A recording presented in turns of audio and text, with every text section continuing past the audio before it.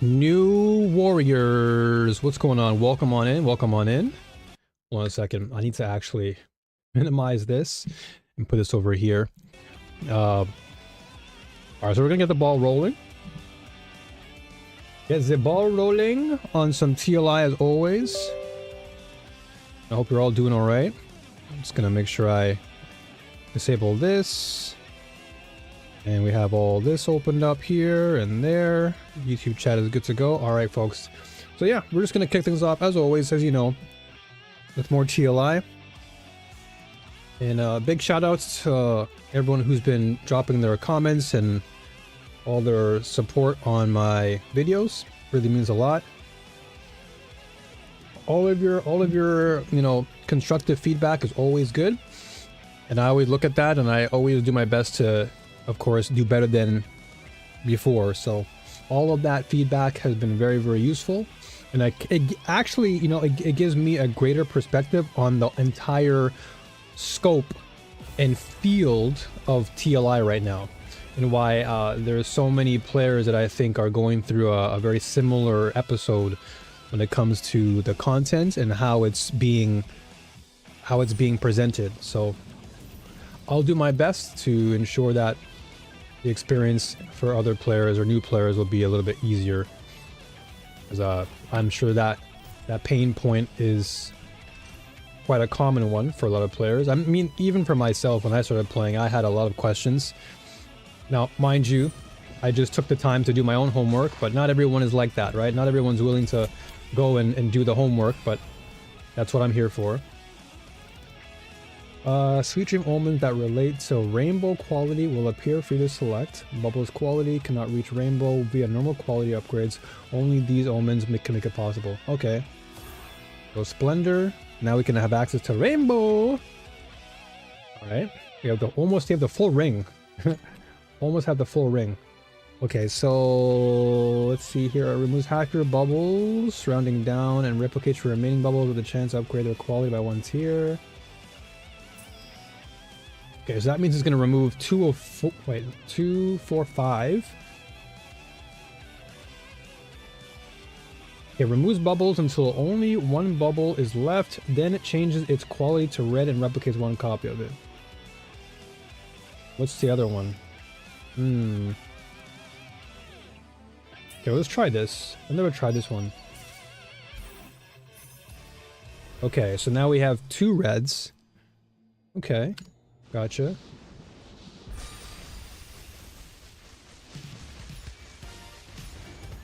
Gotcha. So that's how that one works.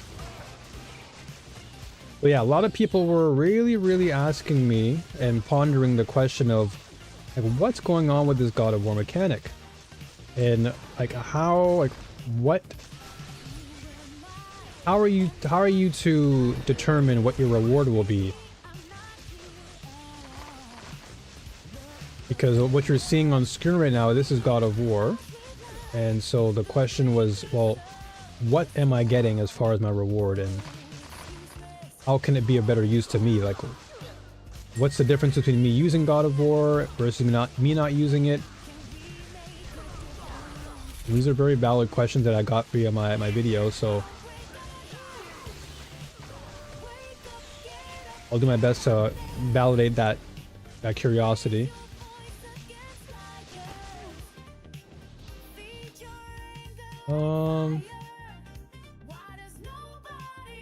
Okay, so if I lock this, that means that can't move. But yeah, essentially the way God of War works in terms of the reward is that towards the end of the God of War mechanic, or rather as you're playing through the God of War mechanic, the number will exponentially go up. So the whole point of God of War is to move quickly so that that number will rise faster. And so the higher that number, the greater reward along your play. That is, as you're beating enemies, you're dropping potential rewards. Now that could likely differ from player to player, because of course you might have a loot filter on, so you may not see all the drops happening. In my case, there's probably a lot of drops happening right now, but the loot filter has blocked off quite a lot of them, so you may not see the rewards as I'm playing God of War. But there are essentially rewards that you do get when you are playing as you progress through God of War. So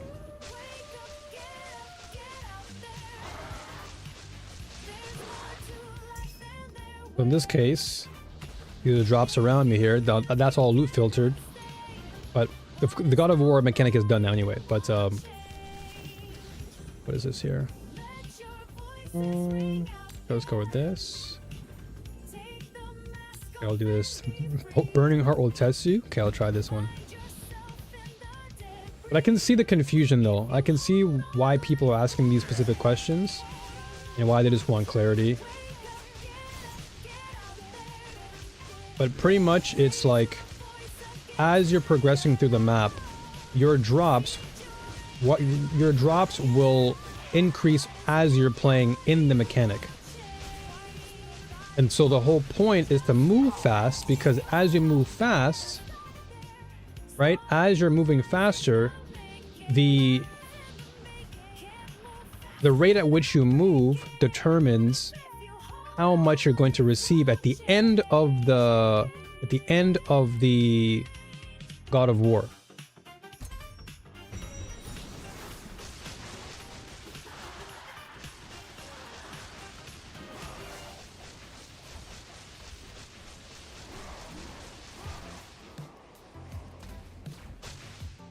Oh, what happened here?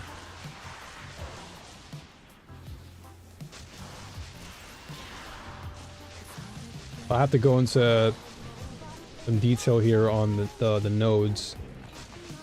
Probably easier to explain with that. Now, of course, it's actually kind of insane though that the TLI database gives a lot more clarity on what exactly does happen when you're playing God of War versus in-game.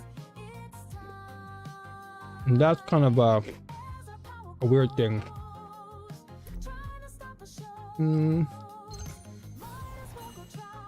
Okay, I don't like this this mix. Give me something different. Ah, here we go.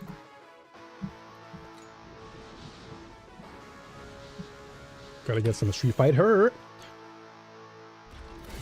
Alright, so looking at this, right? God of War. So of course, obvious one here the top one here is, this is basically to ensure that you are guaranteed to hit your God of War statue every time. So this is important. This note is important. I think this one is a pretty obvious one for most people. I think the other ones people are not sure of. So this says God of War's trial duration is 4%. So what you're doing here is what you're telling the game is you're ensuring that every time you do God of War, you're extending the duration of time for you to earn reward. And then on this side, it says the progress you gain from defeating monsters is increased, which means that the more monsters you defeat, the more loot you get, hence the chest right here.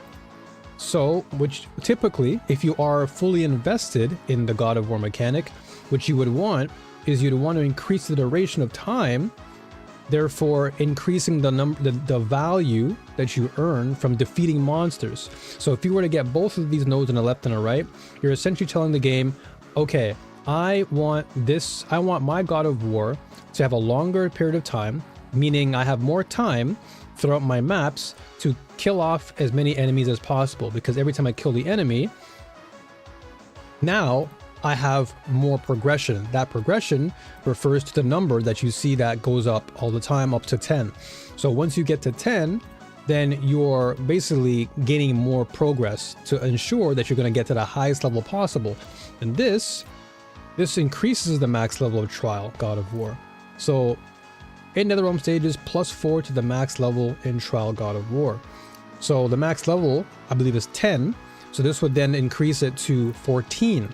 So therefore, by increasing the duration of time, now you have more time to gather, or rather eliminate, enemies.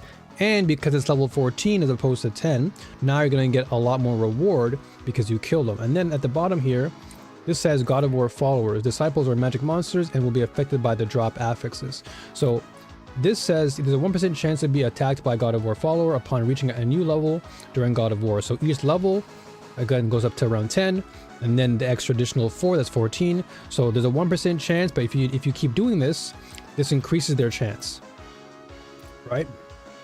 So these God of War followers are essentially just additional value, right? So it says God of War followers have a chance to drop additional deep space beacons. So these are like really end game type of beacons, but they sell for a high value on the marketplace. Now you're probably asking, okay, well, why do I care about this? Well, if you are farming, first, again, going back to the whole idea of, duration and progress, the more enemies you kill, the more reward you get. And in this case, the more enemies you kill, which are tied to these God of War followers, now you have a greater chance of receiving additional deep space beacons, which sell for high value on the marketplace. So people are I guess confused about, well, what's the difference between running God of War versus running without it? The real difference is that without God of War, you're not going to be moving as fast. Now, there are obviously builds out there that allow you to move very quickly, but what God of War does is it pretty much increases that speed even more, because it's more like a race. You're racing to get to the highest level, because the highest level within this God of War mechanic will give you greater reward in terms of your drops. So your drops, as you gain that level, and people are probably asking, well, where do you know when those drops occur? It happens within that time frame of the God of War mechanic. So you want to be able to get to as high as max level as possible. And so you want to be checking your loot filter, because your loot filter is what determines what's going to drop for you. So if you don't have a loot filter on, there's a good chance you'll probably see your loot dropping a lot more during God of War. And if your loot filter is pretty strict, you're probably going to see very little drops. And so you're going to probably think to yourself, wait, why am I playing God of War and I'm not getting any drops? It's probably because your loot filter has something that's maybe limiting the amount of drops you see. In my case, when I do God of War, A lot of the drops that I see are only directly correlated to higher level or higher tier gear. I don't want to see junk on the floor. So for me, my drops don't look as significant, but when you get into the higher tiers, like tier in Time Mark 8 and higher, you're going to get greater rewards for doing God of War, and even Time Mark 7 as well. Anything lower than that, you may not see as much results, but Time Mark 7 is typically where you'll see a greater surge in value when it comes to God of War, and just other mechanics as well.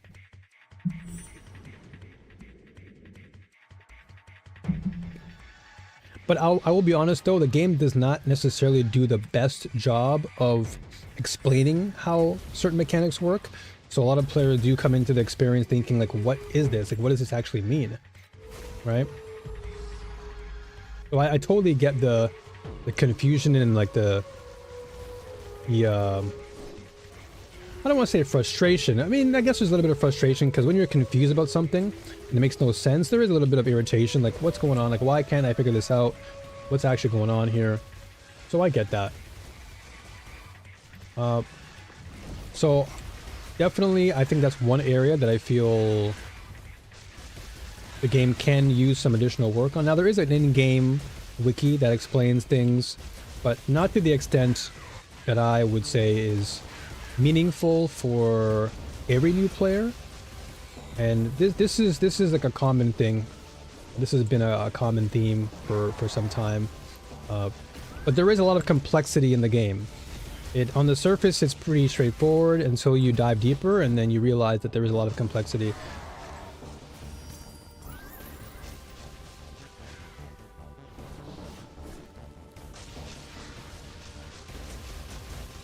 But right now, like, my God of War mechanic isn't even active, so I'm just gonna right now, because my God of War mechanic isn't active, I'm just gonna be getting the normal drop quantity that I've activated for myself. That's pretty much it. So the whole purpose of God of War is to quickly get to the map and earn the reward before the map ends. So you want to be able to, like, literally get to the end of the boss with the God of War mechanic still active. So therefore, when you hit the boss and you're still active in the God of War, you're gonna get bigger reward from that, because the boss will always drop a reward. So you're like basically you're trying to race to get to the boss with the timer active, and then you still get momentum from that.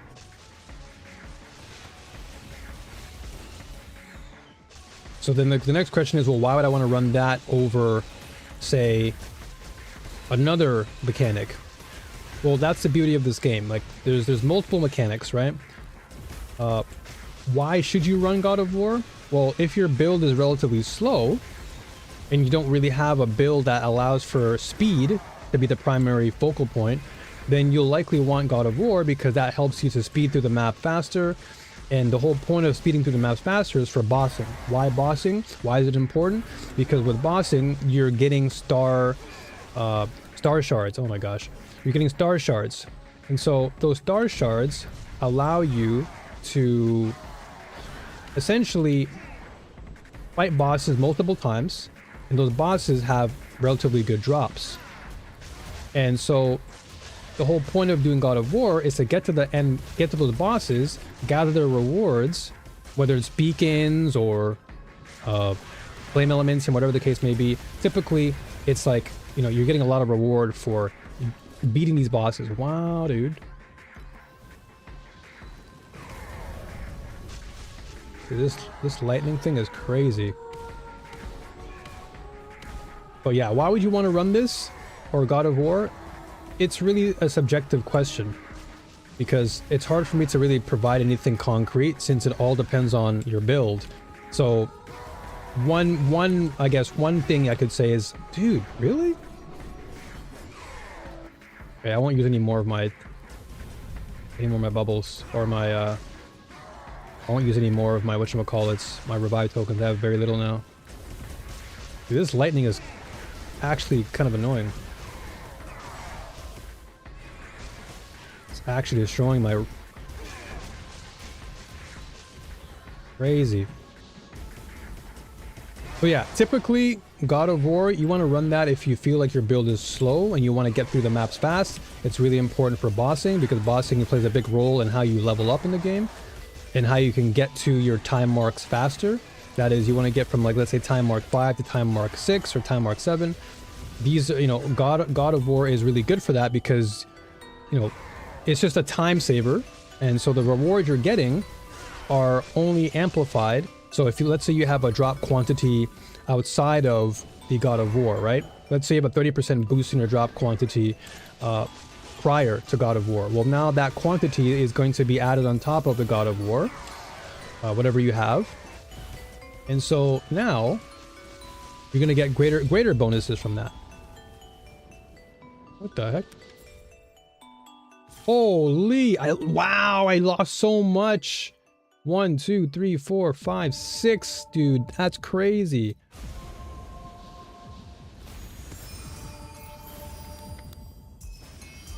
I lost so much.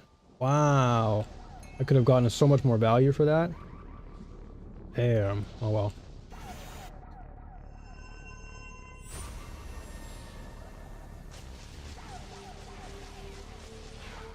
But yeah, hopefully I can at least provide some context more. So right now, like, I have God of War activated, right? So I have level 1. If you click on this, can I click on it? No, I can't. I just clicked on it, but I lost the amount there. I guess you can cancel it. But that was unintentional.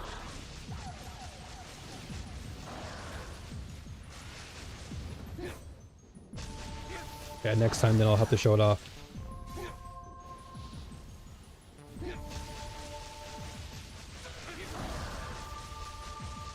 But yeah, I will admit though that the game does not really do the best job in terms of, like, providing a new player with, like, every single detail. And I understand that people will find it a bit frustrating where it's like, you know, some people do really want to have everything documented in detail because it can't, you know, it can be really, really overwhelming when you have multiple things going on screen and you don't know why you know, these things are happening.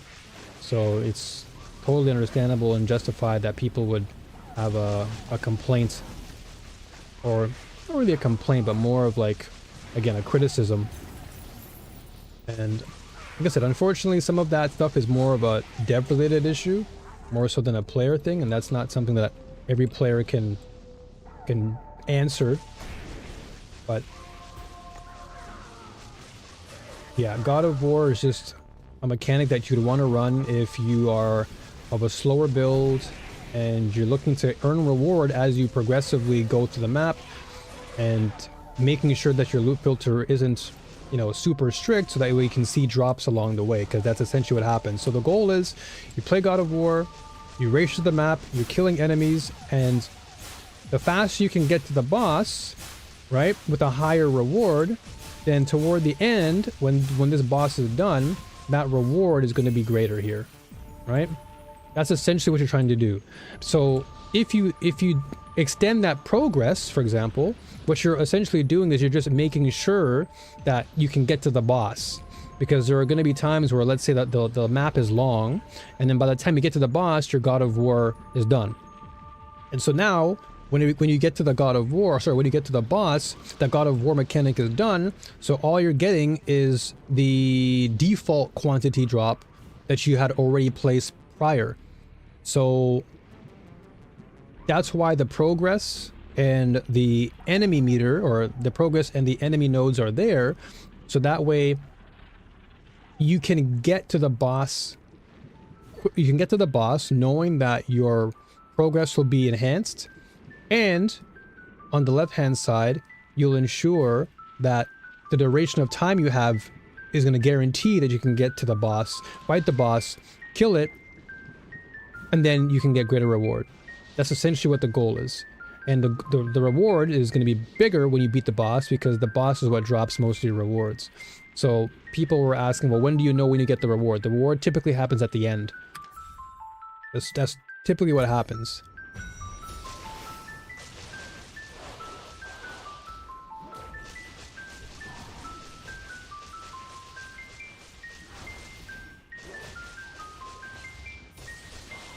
Like the biggest reward is the biggest reward comes at the end, essentially.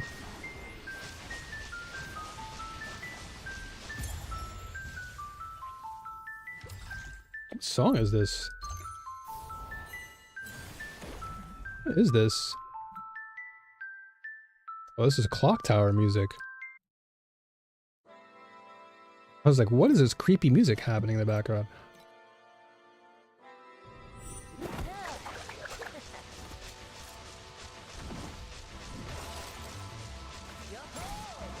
But that was like that was actually the first build guide I made, actually. And it's crazy that before that those comments came on my God of War page, I was already pondering those questions, like those pain points.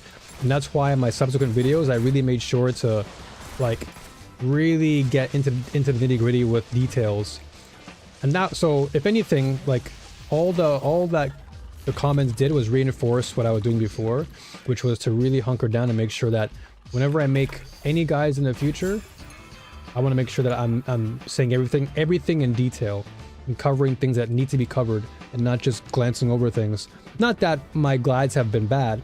I think that, you know, I'll be honest, like I think my guides are pretty good and the way I execute them are pretty good, but definitely making sure that every bit of information is covered is going to be important for newer players. Because that's the whole point, is that, you know, we want to get new players to play the game, and I love this game a lot, and I really would like to see new players come through and enjoy the experience.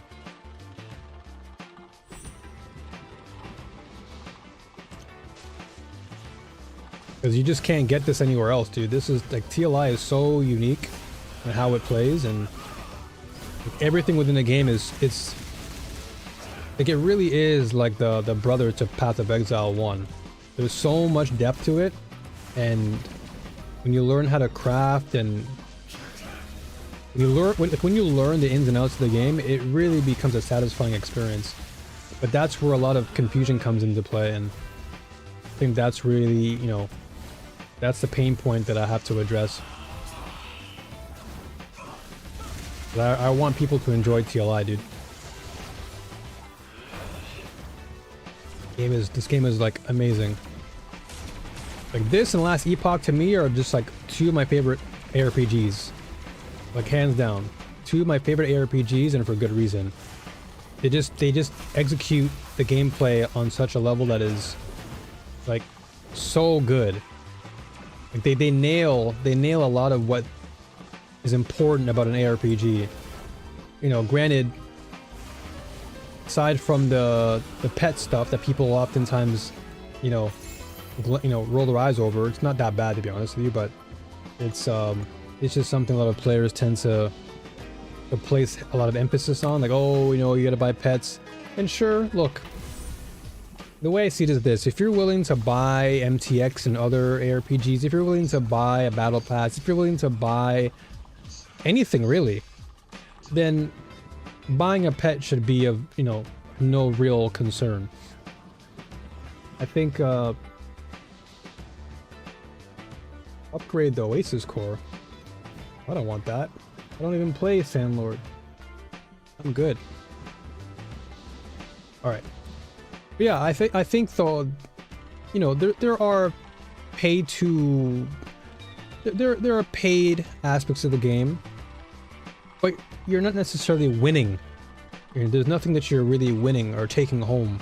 It's more of a pay to experience the game in a different way. That is, you're paying to enhance the experience, whether it be more drops, right, via your drop pack spirits, or whether it's more damage, right, via your character. And so all of these pets are really subjective. That is, they're not like absolutely necessary. It all comes down to what you're playing in the game. It all comes down to what you deem to be, in your mind, a complete experience. Does one mechanic favor you over the other? Like, do you like this mechanic? Oh, okay, I'll invest in this mechanic's pet. If you don't like the pet, then there's no reason for you to play with that mechanic or buy into it because, well, there's no reason, there's no value in it. So here we are, God of War again, right? So my goal right now is to get as high of level as possible, right? I want to get to as high as a level and get to the boss. So I'm at level 6 right now. Now I want to get all the way to the boss with the highest possible score. So now I'm at 8. So therefore, when I beat this boss, the quality or quantity of my drop should be much higher. So in that case, not much there. I only got to 8.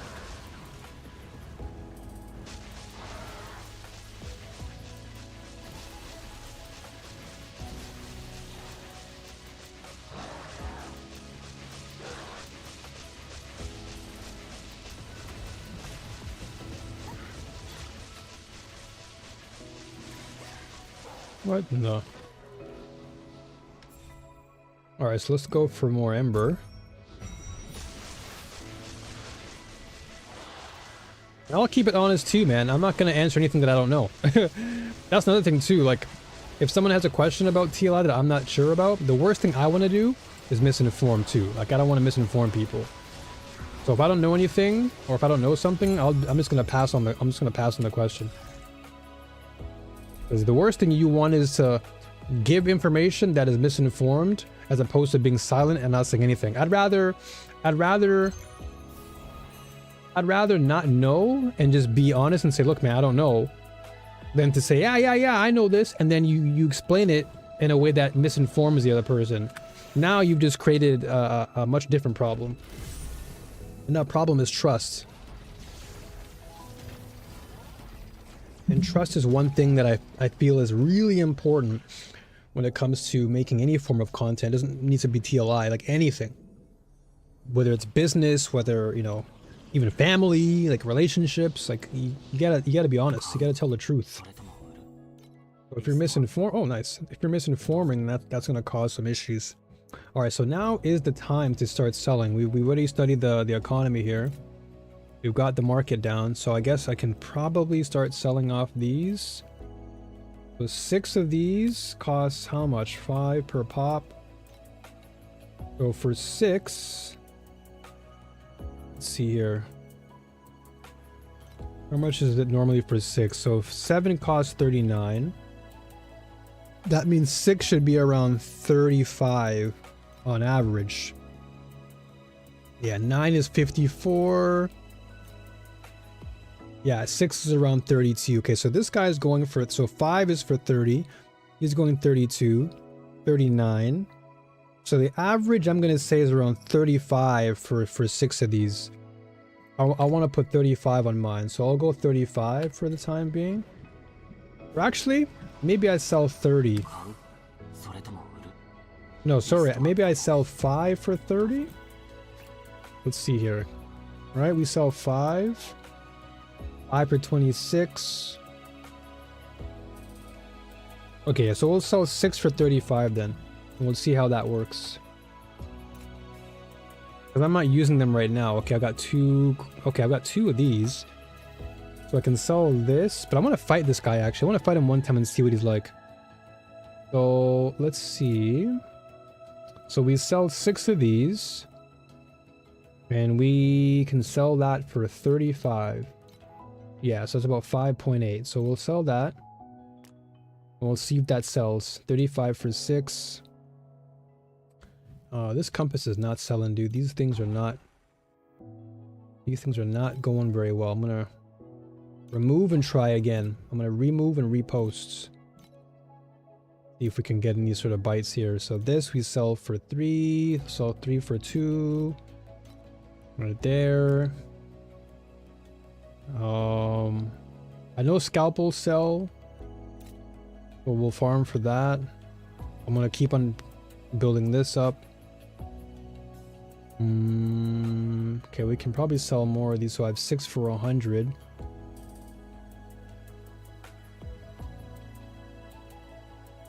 And I know these are probably going to sell too, but I got to save up more of those. Okay, so these divinity stones I want to keep just because I need to make sure I can have them for myself at some point. And what else do we have? So these we got to keep. Those are important. These wedges are important. So I'm trying to spend, or I'm trying not to sell things that I know I would typically keep. That's why I want to make sure I have an abundance of what I want before selling. If I sell without having done any sort of calculating, then I'm going to be throwing things away. Let's see. I'm going to try this guy. So, what does this guy do? Okay, so he provides some exclusive drops. So let's see. I've never fought him before. Holy! Recommended DPS 149 mil? Damn! Can I see what he looks like? Okay, so we have SELENA. Let's see this.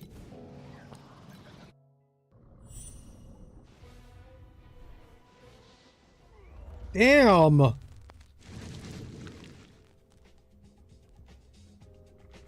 You just cooked that guy.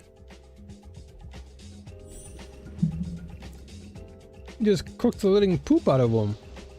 That was super fast, but that's 149 mil though. So I guess for now, until I get to 149 mil, I don't really need that then, right? Hold up. So maybe I don't even need it.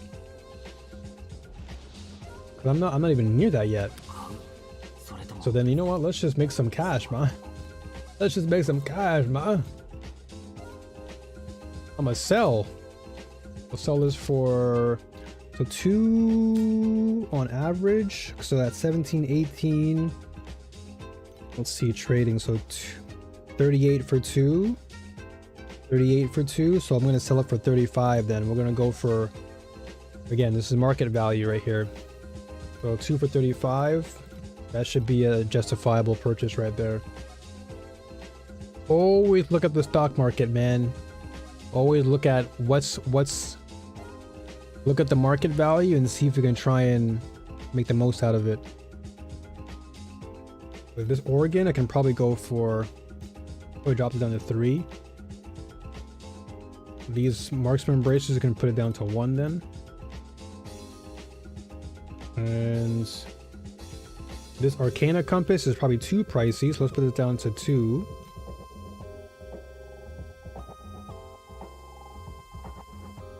Okay. What do we got here? And this Pedigree of Gods is not selling, so, well, I guess we'll keep it there for a little while. We'll see if someone bites the bullet there. And just like that, we sold our Void Sea. Just like that, dude. Market value, bro. Within seconds, it sold. All because I paid attention to the market price. Because everyone's selling them for 36, 38. I'm like, all right, well, y'all are going to lose value. I'm going to take advantage of that. I'm with a new market, man. The new market guru. All right, let's keep on moving here. Just like that. My Shallow Dream Talking also sold. Damn. Market guru, bro. Call me the TLI market man. The new sensei right there. Within minutes of putting it up. Within minutes it was sold. Just like that. All because I looked at the market value and I said, no. These guys are going for too high. Let me go right in the middle. Easy. Easy sell. More FE on the floor. Yoink.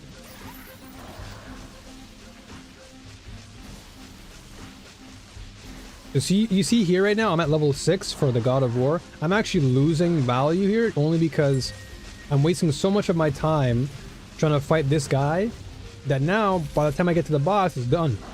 Right? That's it. I don't get much now. So, God of War, the whole point is race to the finish line. Get to the end where the boss is with a high enough value. And then you can receive a greater reward at the boss, because the boss is what's going to drop the best reward.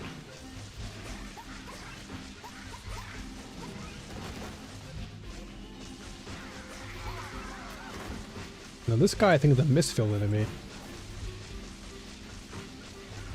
Yeah, he's a misfill guy. He usually drops like a resident eye.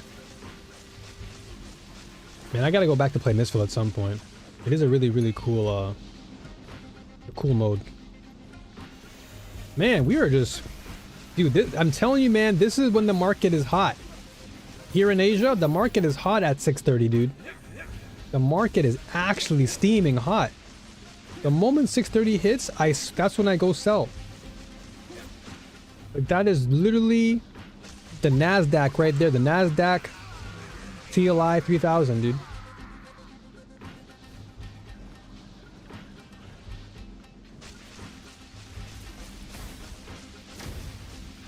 Once I swear, once 6:30 hits, every single time I log in and I sell it around this time, everything sells. But then in the morning when I wake up, like around like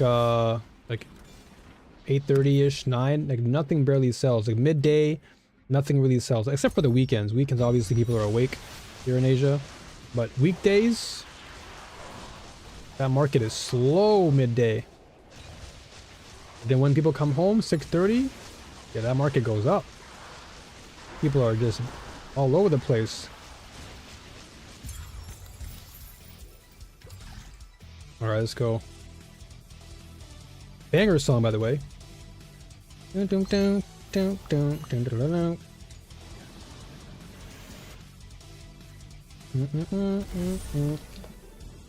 So what do we get here?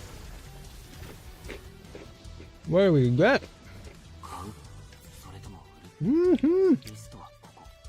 So we got 31 plus 32. Okay. Not bad. Not bad at all, boys. So, if I can farm more Shallow Dreams, I'm happy. I need more of that. What do I have now? 193. So we're getting close to a higher value here. Just like that. I'm going to save up more of my armor ones, though. And then this one is Mattress Ember. I'm going to keep saving up as well. Okay, after this one, we'll play a little bit of the Vorax here. Or reset this. Ooh. 4 to 6 mystery chests will appear in the stage. Let's go.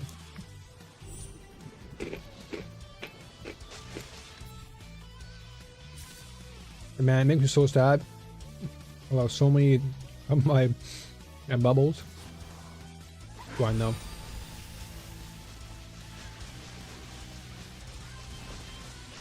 Alright, let's move. Better chests? Yoinky.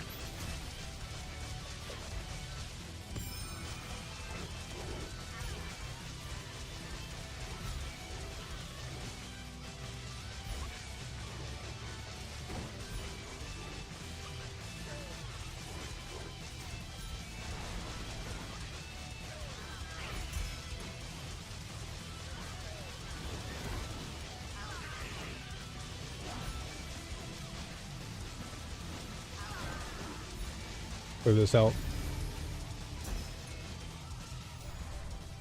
Alright, not bad. Let's see what we get here. We get more XP. I'll take that.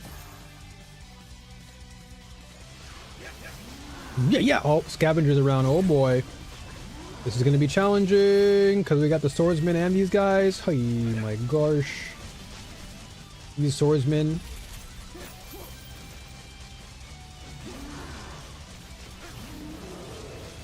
Oh!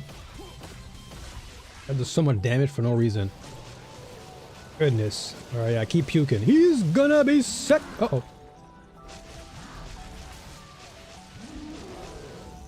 He's gonna puke! Oh my gosh.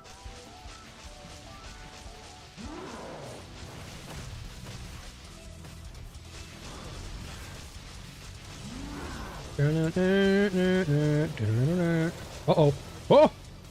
Oh no, he's puking! Ah! I thought I was dead there for a second. Yeesh! That thing goes way too far, man.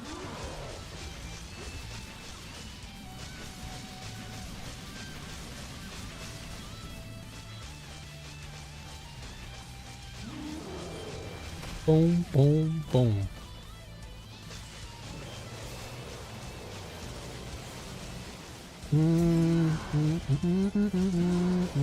Okay, so that trail actually kills you.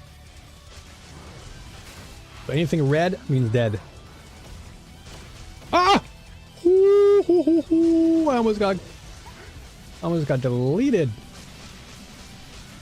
Come on, man, drop something good for me, please. Just instruments. I got some scalpels though. I'm out of here. Ooh, more treasure chest though. Okay, so false god skin does typically sell for a decent amount, so I'll take that. And nothing there.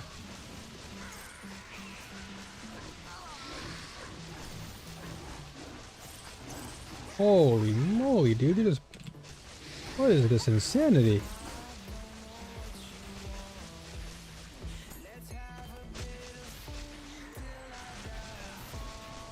What is this song? Yeah, I gotta change that. Whoa, banger alert! Banger!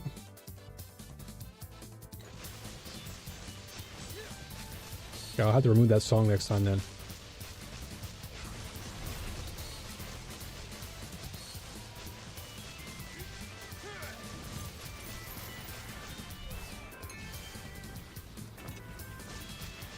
The heck? That treasure chest just came out of nowhere. Okay, get some more embers. I'll take that.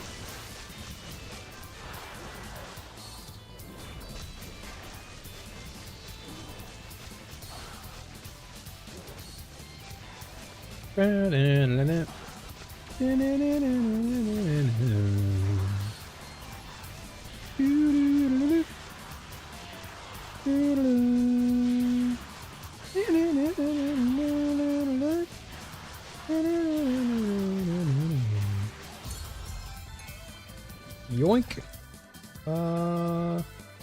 We'll get some memory scraps. Those always sell for decent. Not the most compared to when like the league first started.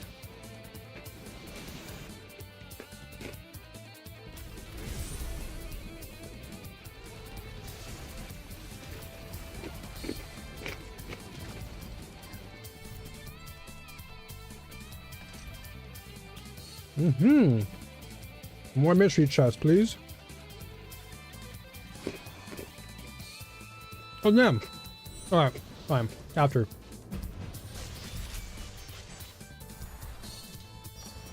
New dream.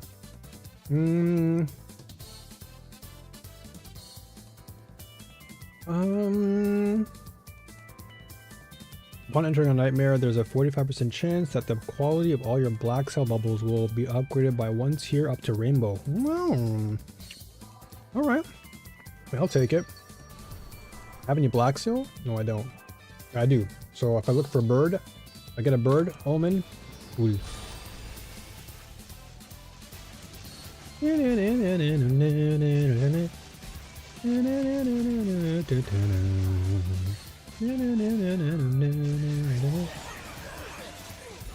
Can I click on you?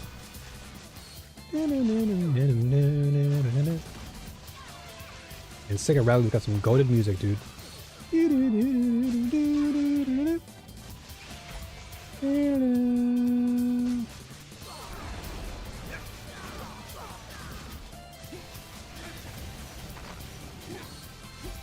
Good lord.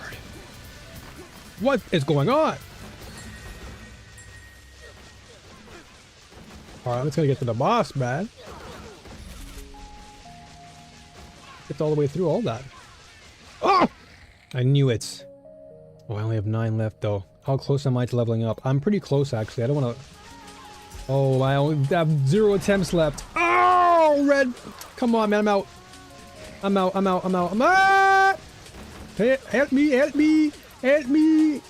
Help me. I'm going to the boss, boys. I'm out. Ooh, that was too close. My sweet dream might get ruined. But that was chaos right there, dude.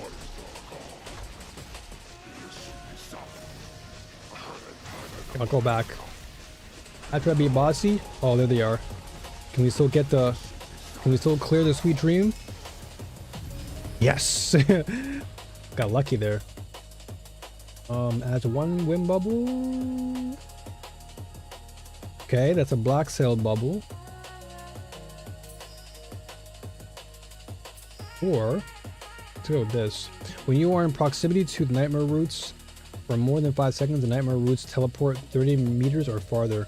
Wow. With minus 20% additional damage taken by rare monsters from attack dealt from more than 6 meters away. Which means I gotta be up close to do damage. Okay, I'll just do this then. Nice. Okay.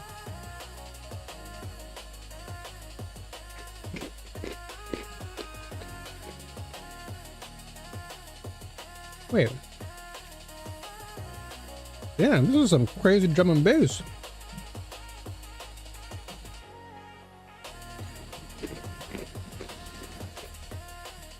And this is the good music right here. This is that like cruising through the maps music. Hmm.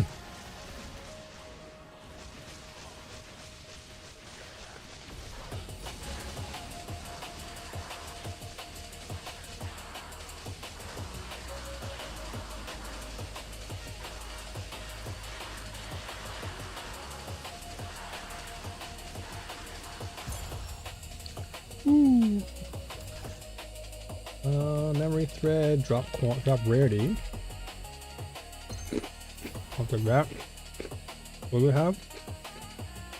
Scraps, rarity, and then we have. Okay, so scraps are probably going to have a greater rarity. Well, there's no. Well, perhaps we can get better scraps. We'll see. Maybe we get some purple scraps. Alright, I'm very close to level 94.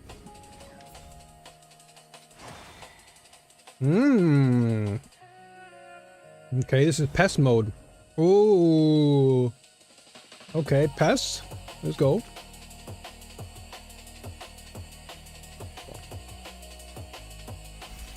Okay.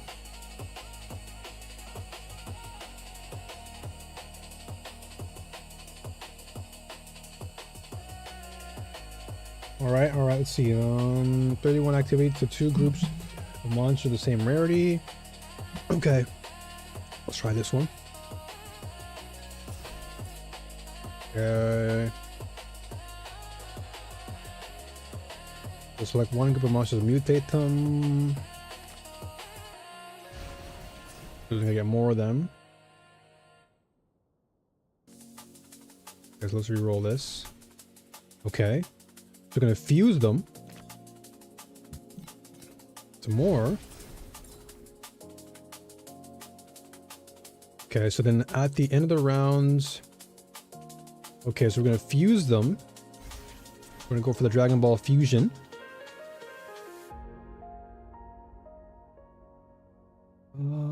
Okay, this is not good.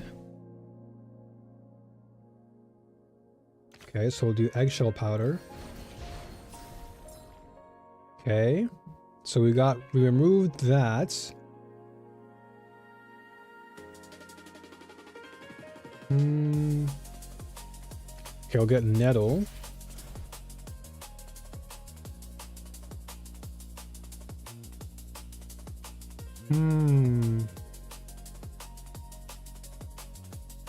Identical copies of this guy. Okay, we'll do this.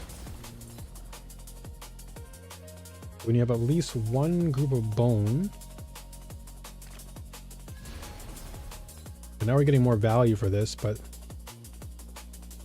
Now we're losing our pest value, so it just kind of screws things up because we didn't get any good pest cards.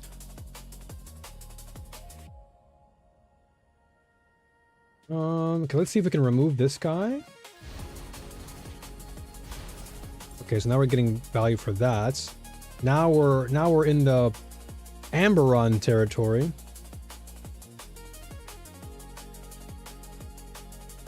Okay, select one group, so we'll go for him. Now we're in the Amberon territory. What do we have here? So now we just mutate them.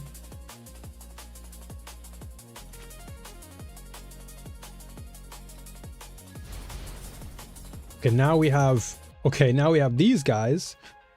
Okay, so let's go with, we'll level up Mawworm. Okay. So how are we gonna get this now? We'll do sacks. We don't want lasers, we'll do skulls for now. We'll just do this.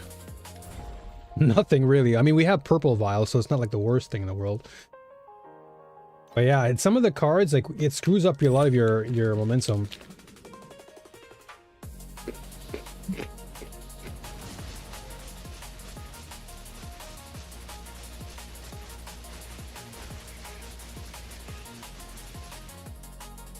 Like, even when you have the right game plan in your mind, all it takes is one card to screw it all up.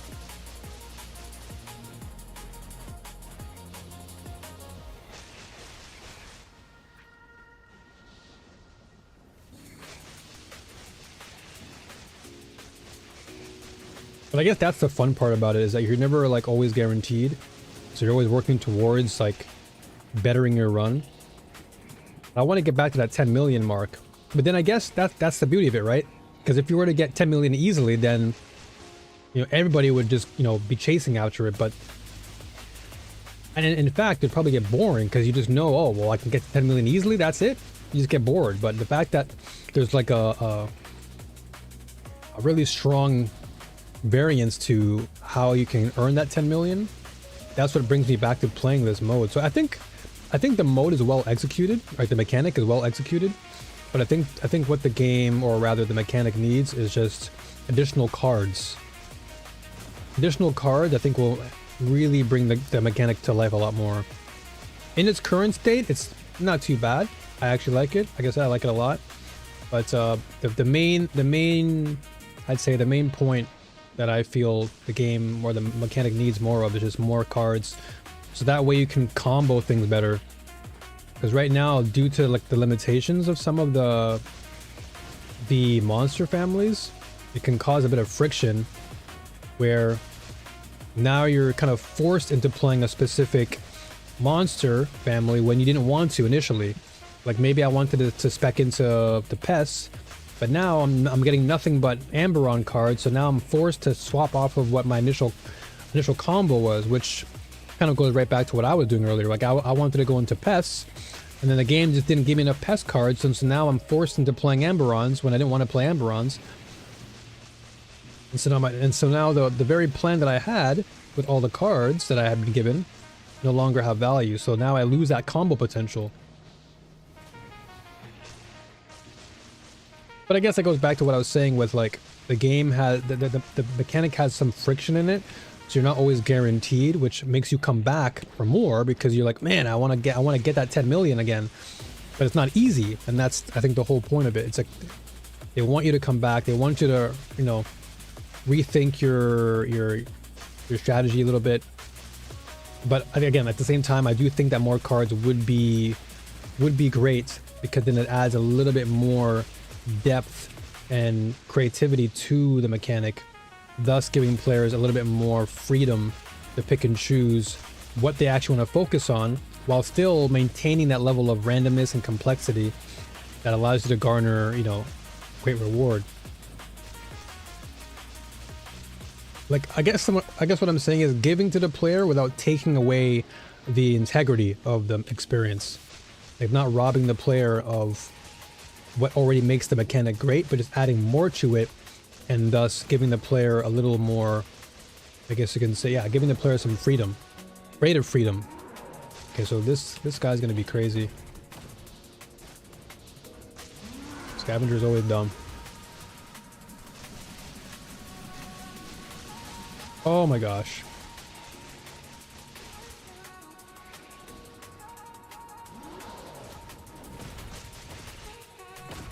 Thing tracks you like crazy.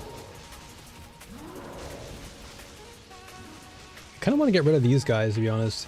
These things on the floor though are actually kind of crazy. The exploding things on the floor. It actually makes beating a little bit harder because I have to like be mindful of where I step. And then these guys shooting a bunch of laser beams at me, a bunch of orbs and red balls. Whoa, whoa, whoa. It makes it harder for me to actually stay alive. I should probably kill them first.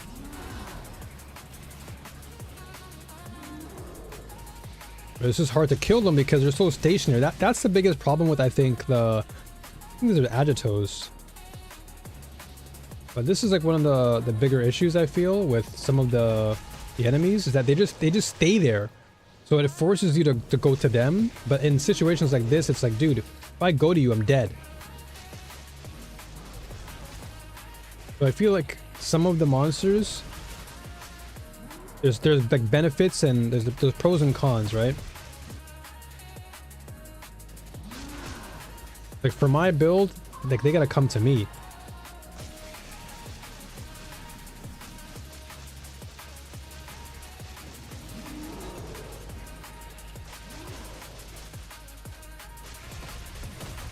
They don't make it very easy for me to go to them.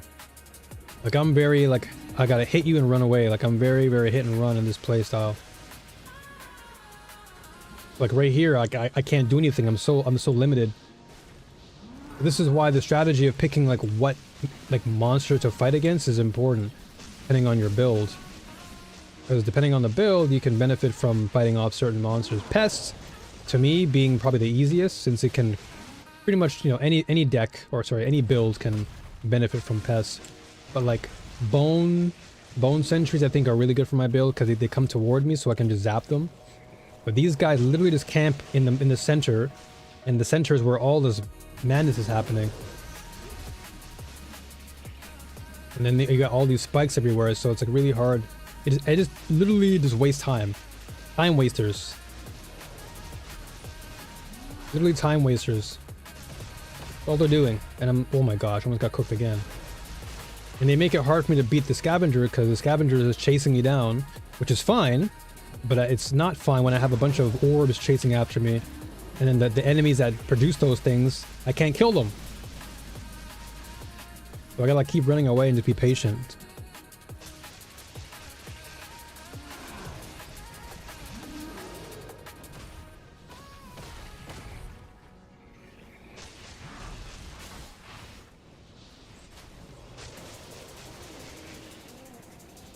Yeah, like getting in the center here is so hard because you got all of these traps everywhere.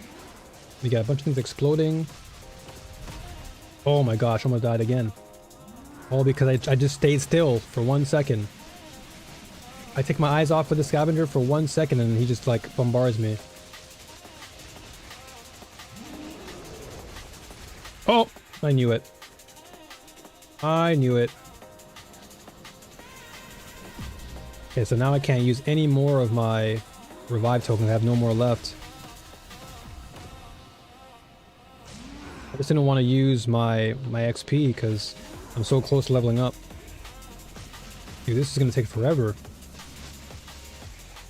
And you lose activity for like you lose your ultimate activity. Like these guys keep on spawning in the middle. It's so annoying. Like they just stay in the middle. Like they don't move. That's so stupid with them. Like they just don't move.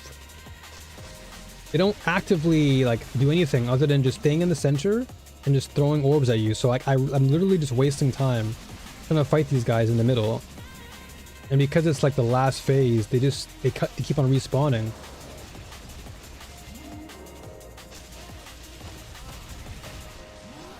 Dude, it's actually crazy. Like, I'm not afraid of the scavenger. It's just like these guys are just mad dumb. That's why I just don't pick them whenever I go to these things. That's why I just often go with like a bone sentry, or I'll just go with a pest, because these guys literally don't do anything. They're just stationary bots. Like, I'd rather them chase me and throw those orbs at me at the same time than for them to just sit still and do nothing.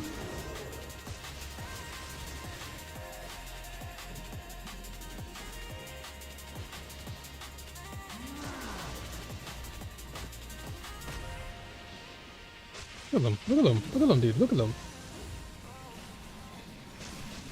Okay, well, scavenger's almost dead anyway.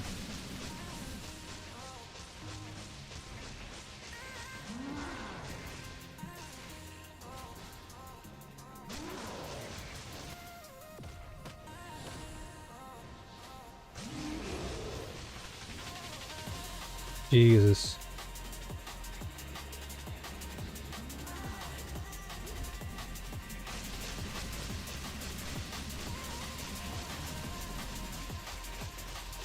Hey, he's almost dead anyway, so it's fine. Oh my gosh! My man dropped the whole entire lobby on me. Sheesh. My man dropped so much right there. He dropped a bomb. My man actually exploded.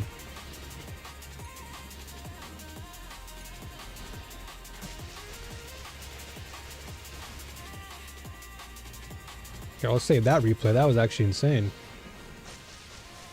I only got 6 FE though. So not much FE, but everything else was like, what the heck? He dropped like all the legendary pieces on me. Alright, so now beating these guys isn't so bad, but it's still annoying. Okay, look at them, they're just all in the middle here. Luckily these balls don't really do that much damage. But still pretty annoying.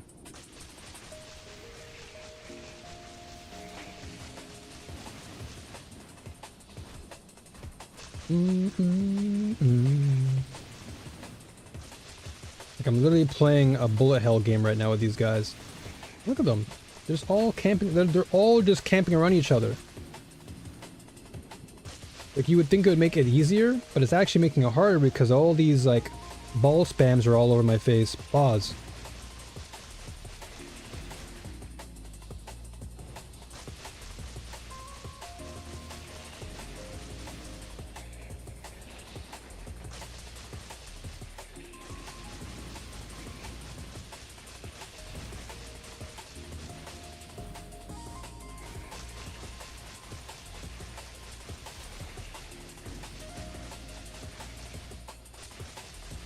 Come on, man.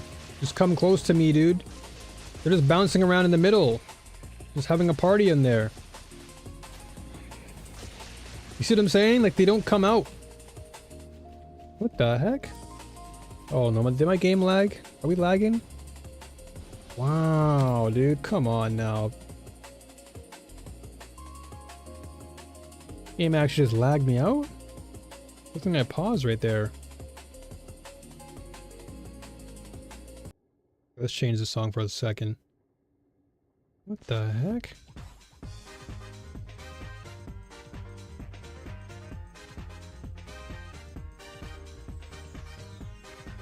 Cinema mode?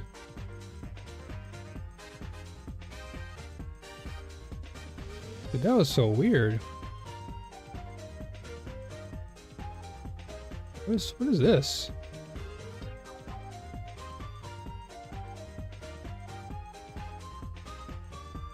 I'll swap that for a second. Alright. That was just a weird lag right there. Just came out of nowhere.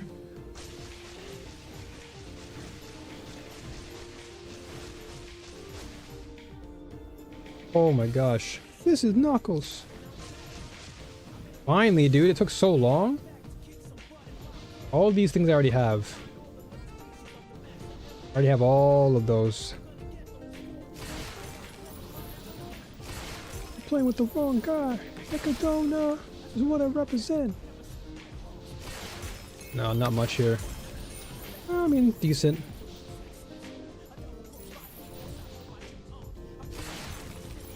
Mostly flame sand though.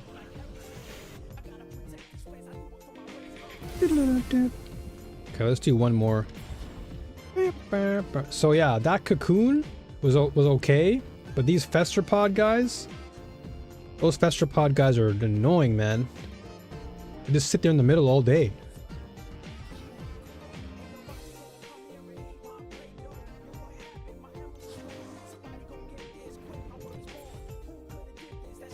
Alright, let's see, what do we get?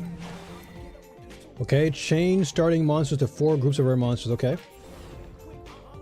Alright, let's go bone sentries, man. Let's go with my bones. Woo! So we're gonna remove enemies now. Here we go. When you have at least 1 group of bone sentries, remove up to 3 groups of monsters that are not bone. Let's go. Hey, here we go. At the end of the round. Okay, higher than 55, that's fine. This is Knuckles. Okay, let's see here. Nothing here. We're playing with the wrong guy. Ecodona. What is this? If there are bone sentries. Okay, let's just get some of this. Okay. Add 1 group of bones. Okay, let's add 1 group of bones here. Okay, so we'll add a group of pests, and then we're gonna remove them. We're gonna add this guy too.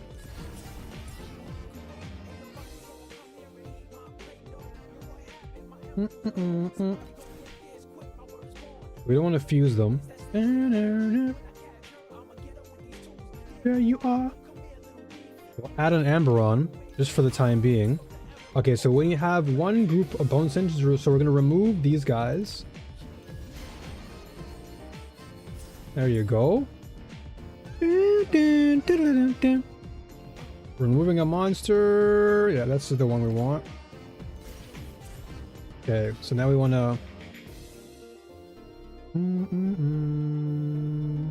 So we add more. We're going to remove them again. Okay. If they're bone sentries, remove 1 group. Okay. That didn't really happen.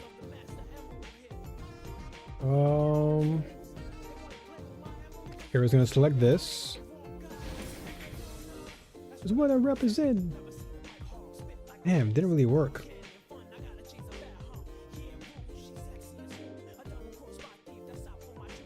Okay, so this would become... This would be this. Okay.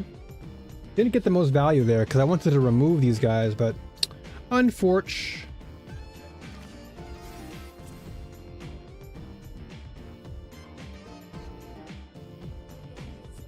Okay, so let's go.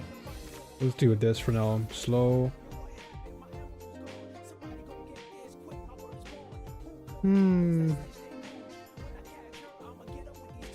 There you are. Okay, let's go for this then. Not the best either. 104. Not getting good here. Not getting good. It's fine. We'll do what they'll. Hopefully, we'll get some decent drops. But yeah, look at the bone sentries. They just come toward you. They charge at you. They're more aggressive, but that's good.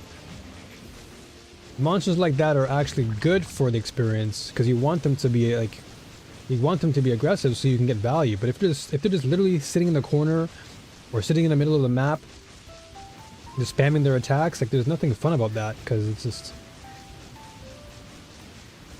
what do you gain from all that?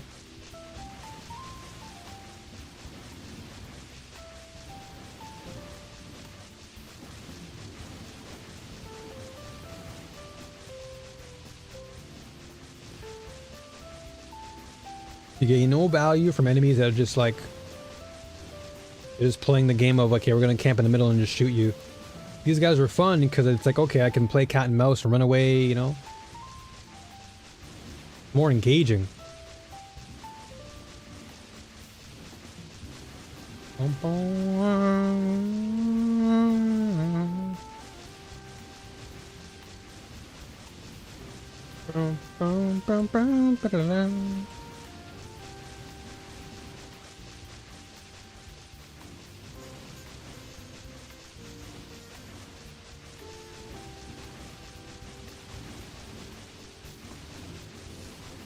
Very nice, very nice.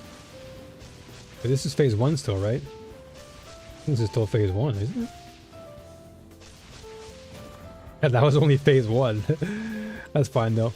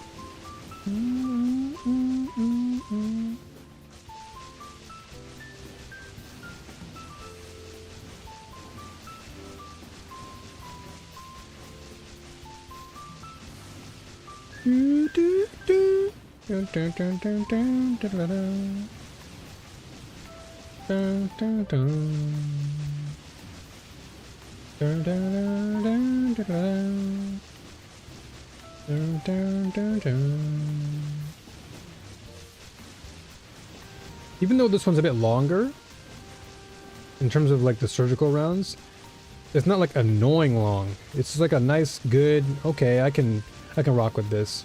But the other one was like annoyingly long because it's like I'm literally trying to play an obstacle course and these monsters are creating that obstacle course and they're not moving. Like that's annoyingly long. Like it's unnecessarily long. This is a healthy long because it's like, okay, well, this is just like a wave of monsters. And so I can deal with that, but that wasn't even a wave. It was just like literally the same monsters were just camping in the middle for like 5 minutes. And then it's just like a rinse and repeat. So you kill one, it respawns the same place. At least these guys, they respawn and they just come at you. Look at this, charging at you.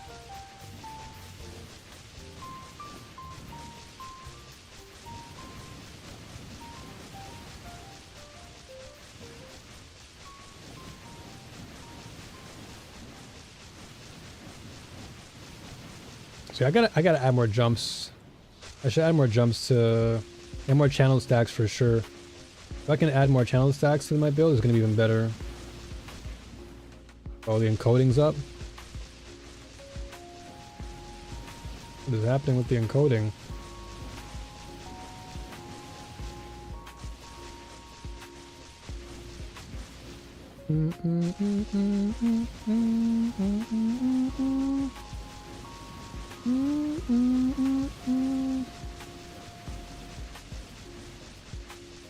Dude, this encoding is going crazy. I wonder why though. Why is that encoding going up and down like that? Wondering why that's the case.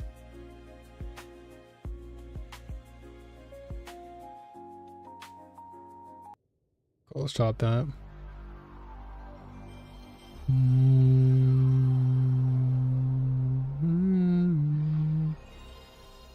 Wait, why isn't there a picture-in-picture option? I just realized that.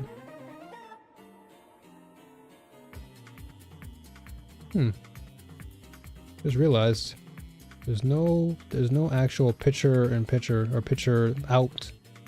That's all good. Normally YouTube would have that option.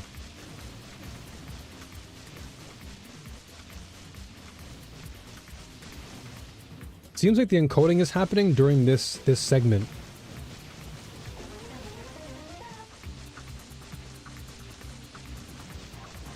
During these moments where there's a lot happening, the encoding seems to be going wild.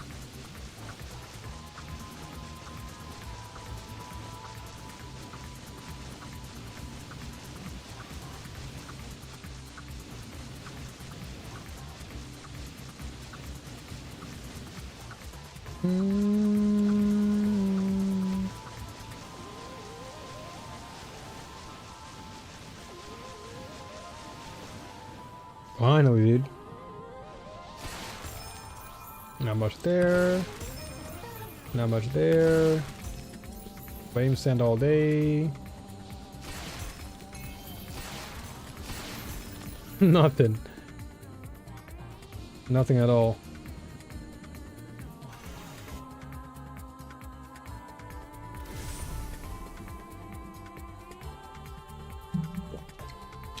Let's see. Guess we're gonna refresh on that. Can we sell anything else though? What can we sell? Okay, we have 200, which is really getting close to me upgrading to a new piece of equipment. Okay, let's do this. I'm gonna remove this. We have 400. I'm gonna sell this for 200. We're gonna sell them higher quantity for more value. So we're gonna go for 10 here. And for 200. And then these ones, I'm gonna save up a little bit more. These precious embers will sell about 30 for, yeah, 30 for 6 is I think fine. So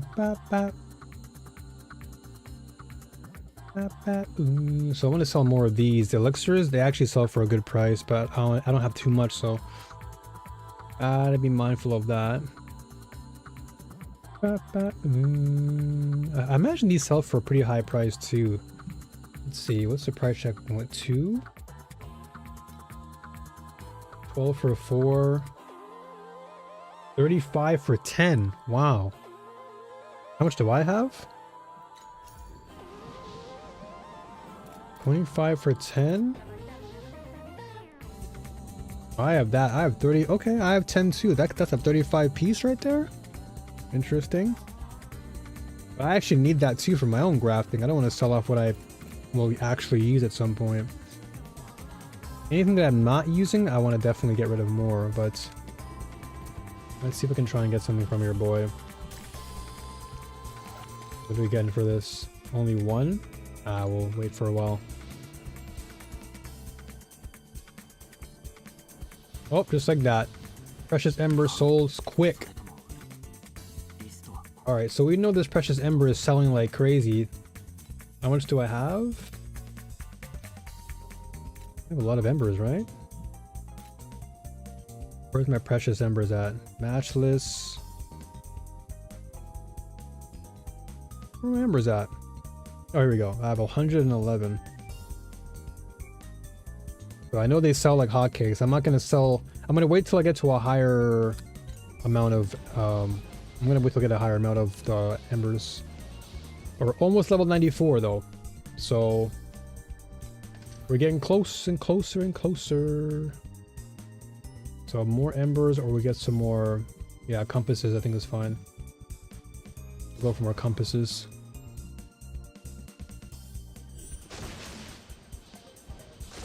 Now if I can get more Sweet Dream drops, that'd be really good.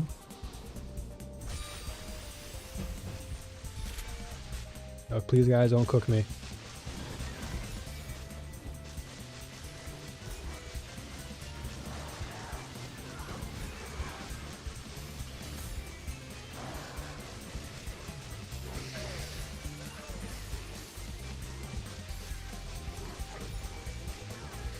Guys still chasing me.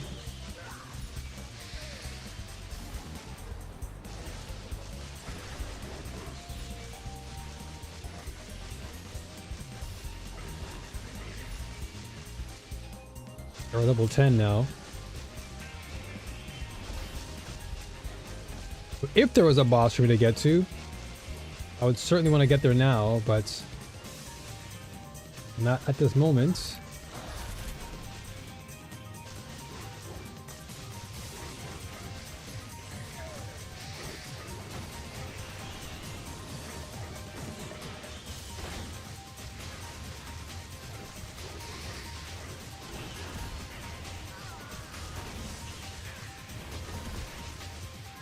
What the?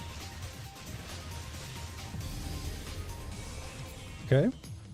Randomly selects one black cell bubble to replicate. I will take that. And what do we have here? We have... Okay, I'll take less damage, for sure. Ooh, they got blown up. Damn!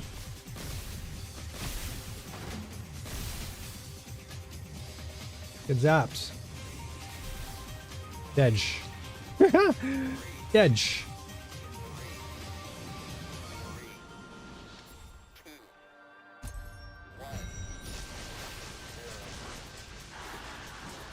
That was like a little bonus buff that you get when you play Nightmare.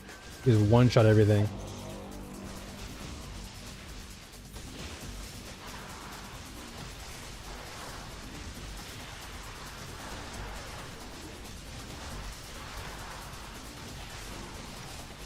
Weird how the game doesn't encode now.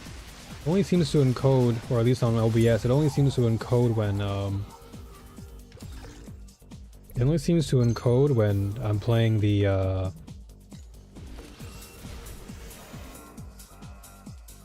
I'm playing Vorax.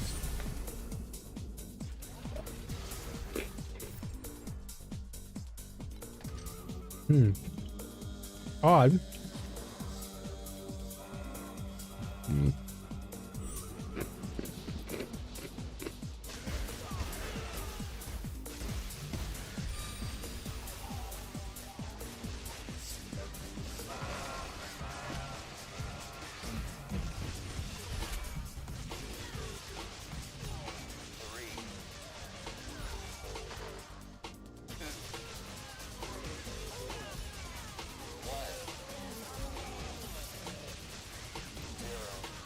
Zero.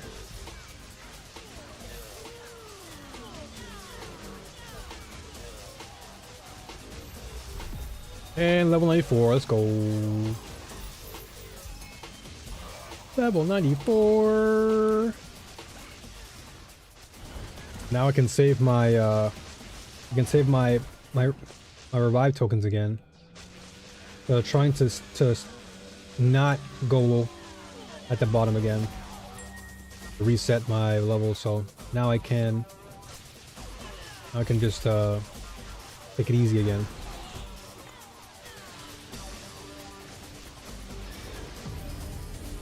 Perfect. Removes one bubble and then adds one black cell.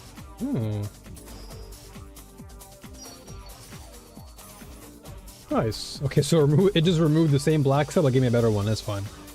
I'll take it.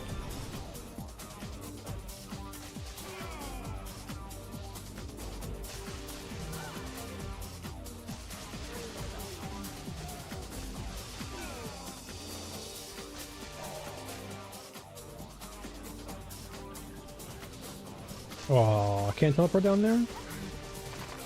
There you go. I was about to say, like, why can't I do that?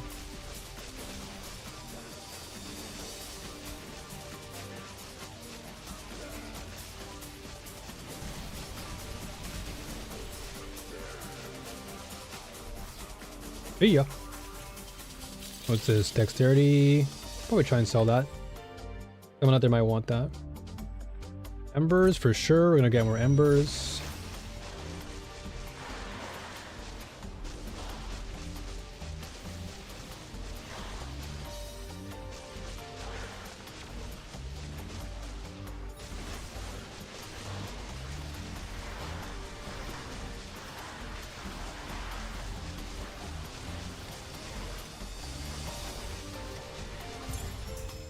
Perfect. And memory threads. Let's go.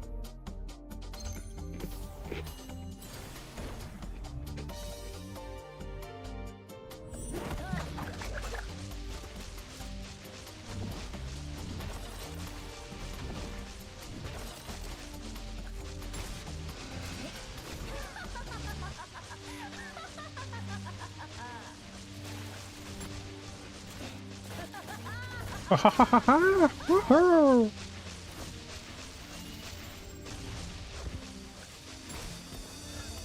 Alright, done and done.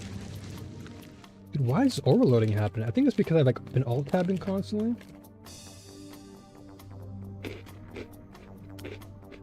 Hmm.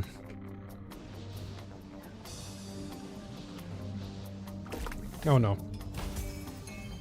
Alright. More memory threads, perfect. Now we can level up our talent node. Question is which one though? More sealed mana to let go of? I don't even, honestly though, do I ever really need the sealed mana compensation? I really feel like I don't need it that much. I feel like I can just invest into damage all day. Like just go into damage. Yeah, let's just get more cast speed or something.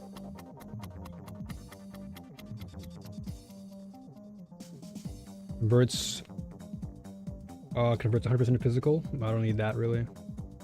I can even do this. Inflicts lightning infiltration on crit strike. So this reduces my attack speed, but that's not attack speed though. But it does it on crit strike though. But it doesn't say spell crit strike, it says crit strike, so I don't know if that actually pertains to me. This is different. Like spell crit strike. Where is it? Elementalist? Where is that? Where does it say spell crit strike? More int is good though. Plus 12 a cast. Okay. Beam length. More int. Where was it?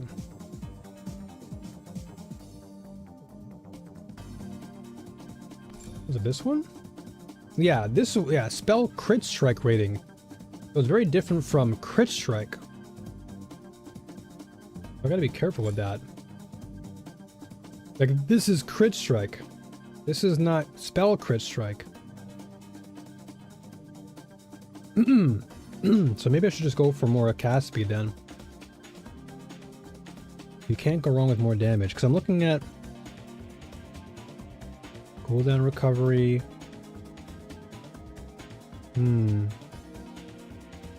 This is pretty close to being filled though, so we should definitely do more lich. I'm just trying to think of what I want. Any bit of damage is still good damage. But if I can max this all out, let's see. So I'm at 94 now, so 95, 96, 97, 98. So a level 99 I would get this. Around the, but if I do more of the, if I go higher in time arcs and whatever, I can get more and do more of my progression, my path of progression. I probably can get these better or get these more too. I'm trying to think, what do I actually want? And then plus, of course, I can get this via equipment as well. Equipment can also help me unseal. The only thing I would want from my sealed mana compensation is just the electric conversion. That's the only thing I would want. But if we're going purely for damage, well, I almost wanted to just go into damage for now. But you know what, let's do it. Let's just do it. Let's just do it, because I think it is going to be important as we progress. If I can unlock something, it'll be nice. Right now, that's like a 3%, so at 10.8. So even if I was to upgrade that, it probably won't put me up that much. So 1. Okay, let's see. I'll probably just go for. I'll just list it. List it for a 1, I guess.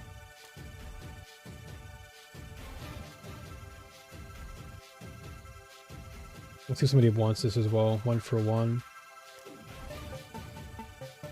So no one's buying this. So we'll remove that. No one's buying the well, I'll repost it.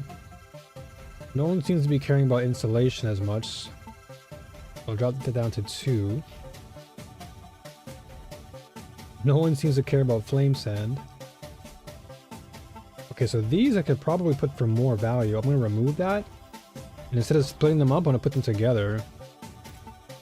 And get more market value. So 3, 4, 5.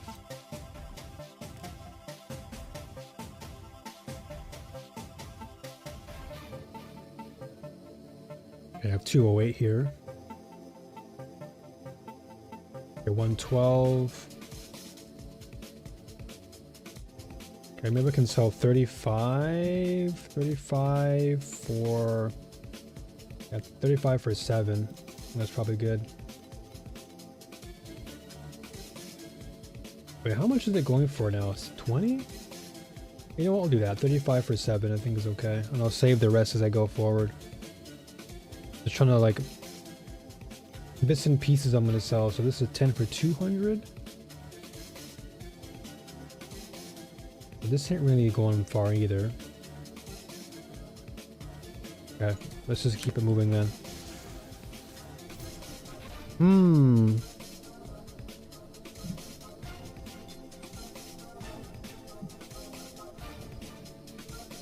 Oh, let's see if I can, I still only have a little bit of beacons left here. And I don't want to buy anything right now, to be honest. I gotta be careful.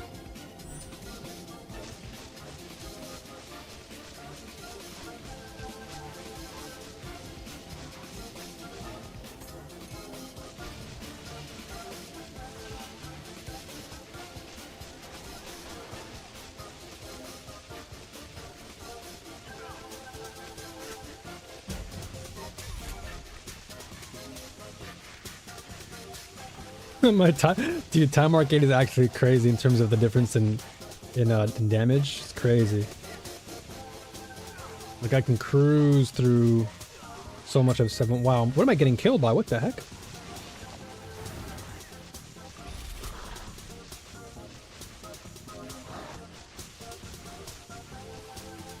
No, dude. I just want the boss. I'm dead.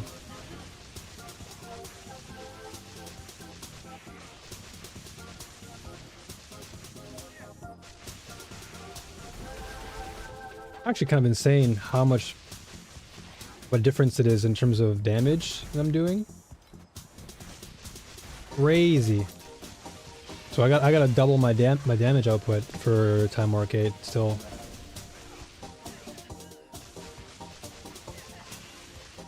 Yeah, let's see this guy.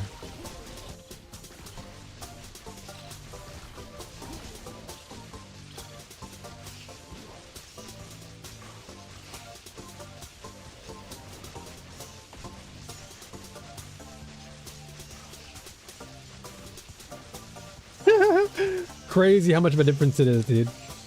I gotta literally double and triple my damage.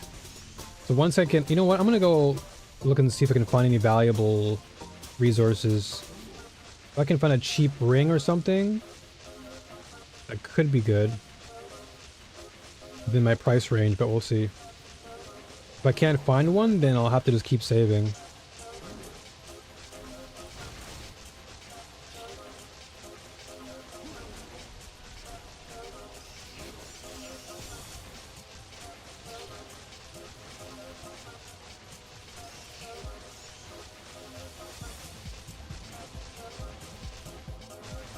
Heck. Why'd you push me away like that?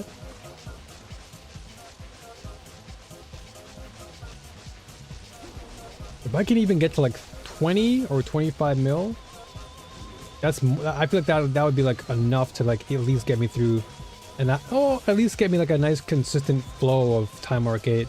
I can start farming it more. But right now this is just slow.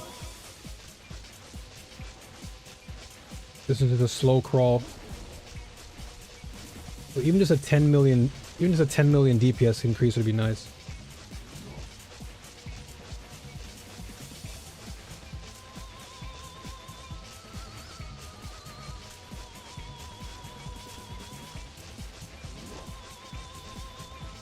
What the?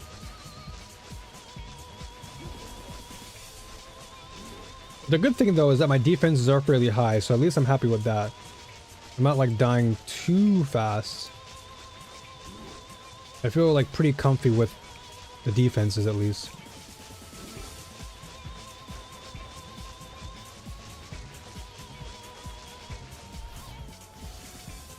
Alright, so we'll get out of here. I'm not gonna risk doing the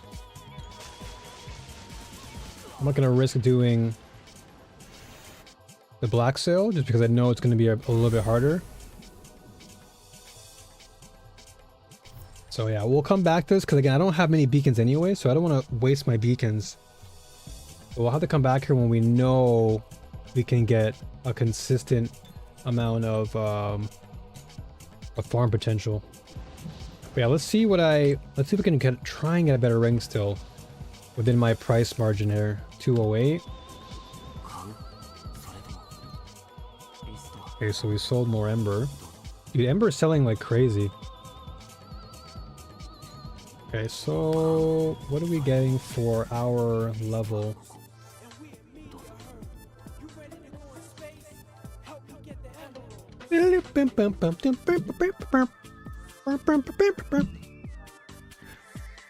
Oh, so 298, so this is 9%.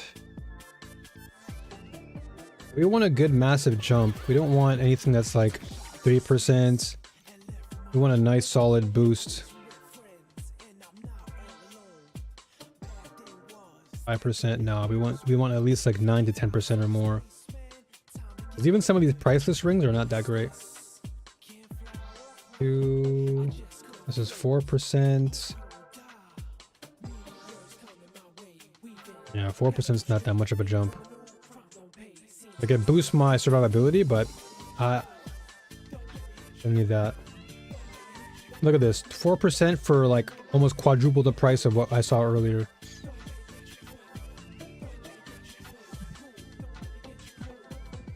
This is 166, because it's not even that much.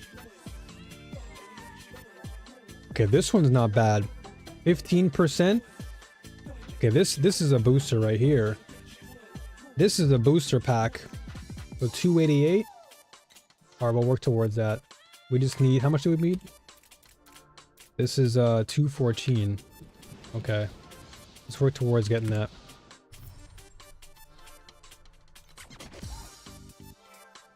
Let's work towards getting that, boy.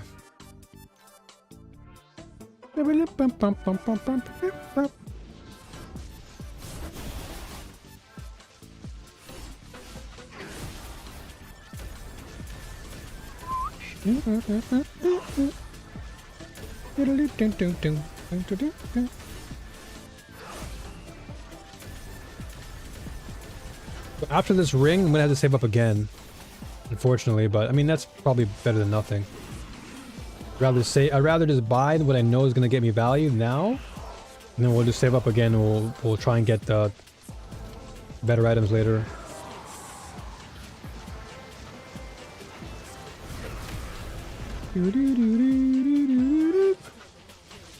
Uh-oh.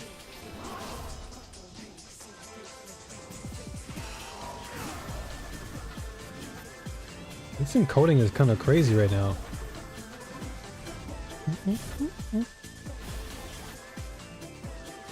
I wonder, oh, you know what? Hold on, I've got an idea. I'm gonna close down a couple windows. So close this down. It's probably because I have too many things open. I'm just gonna close it all down.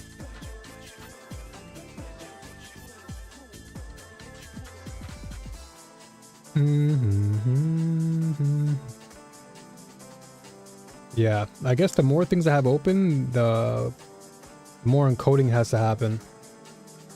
Makes sense.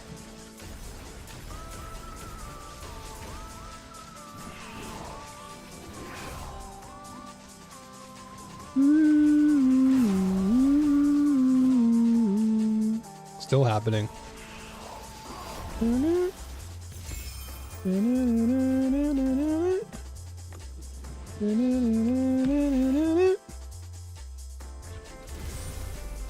What was that?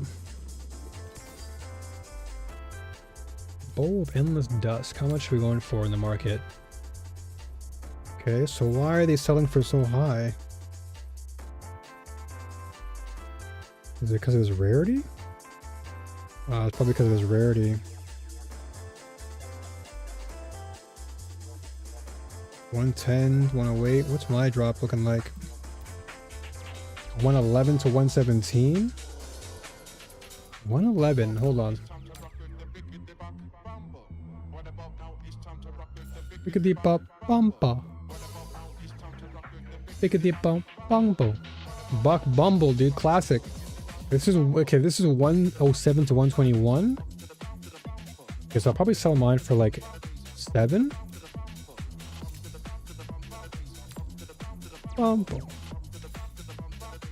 I'll probably sell it for 6. Okay, let's see if that bow sells. Bumble. Bickety Buck Bumble. What a classic game. Buck Bumble. Bickety Buck Bumble. Okay, so we have 4 of these. Okay. Bickety Buck Bumble.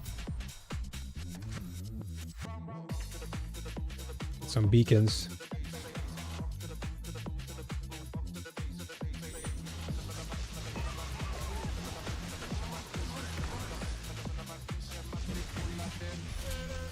There.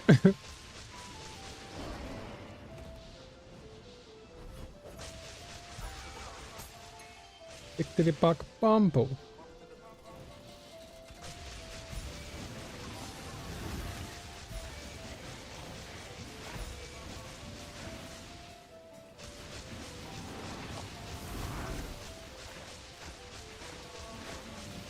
Bickety Buck Bumble. You can tell the song's like built in the UK though. Bumble.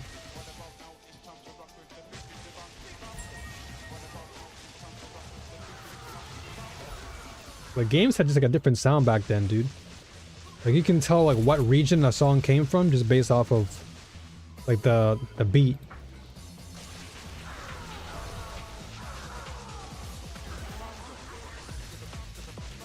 Like UK sounds like, I don't know, games that came from UK had like more of a dance theme to it. You'd have some like 90s style Euro dance like this.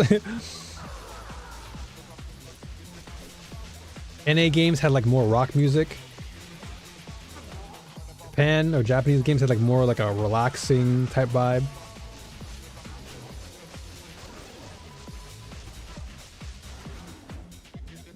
Bickety Buck Bumble.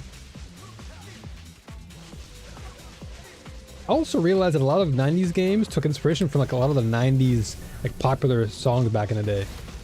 Like Streets of Rage literally took a lot of the bangers from the 90s and just like remixed them.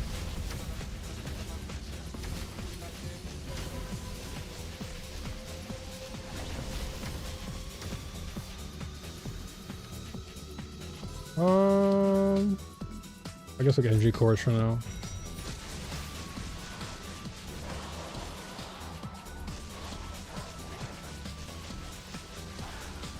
I want to see if getting that ring will make my life a bit easier in 8-0.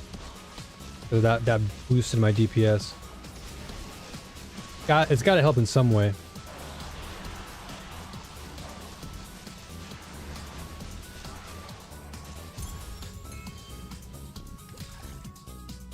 Yep, I'll go for quantity, of course. Of course.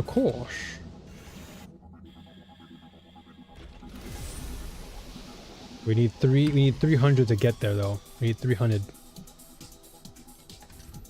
Okay, so I'll refresh this area. Okay, more beak. Ooh, hold on a second.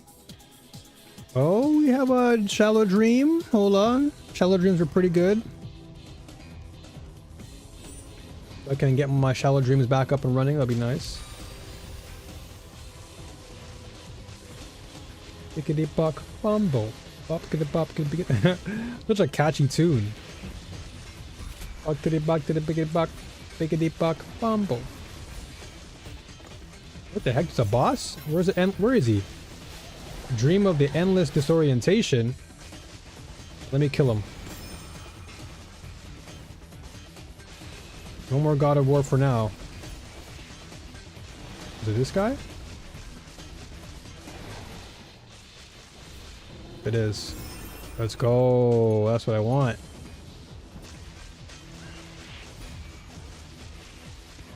He dropped a lot. He dropped some good some sleep items, which is good for me to actually farm up.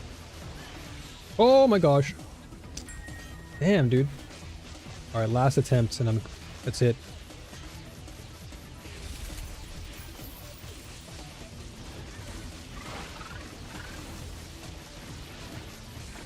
See these like random walls blocking my way? Kind of annoying.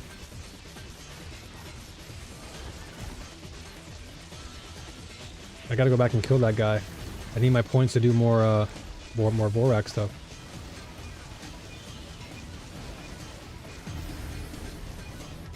What do we have? Randomly selects 2 bubbles to replicate.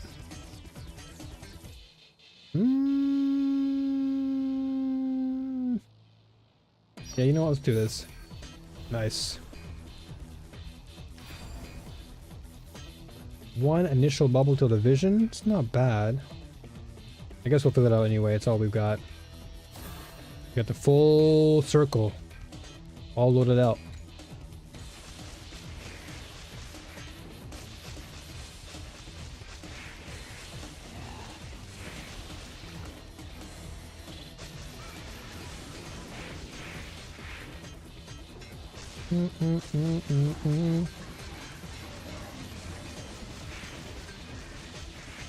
Without you.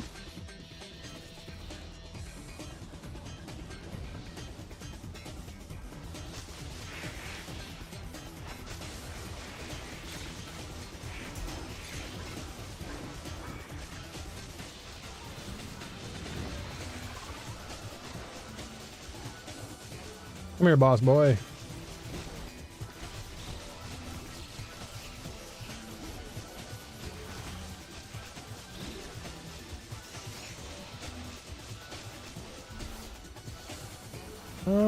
Not a good one. Embers, let's go. Give me some more embers.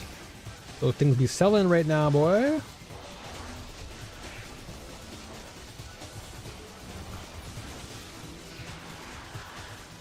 At least here in Asia they're selling. I don't know about NA and stuff, but Asia, these embers are selling. More quantity, I'll take that.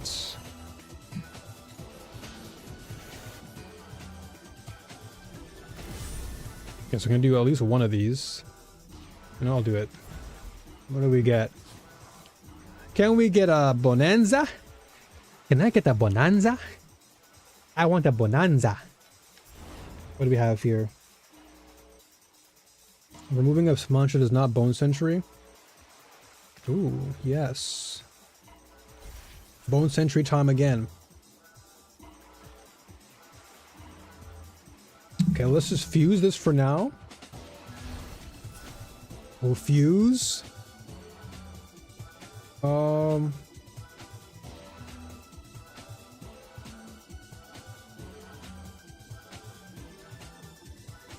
Okay. Let's just select these 2 guys and delete them and add more. Alright. Let's play with this a little bit more. More potions. Okay, add a sentry.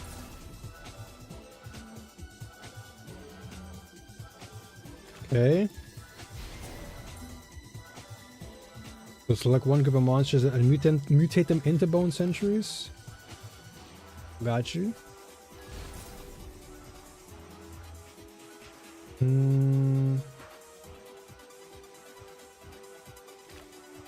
Okay.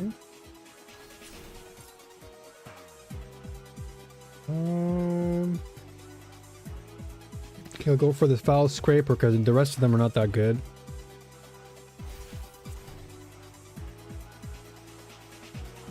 Okay, we'll select these guys. Okay, now we've got most of my dudes. We'll include more potions. Okay, so remove one that isn't. What? So this guy's a scholar, didn't remove them? Okay, sure. Reroll that. Okay, so we're gonna remove again. Okay, select 1 group of monsters and mutate them to the... Okay, so you get mutated. Dude, we didn't even get that much from this at all. So crazy. We got no value from this one. None. Not the best run at all. Nah, I'm abandoning. That's not good. Dude, I feel like sometimes those things just don't give you any sort of value. But that's, again, that goes right back to what I was saying earlier. Like, you'll run that, and sometimes you win and sometimes you don't. And that's just the way the game goes, dude. Just like Cube, sometimes you win big and other times it does not. In this case, it did not.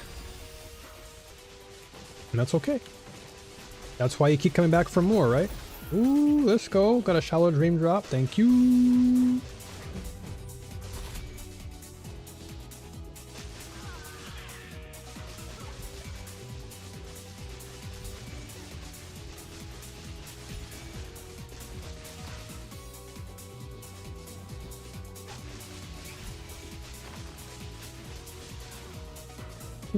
Oh.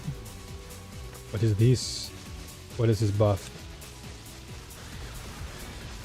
Is that my buff? Is that my snow? I don't even know, to be honest. Probably just movement speed.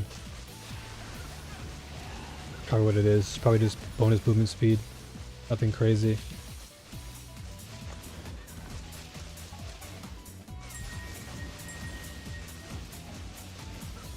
Ow, that hurts. Painful.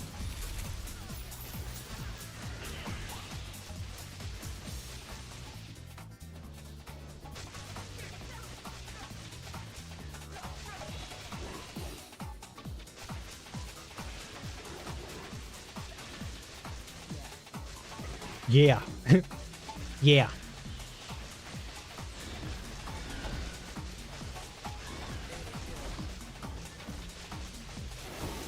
This sounds like some DMCA music right here, dude. I'm gonna swap that music off real quick. I gotta probably remove that from my playlist then. Oh! Shallow Dream, yoink.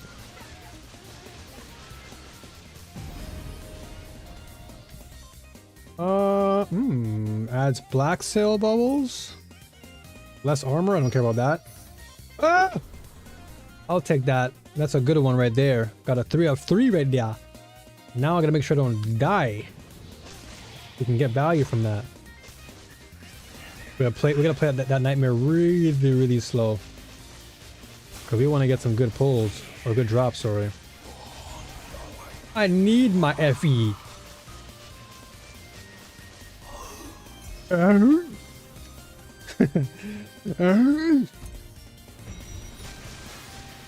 Oh, come on.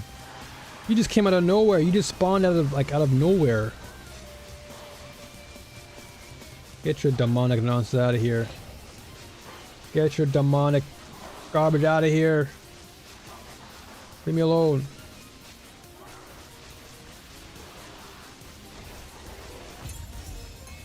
I'm out of here. We have more drop rarity. So quantity, rarity. I'll take some rarity.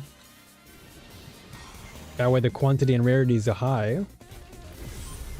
So if I can get an invitation with that, ooh. Yeah, but this is good though. If I can get more of the sleepwalker or sleep dream stuff, that's good because I can make some bank. 70%. Let's go. It's time. Begin the nightmare.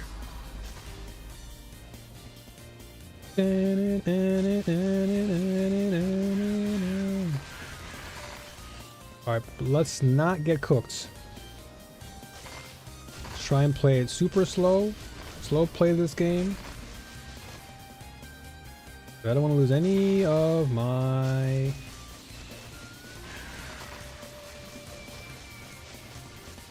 I don't want to lose any of my my points here. My dreams are important to me. Whoa! Now, horsey. All right, 1 of 4.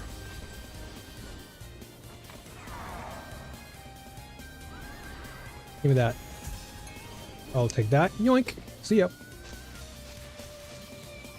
Yoinkerino. Give me more of these orbs. Another horseman.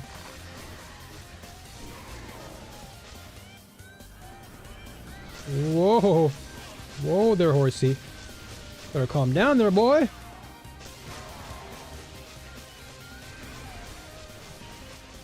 Better slow down over there.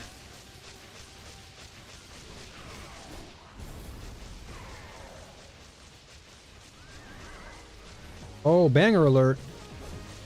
Damn, I haven't heard this song in a long time. This is Sonic Generations right here.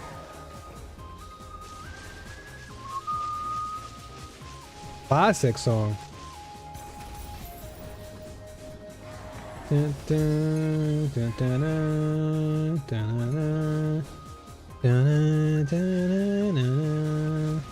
Ooh, ooh, ooh.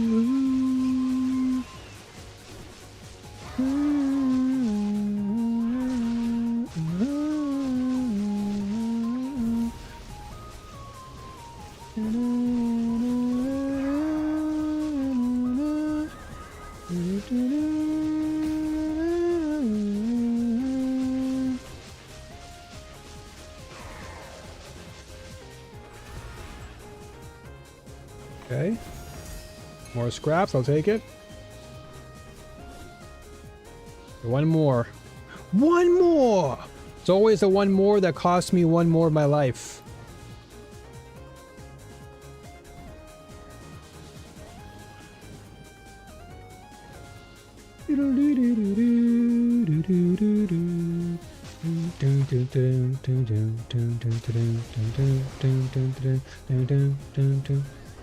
Such a cheerful song, you know?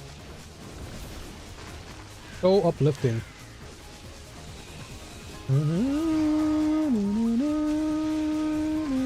Whoa, whoa, whoa, whoa.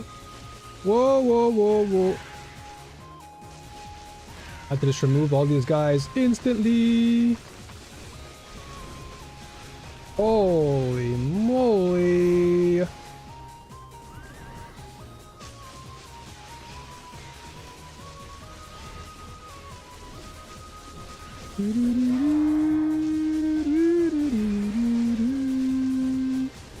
Oh, he's gonna spawn in the last boss very soon. I wonder if it's gonna be the horseman. Is it gonna be a horseman or big body? Let's find out. Is this guy with the doggos? It won't be so bad. Oh my gosh. Actually, the doggos are kind of annoying because they track you.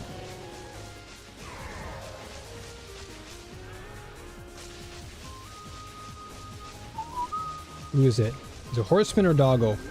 Oh, it's horseman. Oh, it's horseman. He's gonna hoppity hop all over me. Oh my gosh, he almost killed me there. Where you at, brother?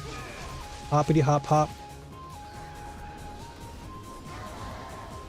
They got one that's auto tracking, the other one that's just like gonna run me down like a car. Come on, man. Whoa.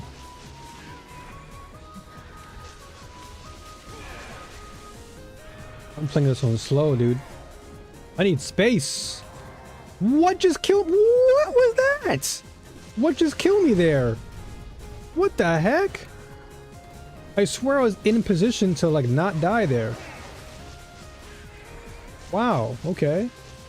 Well, I lost one of my bubbles. I don't want to die again though. Dude, was it one of those tracking balls? Probably was. And I was stuck on the wall probably. That's so lame, man. Imagine just dying to a random ball. I swear I was paying attention to that too. Yep, it was those tracking balls. Yep. They're doing good. Doing some massive damage to my shield. Okay, well, we've only lost one. We lost one potential ball.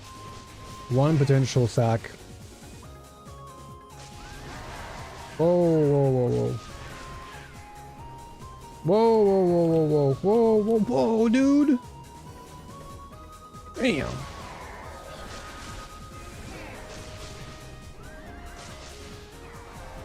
Yahoo! Whoa, baby.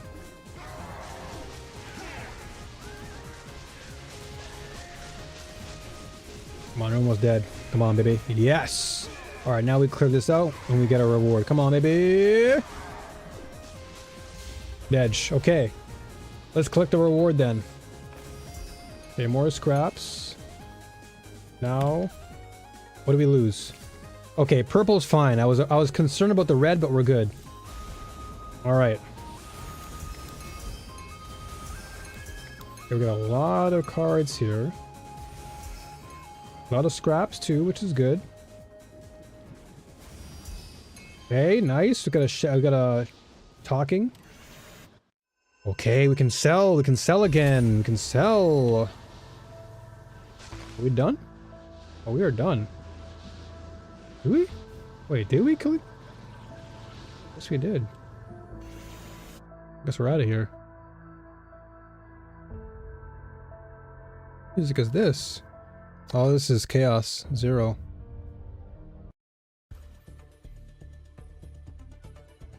Ooh, this is some Arcfield OST. Hold on. Let's hear this.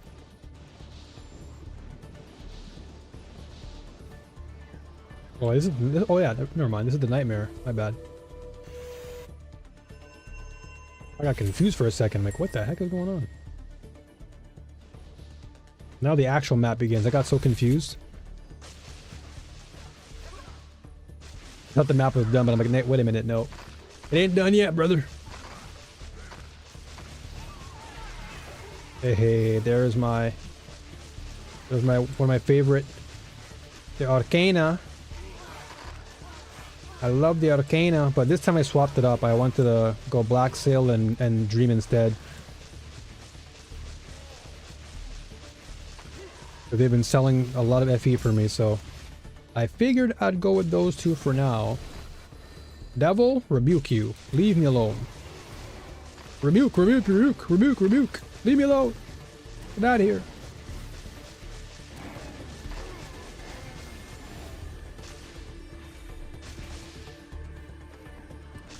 Go north here. Okay, Arcfield definitely is giving me some sci-fi vibes with this music. Look at that.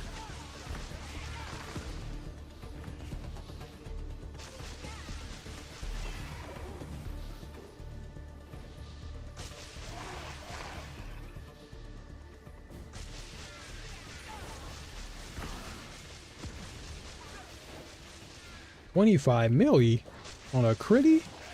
That sounds pretty. I mean, that looks pretty, sorry. pretty can't sound like anything.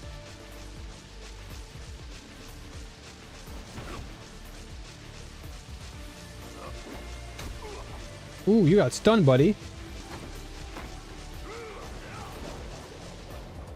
You can spin all you want.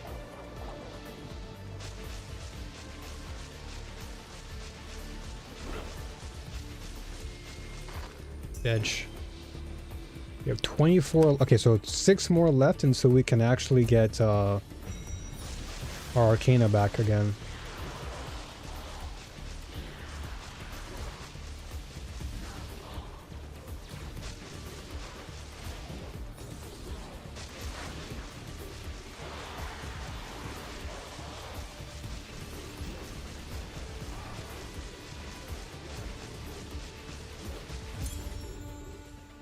Wonderful. What do we get? Okay, I'll get more drop quantity. Why not? Now we just need 2 more good ones.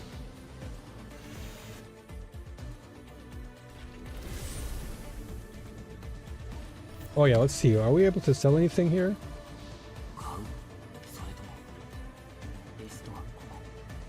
What's this?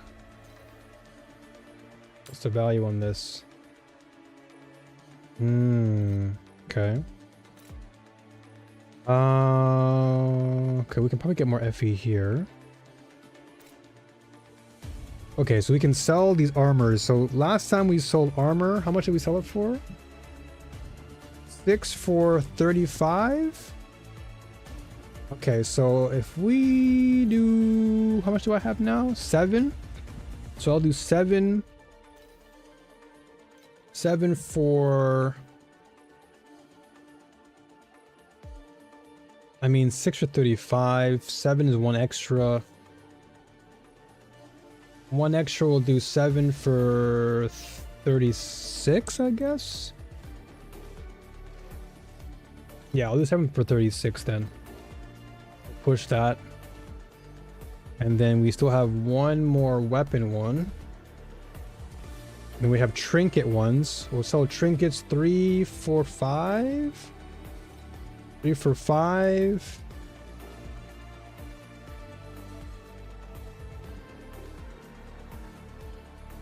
Okay. And 113. We'll probably sell 20 of these. 25 for 5. 25 for 5. We'll sell 120 for 5. Okay. Let's see if that actually ends up selling. Anything else I can sell here? No. Okay. What do we get for our earnings here? Not much. Only 2. It still puts us closer to what we were looking for. 216. All right. So we just gotta keep on farming then. That dropped a lot of sweet dream stuff for us. Okay, so we got, yeah, so you sold a couple there. It's good.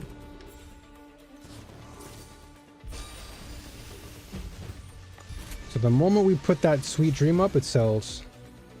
Good, good, good. Well, more farming of this is needed.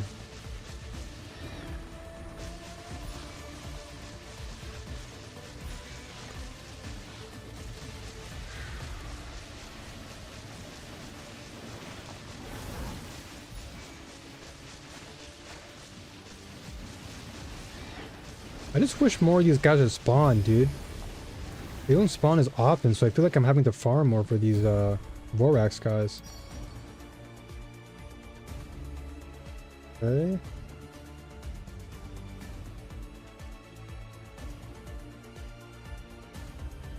Ooh.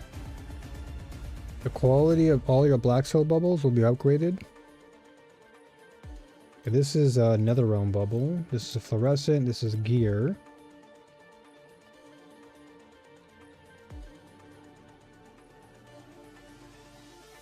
Okay, we'll try this. And let's see here. Okay, so we take more damage. We get more XP here.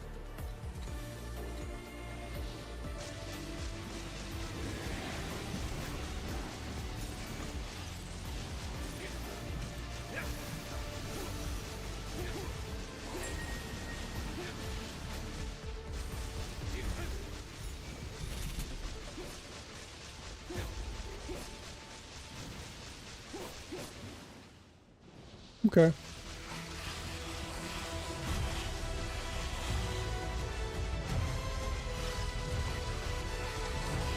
Yo, Craft, morning.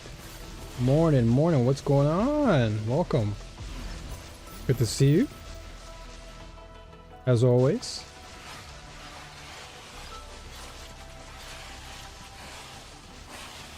Holy dude.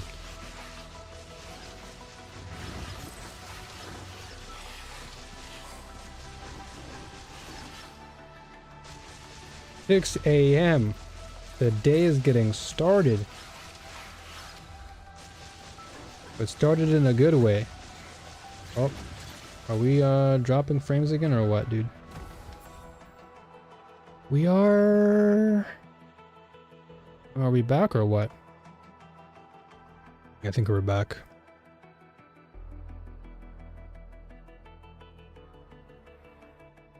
Anything else we can probably close? I'll try and close down some other windows. Speaking of windows though, I did download Brave, and that's what I'm currently rocking right now to play the music, and It's been pretty good. Like, actually pretty good. It runs in the background well. Doesn't eat up a lot of space. So that I'm happy about. And thank you. Thank you for that as well, Craft. Yeah, I definitely had a cramp last night and it was not good. And so I was like, all right, you know what? I'd better just not push myself to stream. I'll just log off, get some good rest. And yeah, I made sure to sleep. I made sure to go to bed. I went to bed like at 9:30.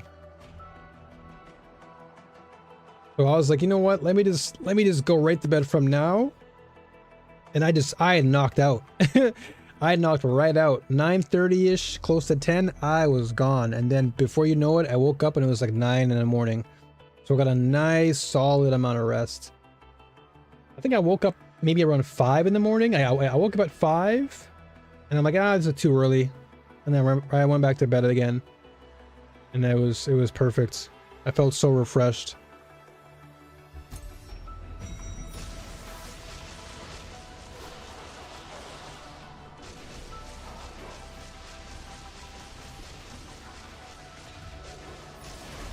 All the late nights, dude. I've just been pushing late nights so much recently. Doing a ton of recording and everything. Recording and editing, all this stuff. Okay, so we'll do some void invitations. Just need one more. How are you doing, by the way? How are you feeling?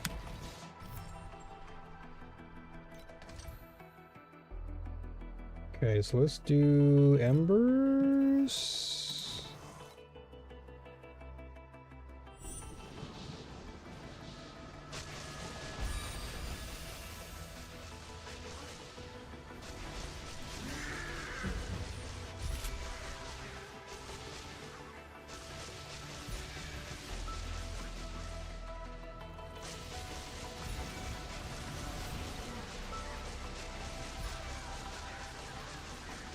You're doing good? That's good to hear. As long as you're doing good, I'm good. And that good energy everywhere. I was asleep by like 10:30. Okay, so just around the same time as me then. Just an hour later. I guess you must have been, you must have had like a busy work day or something then to go to bed that early.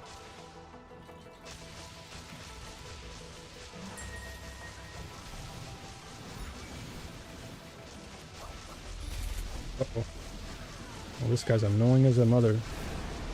Mother ever. Oh boy. Getting ready for snow. Oh yeah, I heard of that stuff. I heard that a lot of the US is getting ready for like a really like a polar storm, whatever you call it. I don't know what you would call it, but I heard it. And it seems like a lot of states are gonna getting ready for a massive one.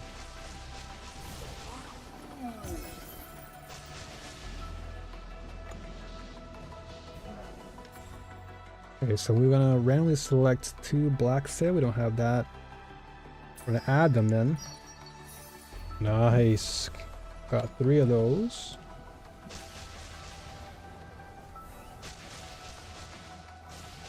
Might get 12 inches starting to... Wow, 12 inches of snow is a lot. And that doesn't even count the ice that might come too, right? Yep, I was gonna say ice. From what I heard, I heard that you're not only gonna get snow, but you're gonna get like some pretty thick ice on top of that. Like 2 to 3 inches of ice. That's a lot of ice, mind you. That's deadly ice. Like if you drive on that ice, that's crazy.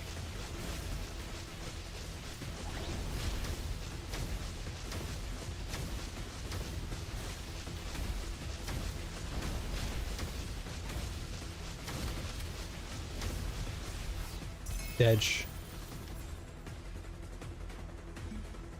My prayers go out to you, Craft, and I do hope that I do hope that all remains well.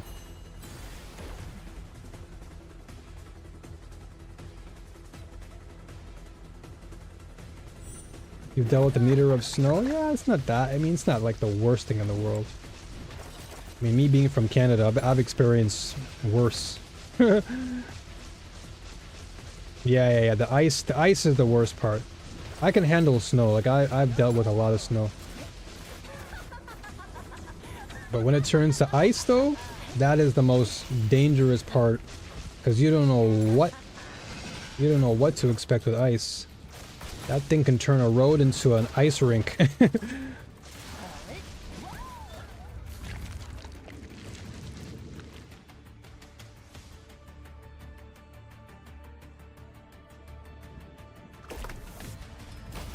Ooh, okay. What is it? Movement speed, evasion. I'll take this progress and try and sell it. Yeah, one of the most deadly things when it comes to any type of those storms is ice. I remember back when I was in Canada, long time ago, I had to walk to school in like minus 15-degree temperature. Like literally the moment I step outside my door, all my snot would come out of my nose and it would freeze on my face. And then when I actually get to school, my hands are so frozen that it stings. Like that's how cold it was. But the craziest part though wasn't so much the pain that I endured. It was more of the ice that was underneath all the snow while walking to school. That was the scariest part. Because like it was snowing like crazy, but you never know where you're walking. So you can be walking across the street and all of a sudden you just slip.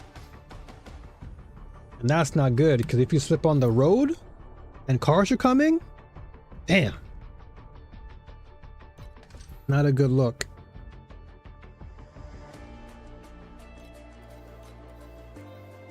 Okay, what's sold though?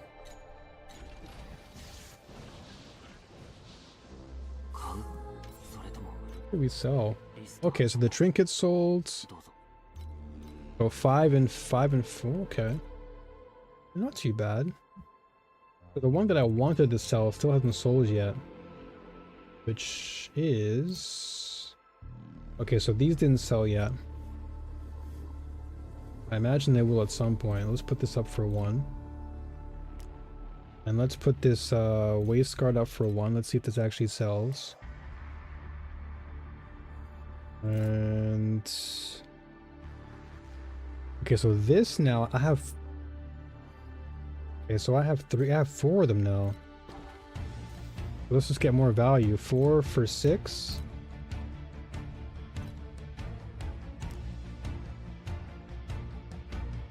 But like you said, you seem pretty safe. Like you've got the gas heat, the stove. You're going to be inside most of the time. The real concern that I think is going to be really unfortunate are for those who have to work outside. Well, that to me is what makes my heart sad. The construction workers, all those who have got to like be outside and like take care of things, the garbage guys, all those peeps who are like outdoors and they have to do all this labor. Those are the ones I'm praying for, man, because those are some pretty tough positions to be in.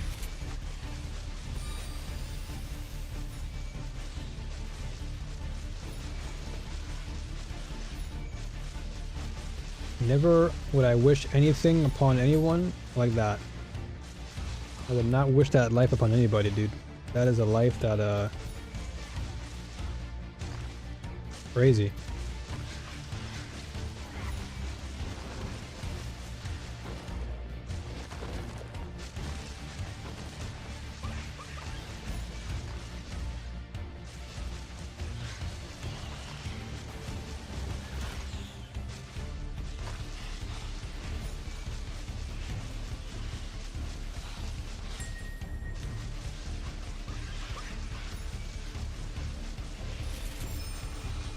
Blind vision, what the heck?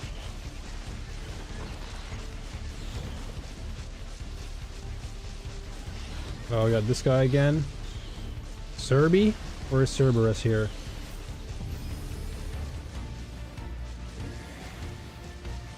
Come on, man. Leave me alone.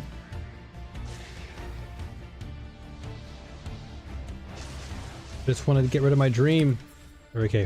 Whew. Okay, adds commodity bubbles.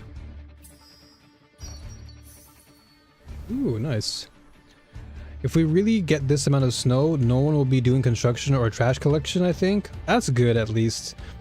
Everyone doing snow cleanup, now they'll be busy. Yeah, the snow cleanup guys are going to be in for a lot of work. I would imagine some overtime in there, but yeah, construction, I would hope they delay construction, and trash collectors, yeah. At least limit the amount of work they do. Limit their hours, because I would not wish that upon anybody. That's too crazy. It's way too much. Where's this dog? Where'd doggo? Oh, screw him. Screw it. Dude, look at all this crap on the floor, man. And I gotta fight a boss on top of this.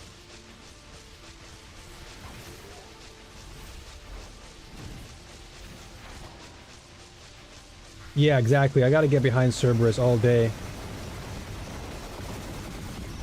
That's usually the strat that I go for, just stay behind him. Dude, look at all this stuff on the floor, man. He's not even dead yet. There's two of them. Okay, I'm just gonna kill those guys and leave. Or before they kill me. I'm out of here. I'm not gonna even bother fighting them. Alright, let's see.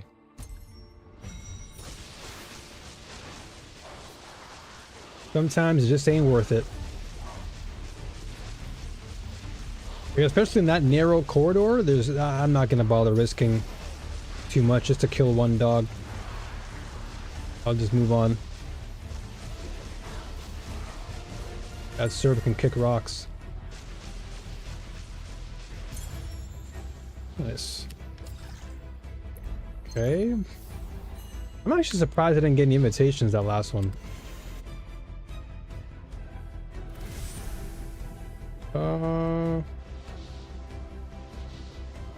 Okay. What are we at right now? We are at 224. What's blind vision looking like? What's the price check on this? Wow, this is selling for quite a bit. Hold on, why? Is it that? 25, really? 235, 242? Why is this selling for so much? What's mine at? 197? Okay, if they're selling for 10, I'll sell mine for like 5 then. Yeah, that's a lot.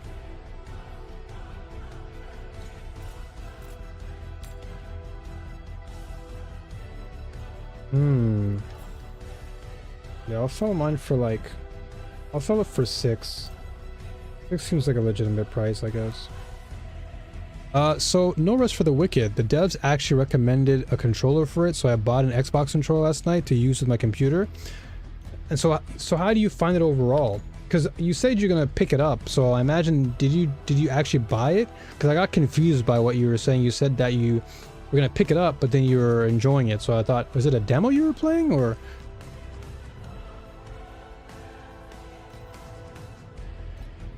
I got mad confused.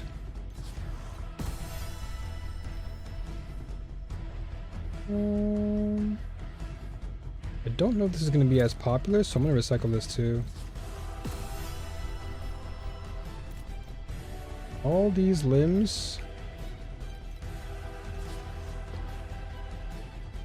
Okay. Those limbs didn't really do much for me. Well, I haven't really been doing many limb things recently, so I'll just get rid of them for now.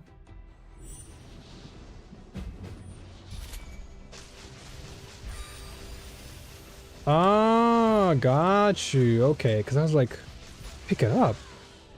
But don't you playing it? Now that makes sense. Okay, so it's a free try until Monday. Gotcha. Well, as long as you found it to be enjoyable, that's the most important thing. So, as long as you enjoy it.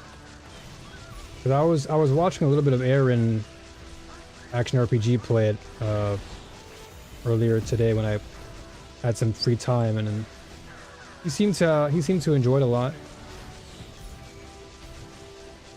He was praising the game quite a bit, so I figured it was really good.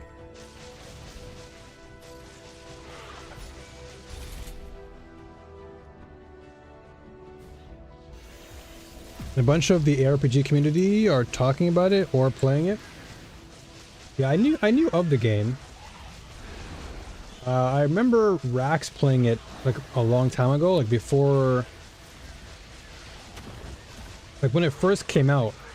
I watched Rax play it because I think people are playing it now because of the new update.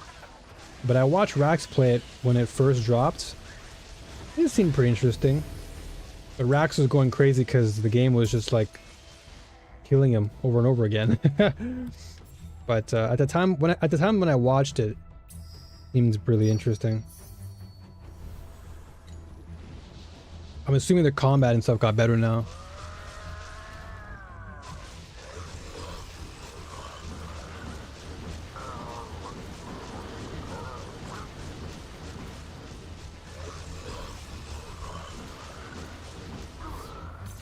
See you, buddy. Embers. Yeah, gain more embers, please. Never having played a Souls game, the combat is definitely a thing. Yeah, tell me about it. What are your initial impressions of the combat? Because from what I'm hearing, the combat, at least from before, has improved a lot. And just the overall control scheme, the fluidity has improved. But I want to know from a person who has never played a Souls-like game, like what are your thoughts? What's your feedback?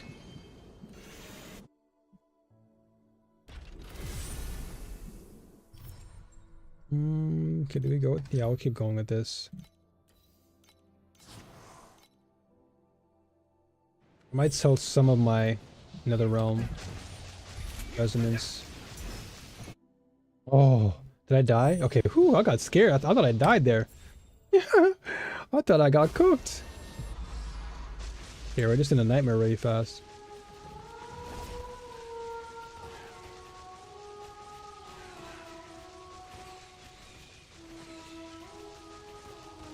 Oh no, are they immune to my damage? That's crazy if they're immune to my lightning damage.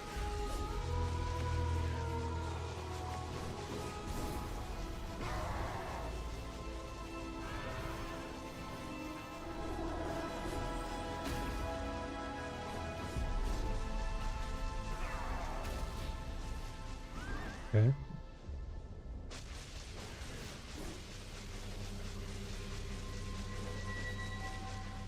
Ain't no way he's immune to my lightning damage, dude.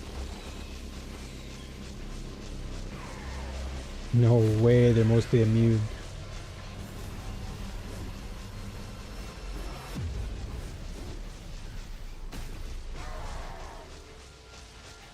Oh! Scared the crap out of me. Thought I didn't dodge fast enough. Okay, got some more embers. That's good. Okay, hold on a second. I gotta read your comment real quick. And not get stomped. Oh my gosh, where am I going? I'm stuck. Oh my...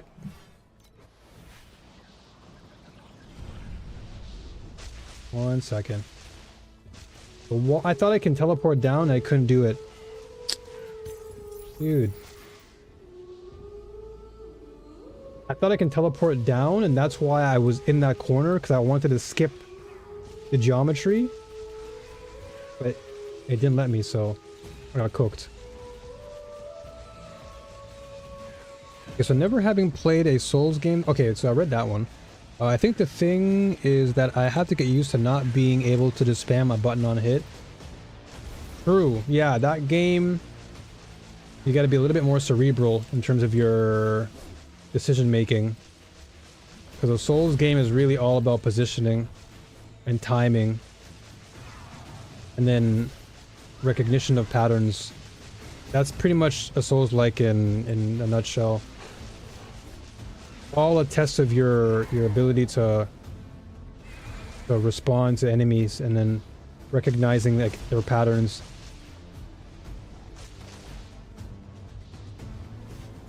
That's why so many people place PoE 2 in that category, where it feels like a Souls game, because it's really all about your positioning in PoE 2, more so than PoE 1 or any other ARPG for that matter, because so much of your time is being spent trying to dodge and weave through enemies' attacks.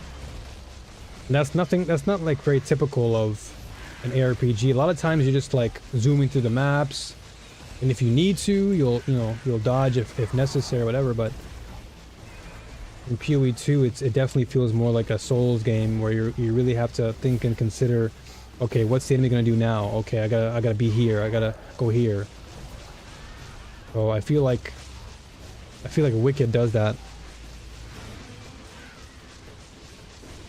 But hopefully it's been responsive enough to where you're not like getting salty and whatever. Oh, this guy, dude. Come on, man. Well, at least he's not that bad. He's not like the horsey. The horsey guy's actually the most annoying. Because horsey just drops a bunch of doo-doo all on the floor. This guy's not the worst.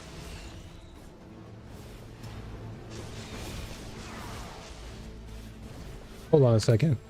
See above? Hold on. I think the thing is that I have to get used to not being able to just spam a button. Thankfully, PoE 2 taught me to dodge. Wait, did I miss something else? Or maybe I misread it.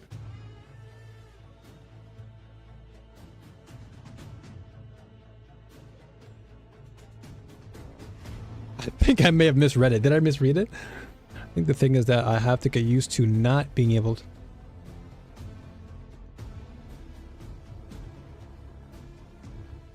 Oh, okay, I think I understand now. I may have misinterpreted.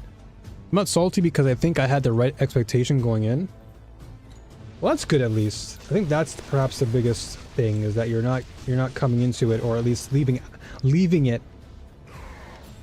I missed the dodge comment before? Really?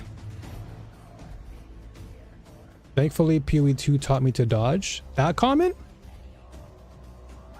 That's the only dodge comment I saw.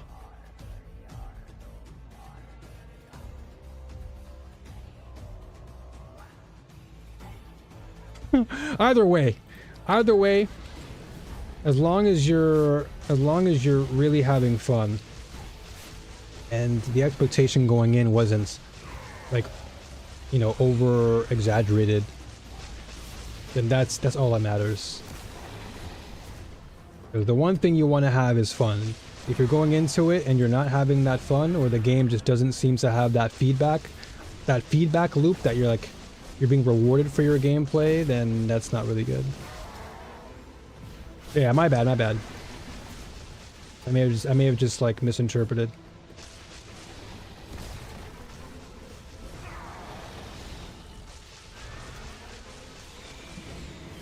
Yeah, I want to hear like your full impressions when you do eventually pick the game up. That would be nice to know and see like how far you get in the game and your progression. Alright, what did I lose? It's not that bad. Okay, we got some cards. Okay, what else do we get? Nothing else really. I need a rainbow one. Rainbows are the best ones. Oh! Whoa, what the... Dude, what, you just spawned me into a bunch of reckless lunatics with blades? What is this? You see that? What type of nonsense was that? Like, I'm about to just chill out and go back to my mapping, and then I'm like panic buttoning right now. I legit massed out every button there. What the heck was that?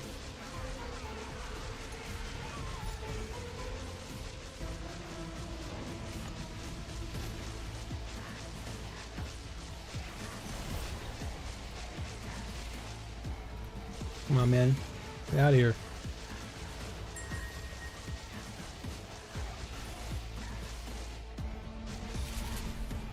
And I want to get to the boss before that.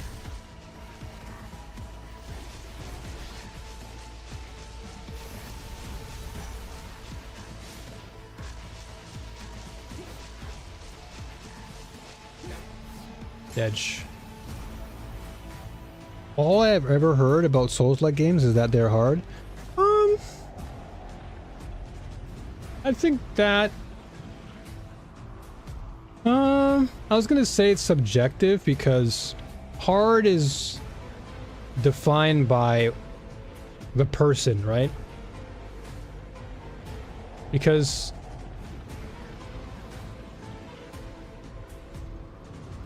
there are some elements in Souls-likes that can be challenging, but for me personally, I wouldn't consider them hard. It's more of like, it's more of a skill check. It's like, oh, do you understand this boss enough? And if you don't, then you're gonna get bodied. But if you understand the enemy's patterns, it's actually not that hard at all. It's just all about adapting. I actually don't think it's hard.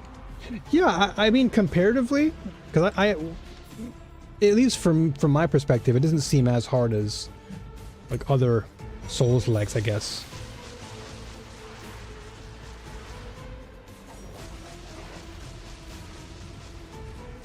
But if you don't find it hard, then that's a good thing.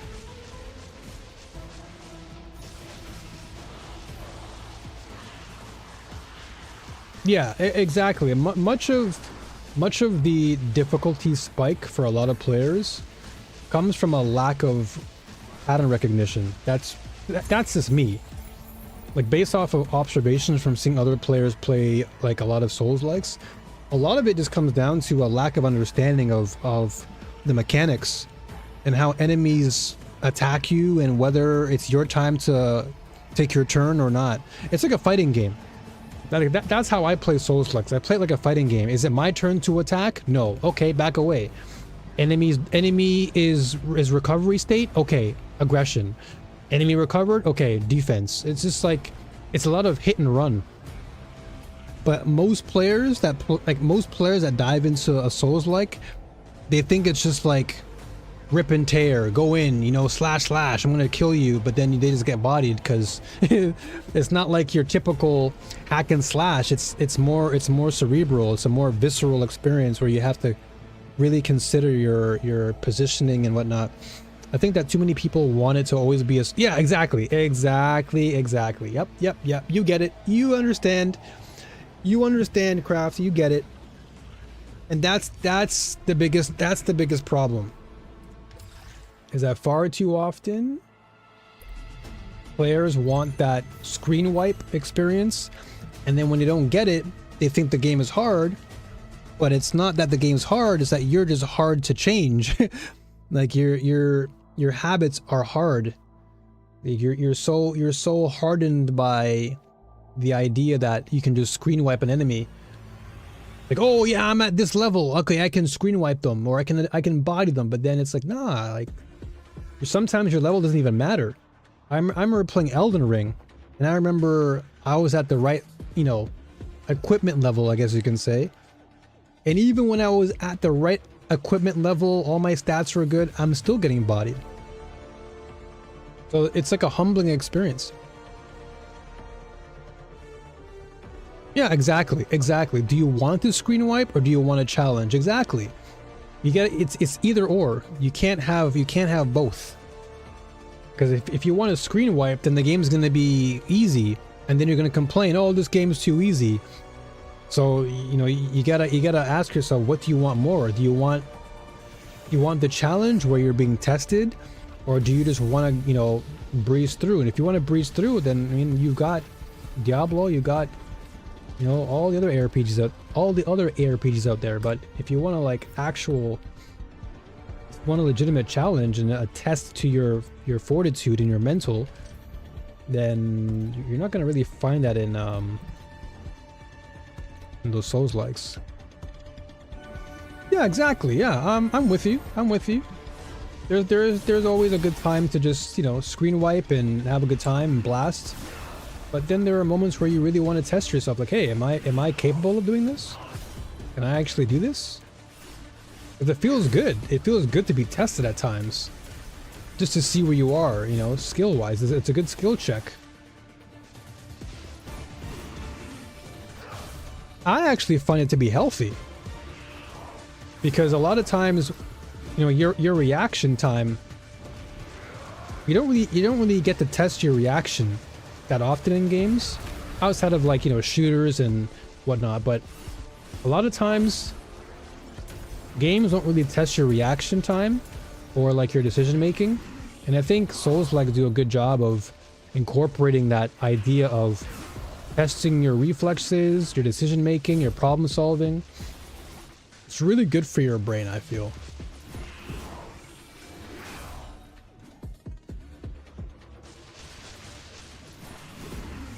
Again?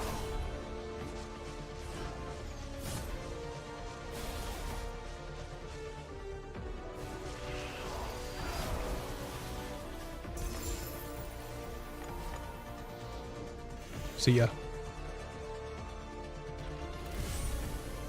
Yeah, exactly. Yeah, and I agree with you too. Like, if you're gonna buy it, just work your way through it, because that's really the whole point of it. You know, you want to be tested. That's the whole point of what I think Souls-likes are at the core of our DNA.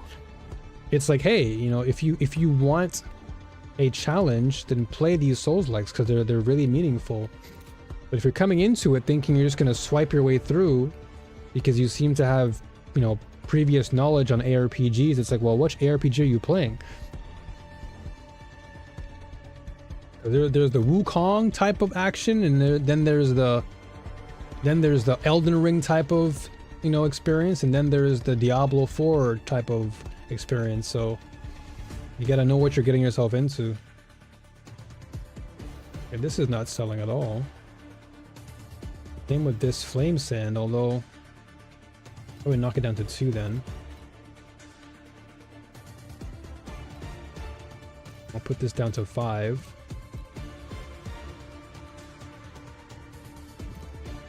Yeah, I'm not getting anything for now. Okay, is there anything I can buy for what I have currently? Let's see. So I want max range to be 240. Okay, let's see what we got here.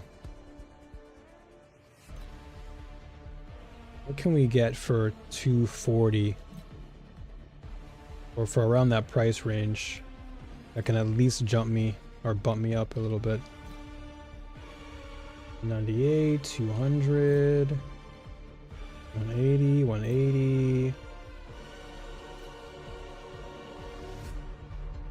These rings are kind of doo-doo, not gonna lie. 0.7. These are not good at all. Which again tells me I've got to save up. Okay, this is 3.5%.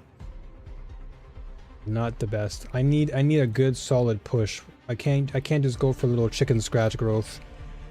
I gotta go for some like substantial push.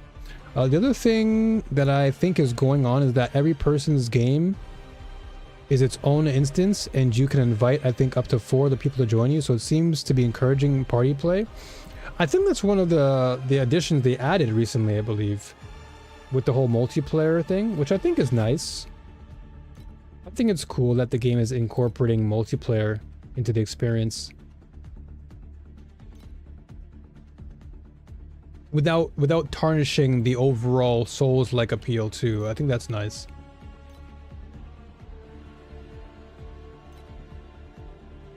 .1%, 3.8%, 2%. No, I'm not seeing any pushes. I'm not seeing anything substantial. This is a 2% boost with maximum survivability, but we're not looking to survive. I'm looking to blast. Yeah, these are not substantial boosters. Which, once again, tells me that this game really wants you to be farming for FE like crazy. which is not a bad thing. I guess we'll just go back to Glacial Abyss since this is one of the better maps, or yeah, better maps to farm on.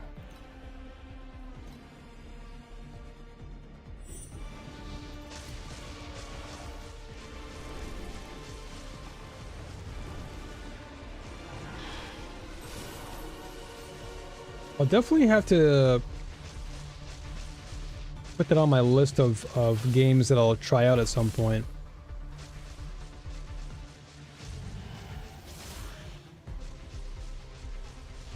But I'd be down to try with you at some point.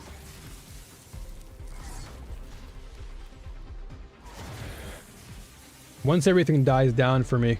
Because right now I'm like, I've been just packed with a bunch of content I have to make. Like the next couple months for me are going to be like mad busy. But when things die down, I'd totally be down to grab it, and then we can maybe try it together.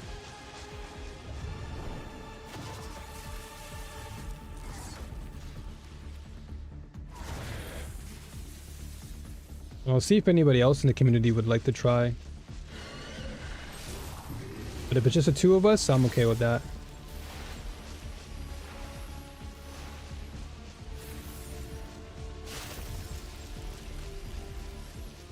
Come on, man. Seriously. Guys, AoE attacks can be annoying at times. Even though I know what to do, it's just annoying.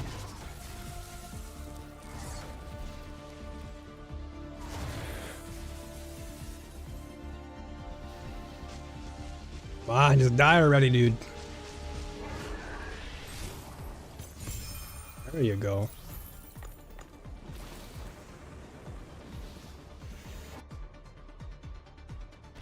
I was telling a coworker yesterday that I have so much to choose from this weekend. I'm just genuinely happy for you because, like, I swear it feels like months ago,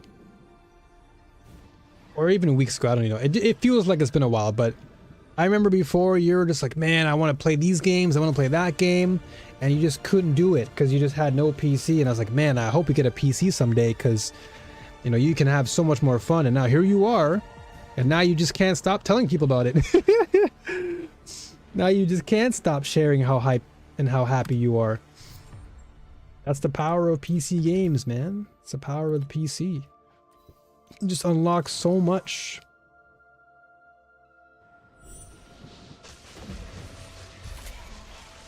So much of your experiences can be shared nowadays, like on Steam, which is pretty cool.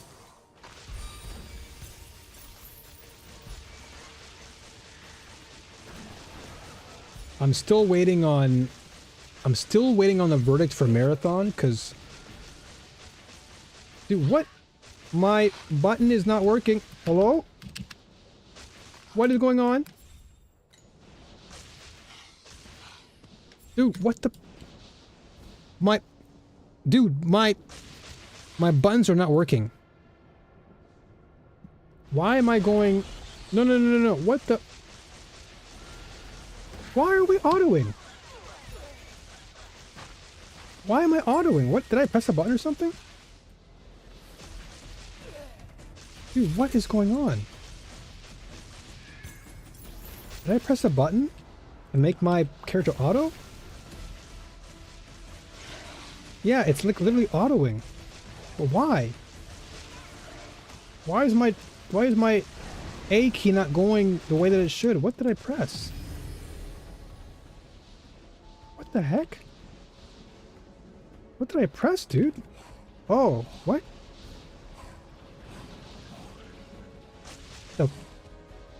Dude, it's so weird. What's going on? Okay, I might have to close the game. Hold on.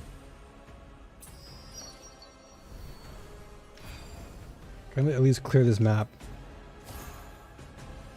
It was a few months ago, and yeah, it's so nice. I'm not gonna lie, I wanted a PC to play LE, so that's she high on my list. I really suggest you just grab it. Like, really, genuinely, just grab it. It's so worth. LE is so worth it. It's so worth your time. Dude, what is this? Why am I... Why is this? Why am I? Why is it autoing for me? Did I press something on my?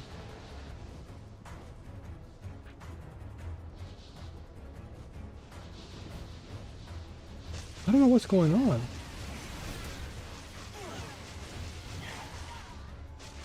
Okay, I want to just beat this map though.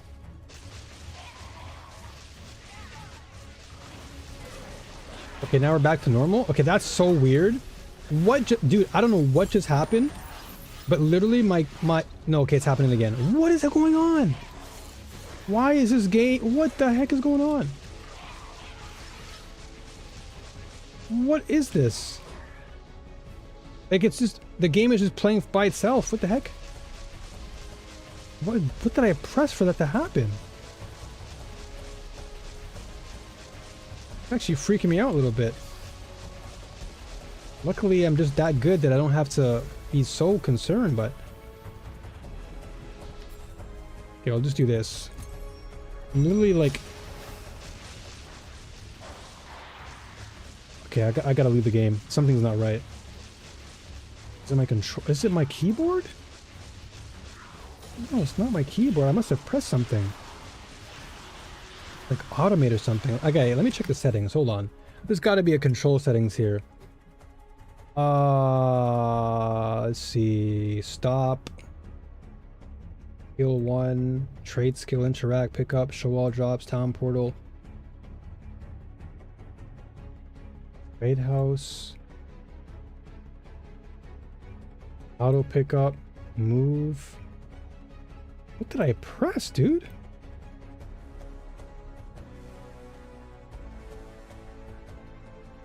Like, now is the best time to get Last Epoch. Before all the hype drops, you want to try and get into the game now, so you can get a good feel of what it's like. It's so good. Like I said, it's like top 2 on my list. It's TLI and then Last Epoch. If I can play those 2 ARPGs for the rest of my life, I would. Like that's how much I will glaze. I really do enjoy Last Epoch. What is going on? I don't know what's happening. Trade skill, pick up. Oh my gosh, what is going on? Move toward the cursor. Move toward the cursor? What cursor though?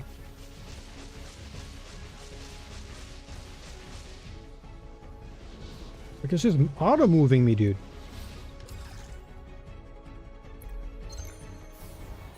Okay, let me at least just go and get out of here. What the heck? Okay, this is strange to me. Was that like a nerf or something? Because now I'm able to move okay. Did that map just have like a nerf or something?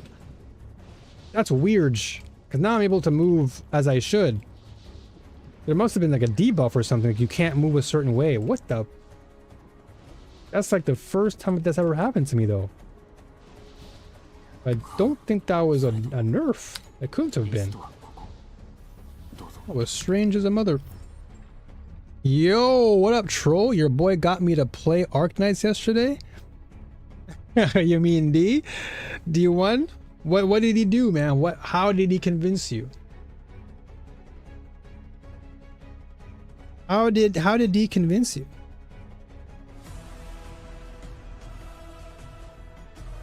I want to hear the lowdown now. I accidentally turned on scroll lock the other day and I had to use the virtual keyboard to turn it off. That's annoying. That's annoying.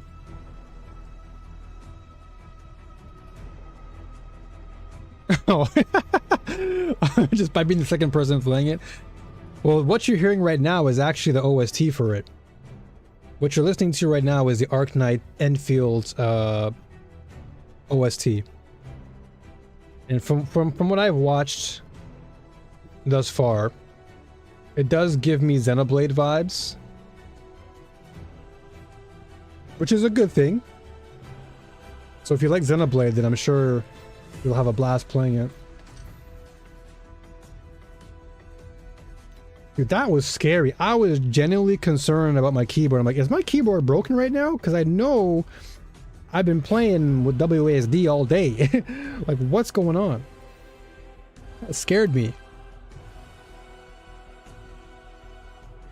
If Xenoblade Combat was like this, it would have been a cult classic. Yeah, I think from what I've seen, again, I'm just basing it off of observation, but from what I've seen, yeah, Enfield definitely does seem to have some really solid combat in there. Like the combat, it seems like the consensus has been like, wow, this combat feels incredibly smooth. Like this is crazy for a free-to-play game. The only concern I think people did have was like, oh man, the game has like a really weird pull system, like a gacha system. That was something that they forgave. It was like, ah, whatever. It is what it is.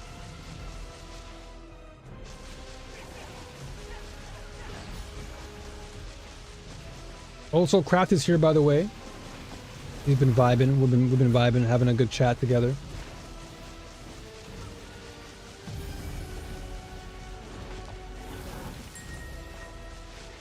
Dude, it feels like forever since I've done one of these things. Since I've done one of the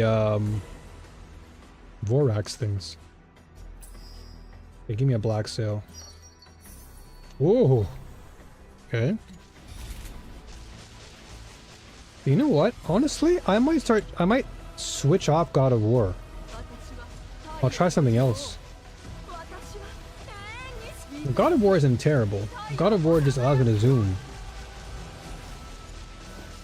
But I might try Cube or something. I don't know. We'll see.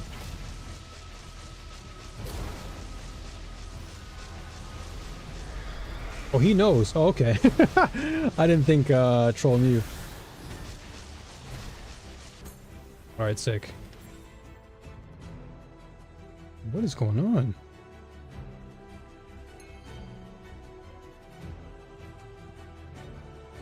Oh boy, here we go again.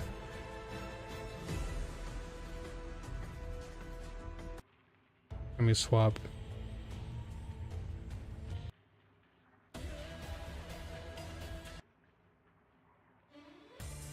Ooh, bangers.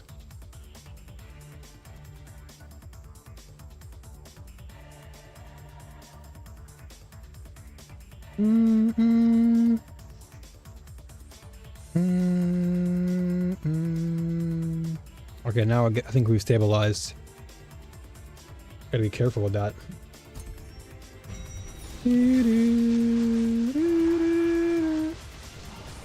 So is that gonna be a gacha game that you stick with, Troll, or what?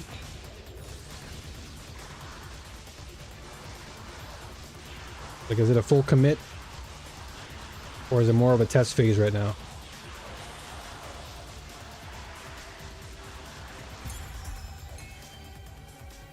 Perfect.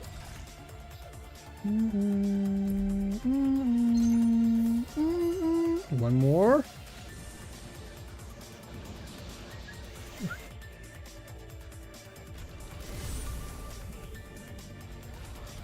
Oh man, it feels like forever, dude. I only have 9? I feel like I've been doing so many maps and yet I only have 9. Oh, you got the battle pass. Okay, well, I mean, once you get the battle pass, that's essentially... That's you saying I'm going to be playing it for a while. Because no way would I buy a battle pass for a game I know is going to be trash. So that's good. That's a good thing. That's a good sign that you at least are enjoying it. Oh, she's probably talking about No Rest with the Wicked.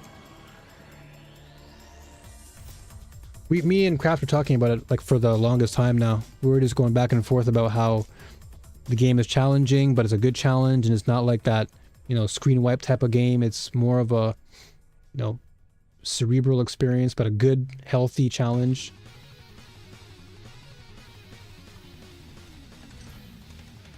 Yeah. Kraft and I were just going off together, just talking about it.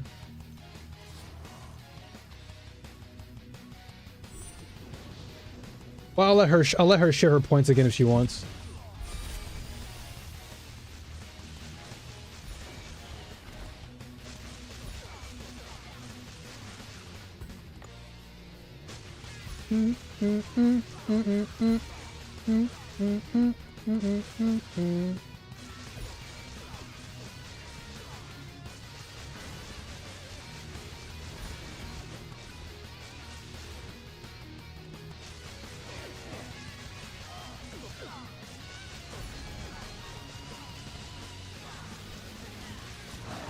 Man, that's why I just love God of War so much. I just zoom through the map.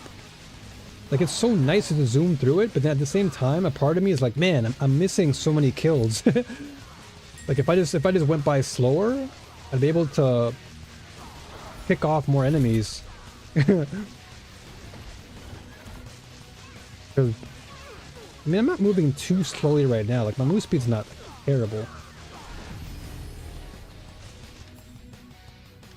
What do we have? Okay.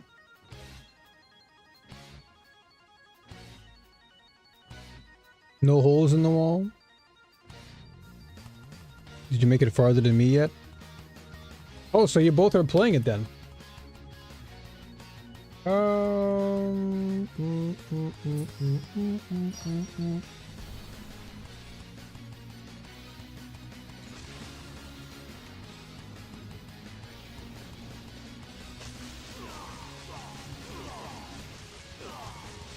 Are you guys playing it together or separately?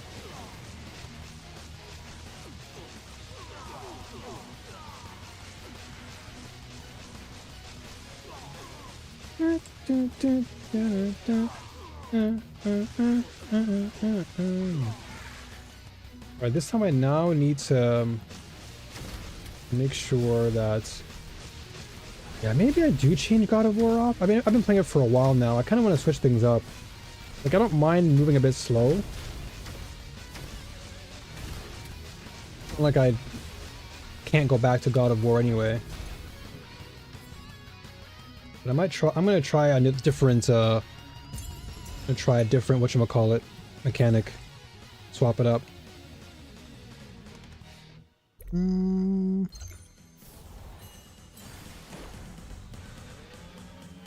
Oh, you played it 2 years ago. Yeah, I was telling Crap that it's been out for a while.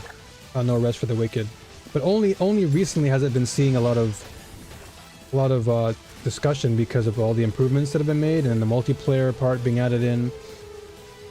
It's like a big talking point. So if I'm gonna pick a third mechanic, what would I want?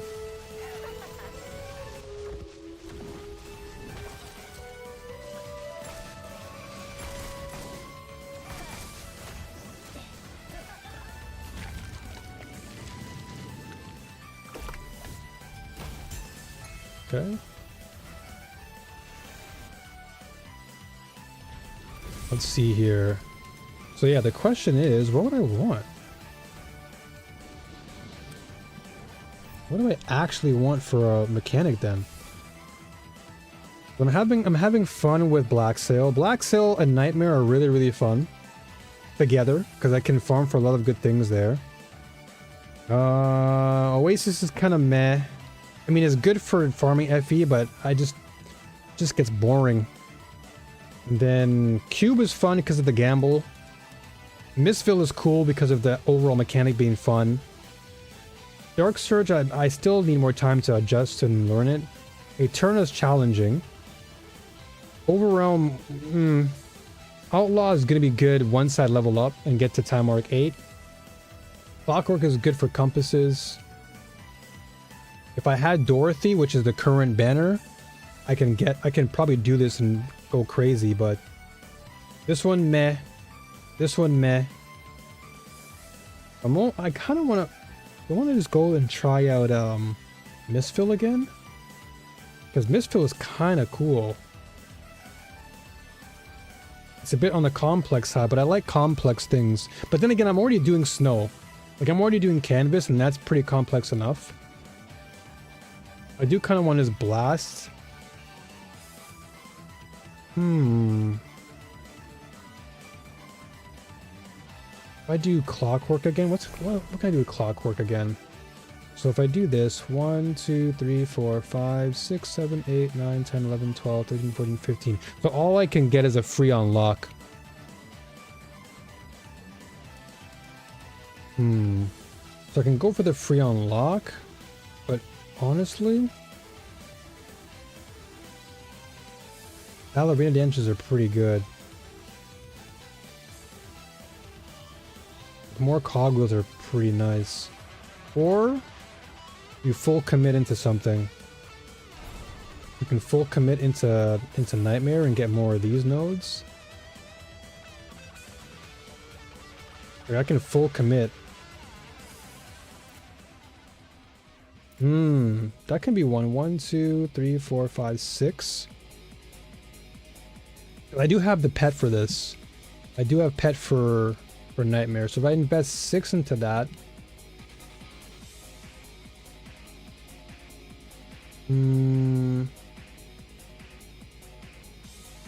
Or we lean into...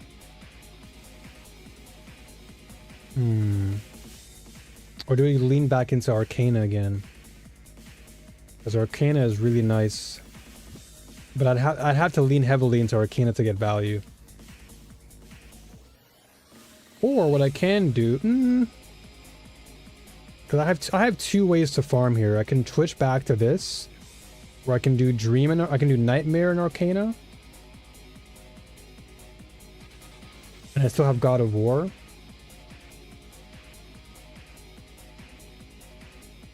I'm gonna think what I want to do here. I guess we can do we'll try some of this for now. We'll switch it up. We'll do some Arcana and Nightmare for now. And what do I have my profounds? What is this? Okay, rare. Okay, that's good. Okay, so let's refresh then.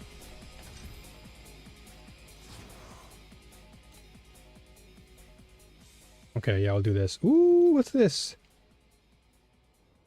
Oh, okay. How much does it cost to respec these trees? Good question. So basically when you're going into each respective section, it will cost you 1 winding tree. Or this item here. Or is it? Or winding key, sorry, winding key, not winding tree. So it costs 1 winding key per node.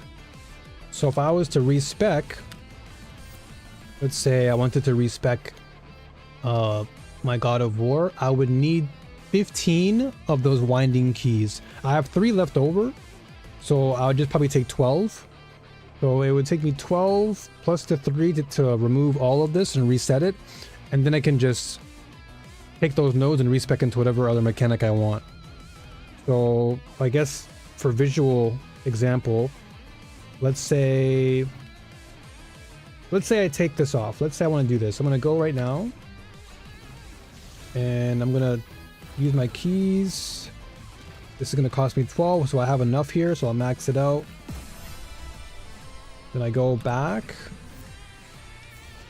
to this section, click on this, and then you just press reset all, and it will take off all the nodes. Then now I have all of my star talons ready to go for another mechanic that I want to choose. Whether I can invest fully into both of these, or I can go for another one.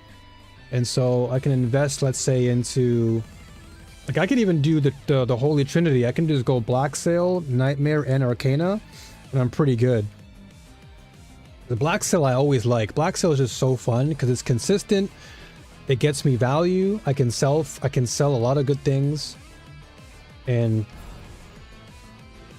the only difference now is I can't really guarantee it. Well, can I? 1, 2, 3, 4, 5, 6, 7, 8, 9, 10, 11, 12, 13, 14. Okay, so I can, okay, so that's right. So every single constellation, 15 is the maximum number that you need to ensure that you'll get a guaranteed mechanic in your maps. And then everything that's additional, you have to invest in one by one. So this one I normally picked because this one drops invitations, and that's really what I'm looking for. So that's why, for example, on my late game farm part 2, I've got this like maxed out totally. Like I have this so I can always get my void invitations, because these boss whispers or these invitations sell for really high. So I want to make sure I have this node fully good to go. And same thing with, let's say, with this currently, this is what I have here, but this will guarantee me a Queen's Grace, which is very similar to a void invitation. So when this Queen's Grace drops, I can challenge the Queen of Eternal Sun, but she this particular nightmare monster drops the same card, and this card sells for high value. So that's why I have it here. But I don't want to touch this because I do like this setup. But for my other late game farm, I've got 15, so all I can really do is confirm one mechanic to be there additionally. So maybe I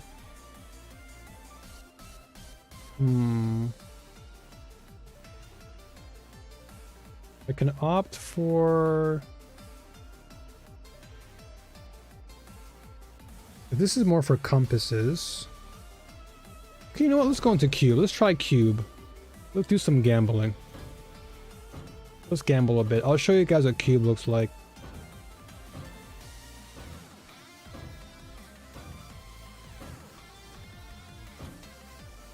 And so now if I wanted to respec again, I'd have to literally collect all my winding keys again. Is there a really clear meta for late game farming? Like in terms of, let's say, like chasing uniques and stuff? But I would say yes, in the sense that you're farming for FE. Like that's really where like the meta is. Like you're farming for currency, and there is a meta in terms of like what you want to use to gather that. Like basically the quote-unquote meta right now, at least for farming, is you want to be farming for beacons, and you want to use God of War and beacons as well as compasses.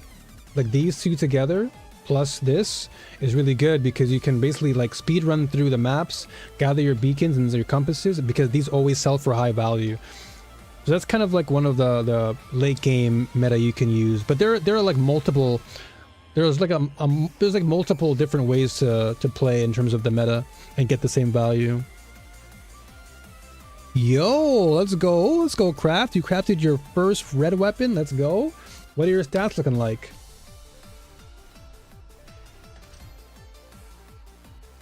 Are there good stats overall? I'll farm this guy again.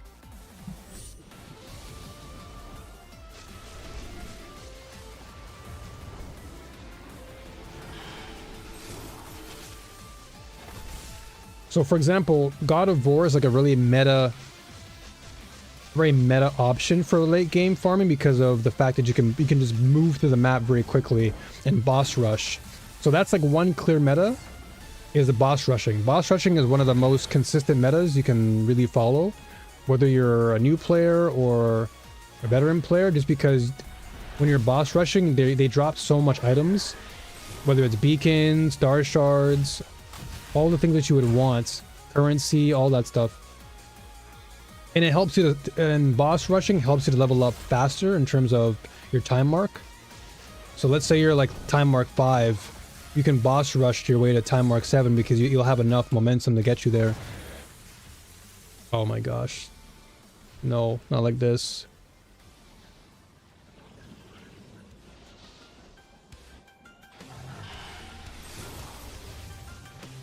Yeah, exactly. What Craft is saying is on point.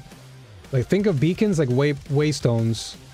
You're using them to basically enable your map. So that's like, if you can just do boss rushing and just speed run through every single map, you'll essentially accumulate enough beacons to continue farming. But what's also great is that you can take those very same beacons and sell them for profit, because that's the meta. Everybody needs beacons. So if you can farm for beacons using the boss rush mechanic or the boss rush tech, you'll be good. You'll always have currency coming in. It's just boring for me because it's just, you know, you're just beacon farming.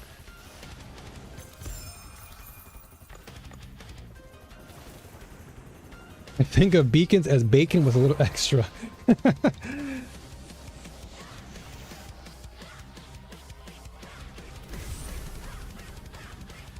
But I am proud of you, Crafts. your crafting game is definitely working out better for you now. Your understanding of the game is starting to level up. Good. Like for example, like these things right here, these Voidland beacons, these are really good because you want to have them so you can just do what I'm doing, which is like farming maps. And so the more you have of this, the better. Not just for yourself, but also for selling. So beacons are really, really popular. They're a very hot commodity to have, especially in the higher time marks. And then compasses are also good because compasses essentially are like additional juicing. Like think of a compass. Like what would be the equivalent of this? Like these basically supplement more of the map. Like this helps you to juice maps even more. More like craft items, girl. Damn. But compasses also go for high price. So if you have really good compasses that are like really popular, these can sell for a really good price as well. But if you have like the lesser known ones, ribbon compass, this is not going to sell for anything. So I can just sell it for like 1. And maybe someone out there needs it, but it's like, you want to sell like the really good compasses that people are always going to be playing. F? Hold on a second.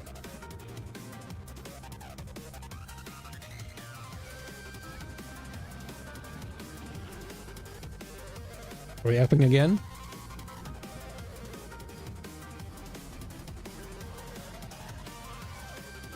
How are we doing? We back?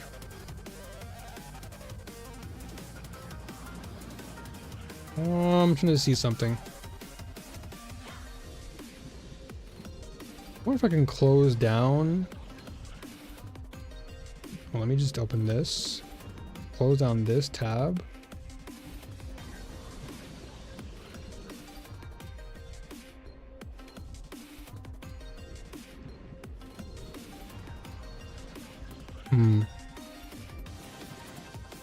Yeah, there you go. There you go, Craft. Yeah. Compasses are like precursor tablets. Yeah, that's a good way of putting it. Okay, it was only a couple of frames? Okay. Alright. I thought it was something severe. Okay. Appreciate y'all. Thank you. Always annoying at times to not know what to do. A lot of it out of my control. Oh, well, there you go. Somebody bought that compass. I didn't think somebody would buy the compass, but hey, like I said, sometimes they'll sell. Somebody out there wants it. So, there you go. Shout out to that person who bought it for 1. Okay, so Madfist Embers I want to sell. I'll sell about 15 of those. Or let's say 10. 10 for 4. So Flame Sand no one wants to buy unless I put it to 1 maybe. So this Dark Surge no one's buying.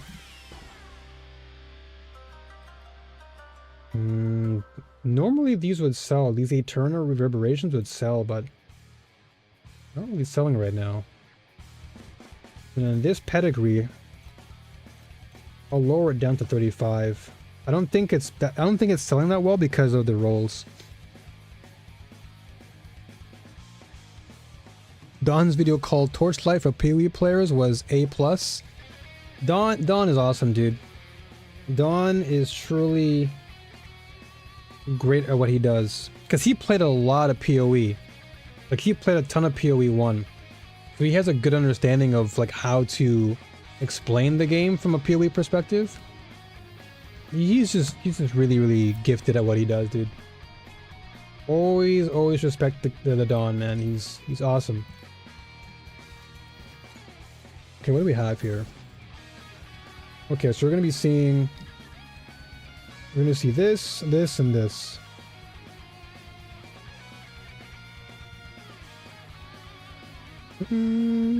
Yeah, we'll take a break from Black Sale. Oh man, I hate taking a break from Black Sale. It sounds so weird taking a break from the very thing that sells me so much. But these stones can also sell for high cost too. Like, what is Arcana giving me? Arcana just gives me Kismets, I guess? I mean, they'll sell for really high. Like, if I get a rare Kismet, no, you know what? Whatever, let's just do it. Let's just rock this. Let's just reset this. Oh, my flame stand is selling. Someone out there is watching. Someone out there is watching, and thank you, whoever you are, making my life easier. Appreciate you. If you're watching the stream and you're buying my things, thank you.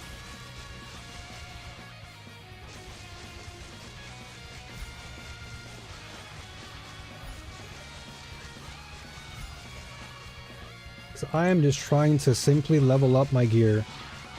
And I just need to get some more FE for that. I'm so close to getting the ring that I want. I've got to just wait it out.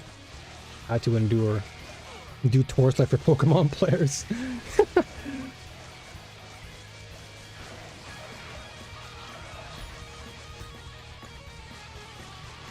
See, this is why I love God of War. You see this? How I'm zooming?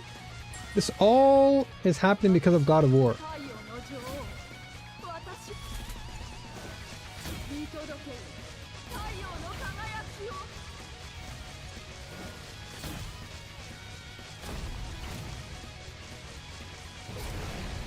That's why I just love God of War so much, because it's just easy farming.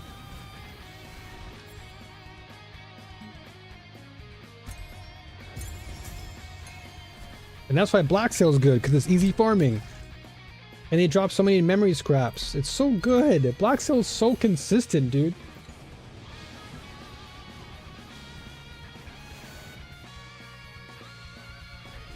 Black Sail's just so consistent.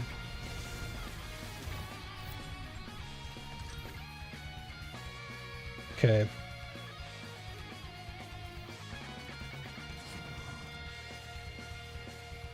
Let's see, what do we have? Okay, so we have Cube, we have Dream, we got our mechanics all locked in. Okay, so this time I'm gonna see what it feels like without doing God of War though. Just cruising through the map slowly. Oh my gosh. Okay, well, so far off to a miserable start.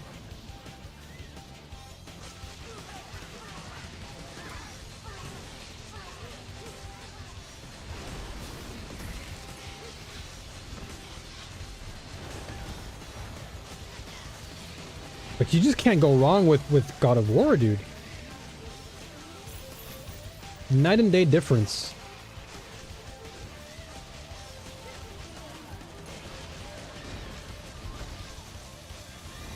Like, I would have been done the map by now. The map would have been done. Oh, what about the finish line already?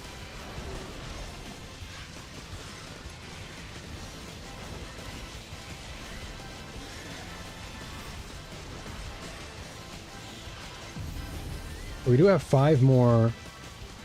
We do have 5 more for Arcana. Okay, we'll add 1 Black Sail bubble, Netherworld bubbles. Wait, add Netherworld? I do. Oh, you lose directional guidance. What? Oh, okay. I'll do that, it's fine. Maybe some balancing issues if it feels that mandatory. No, it's not really mandatory. It's just super convenient. Like, there are other ways to build your movement speed in this game. Like, this game goes insane with movement speed. You can have gear that gives you a crap ton of movement speed. It's just so fun. The God of War mechanic is just so fun because you're just zooming. And you get rewarded for it too, which is great.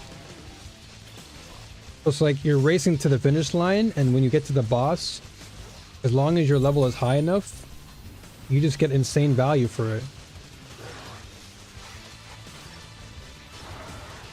Like, that's the beauty of it. Oh my gosh, this cube moron.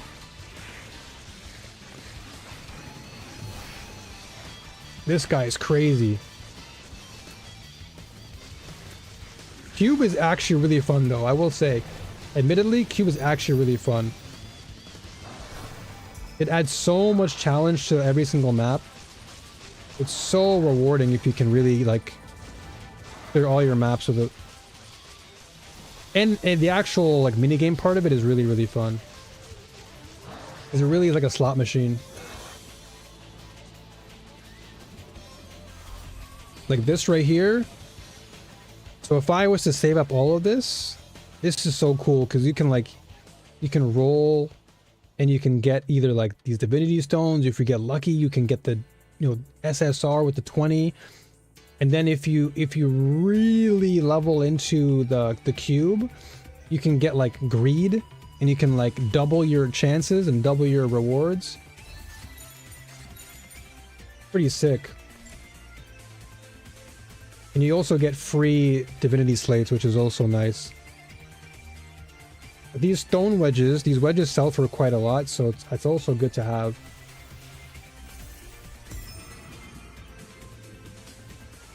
So I might try and sell it on the actual... I'll try and sell it and see if I can get anything for it. I doubt it though, but who knows. But that flame sand sold for 1.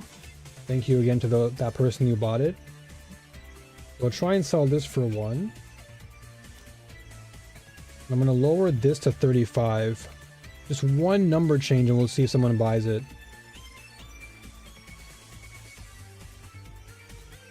And then this, okay, you know what? I'll lower it to 25. Because it's not like the best in terms of its overall, like its pulls or its actual like nodes are not that great.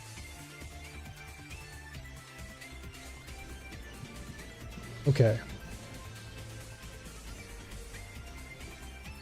But honestly, without God of War, it doesn't feel like terrible. It's just slightly slower. But I'm okay with that. Because if it means that I can guarantee myself like a really, really good currency, I'm okay with that. Arcana drops good currency, Dream drops good currency, and so does Cube. So we're not too bad. And then I've also gone with this. So this is the Profound Talent constellation tree. So when you beat Traveler 7 and you go into Time Mark 8, you unlock this. And this gives you additional perks. Some of which are like negative. Like for example, this one I normally pick, where you get more drop quantity, but the amount of attempts you have is dramatically lessened. So usually you have 5 attempts to clear the map, but now they take away 4 of that. So you only have 1 attempt to clear the whole map, which is why God of War is good, because you want to be able to zoom through the map, get to the boss in that 1 turn, and still get a good enough drop quantity. So that's why I use it with God of War. But in this case, since I'm just taking my time, this one's okay, because this one says when your invasion starts, the confusion cards drawn will be rare. So all these cards you see right here, they're going to be of higher rarity, which is good, because if I can get a rainbow one of this, it's so nice. And so if you wanted to see all of your respective options, you can go to, where is it? I think it's at the bottom. Yeah. So if you wanted to see all your confusion decks, you can click on the bottom right here, and it'll show you all the confusion decks you currently have. You can potentially get a rainbow one or gold one. I think there was one time that I got a rainbow version of this. Yeah, there it is. Yeah, I got a rainbow version of Arcana. If I can get Arcana, if I can get this is why I like Arcana, because I want that secret path, man. Arcana is so fun. I love it. Do I have it activated? I do, right? Okay, I do. So I have secret path. I've got Kismet. Yeah, we're good. You guys, people are crazy. Welcome to Earth. Welcome to Earth. What a response. What happened though, Craft? What happened? Report in.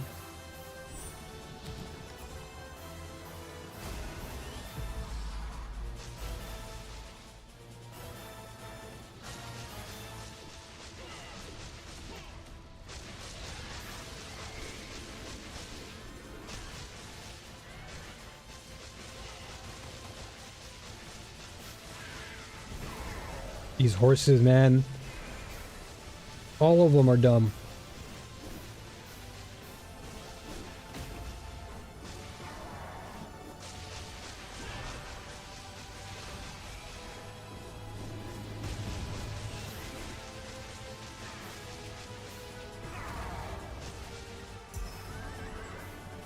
Okay, I got some more embers. Nice. Ah!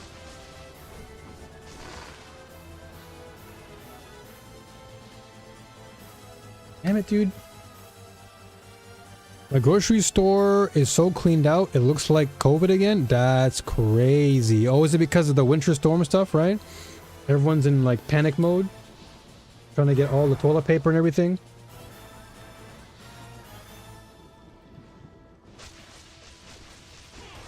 Damn, it's actually that insane for y'all? That's crazy.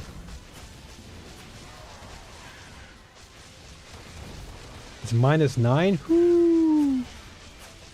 That number is scary to me, dude. I've never seen -degree temperature in years.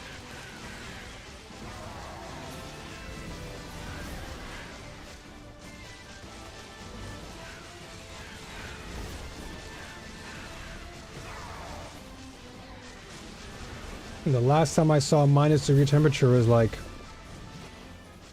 like literally when I left Canada, dude. Like back in 2011 probably that I've seen -degrees. At least in that particular like area of minus. No, come on, man. Don't do this to me, game. Bruh.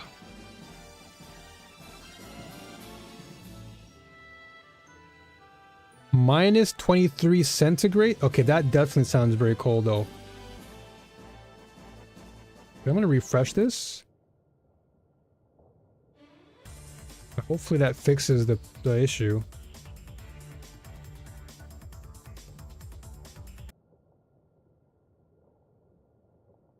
I think the problem is that this browser, or not the browser, but like it's bugging out again.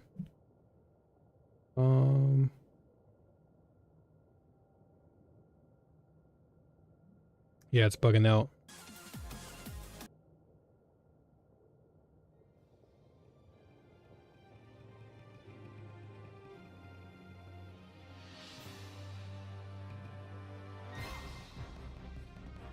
Yeah, whenever I have the playlist open, or the playlist in general, it's because I have so much music on the playlist. And because I have so much music on the playlist, it's trying to load, like the browser trying to load all the songs in. And that's probably what's causing the cutoff and the lag.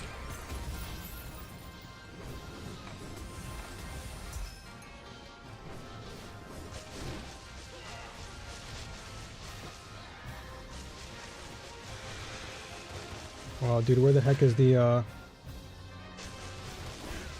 where the heck are the circles?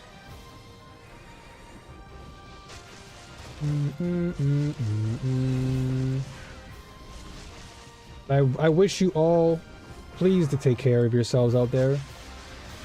Because cold weather is no joke. Look at that. Cold weather is no joke. Don't mess with that. I've had to deal with that many times. Have I ever considered or thought of a dual computer setup? I definitely have. Because I think it would be a lot better if I had a computer for all my editing and whatnot. And then have one computer primarily just to stream. That would really make life a bit easier. But right now in my current room setup, one computer is all that I have to fit in here. But once I do get a bigger room and everything, yeah, I'm gonna definitely consider doing a dual PC setup.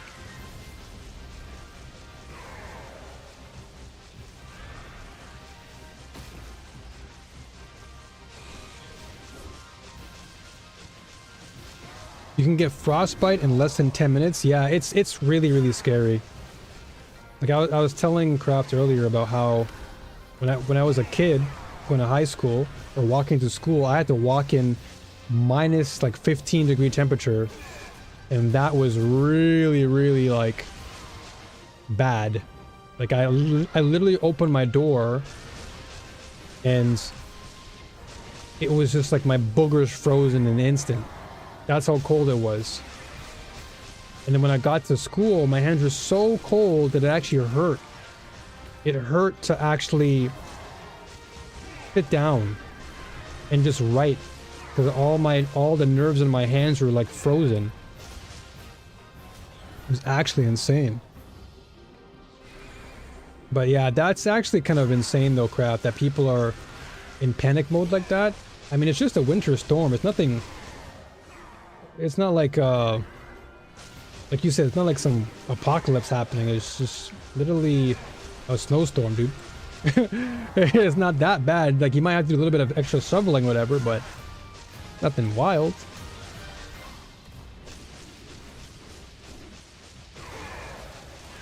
But I guess that's probably because the news outlets have like, I imagine what's happening is a lot of news outlets have created this narrative that it's this super insane type of experience that people are gonna, you know, go through, and you've got to get everything now, or it's too late. Just creating unnecessary panic and fear in people.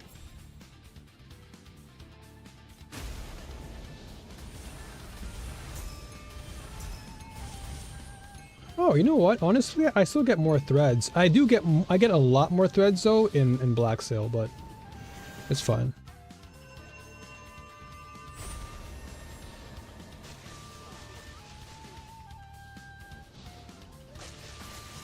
Yeah, 5 more.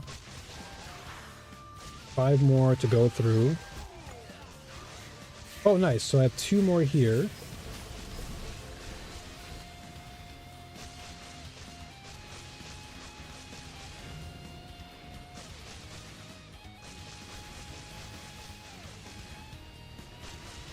Holy. Imagine these guys plus the red guys. Nightmare mode. Okay, we have 28, so 2 more. Yeah, imagine these guys popped up when I was fighting those other guys. Jeez. Uh-oh. No, I'm frozen. Oh my gosh.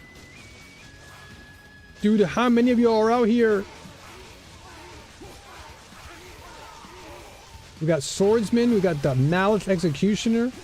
We got all these high tier enemies in front of me.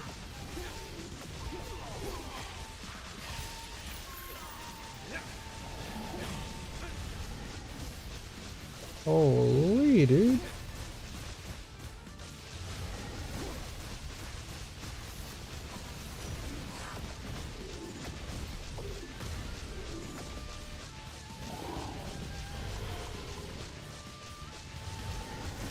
Whoa, whoa, whoa.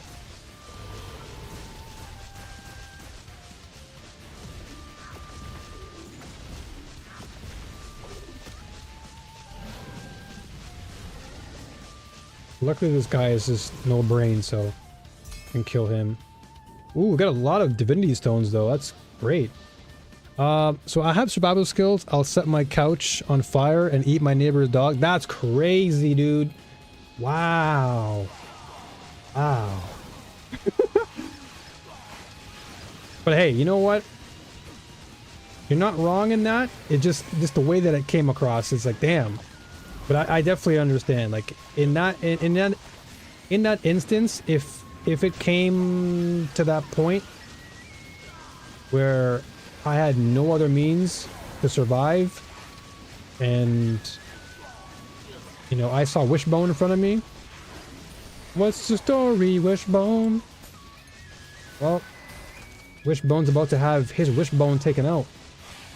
If I had to survive, though. But I would never harm him. I would never do that. I just couldn't do it. Unless it was absolute desperation mode.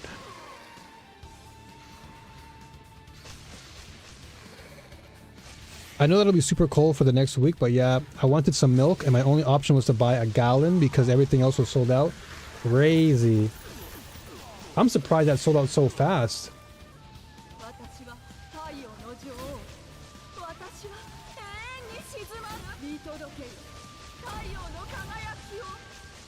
That's crazy for milk to sell out so fast like that. Didn't come across wrong. I live on that side. You mean, oh, like where you live in the States? Is that like a common thing or something? Is that like a common practice or what? Anything here for... Or, nope, nothing for arcane.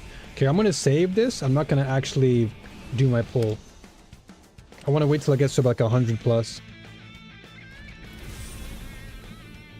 Actually, let me see what the cube is. Let's see what the mechanic is all about. I didn't fully invest in it. So if I do... Mallet incarnations are a special group of monsters in the cube season. There'll be special marks for them on the map. Defeating normal Mallet incarnations has a chance to grant desired crystals. Defeating elite Malices will grant divinity stones. Okay. Okay, desire core. Okay, so you get... I see.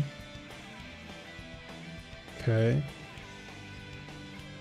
Desire incarnation. Okay, so defeating them will grant more divinity stones or desire crystals. Gotcha. But getting all of this is essentially good. Ah, so defeat the Malice Judge to obtain... Okay, gotcha.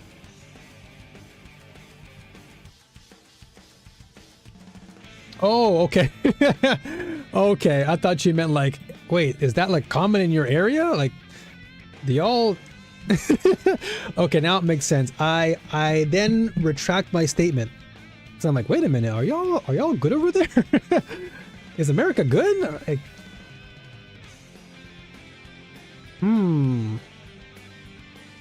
so I guess it's best to like fully invest in Cube to get really good results out of it.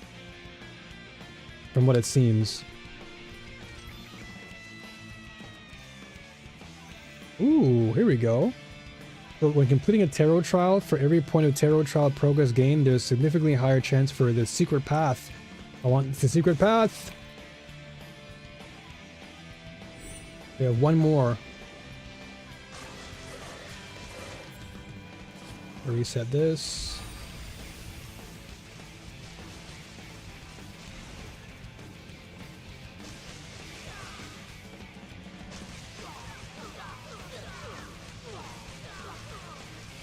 Go to a horoscope real fast. Tarot card.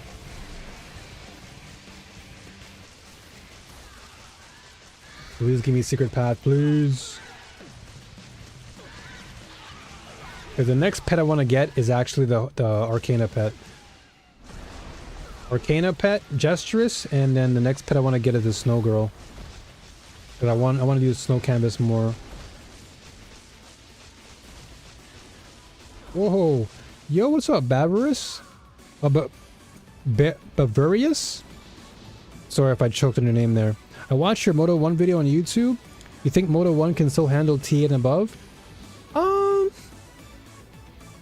I think he can. I think if you invest in him well enough, you should be okay. He's not going to be as potent as, let's say, a Moto 2, but Moto 1 can still be really, really good if you invest heavily into your minions, and they can dish out good damage. So I think you'd be fine. Moto 1 is still very, very viable. He's just a slightly harder climb, but once you do build into him, tier 8 is going to be fine.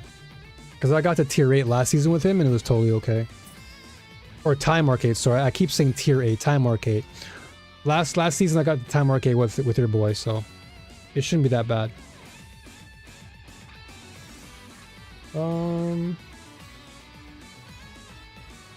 Let's try this. Sorry, first time in PLI. What is this profound then?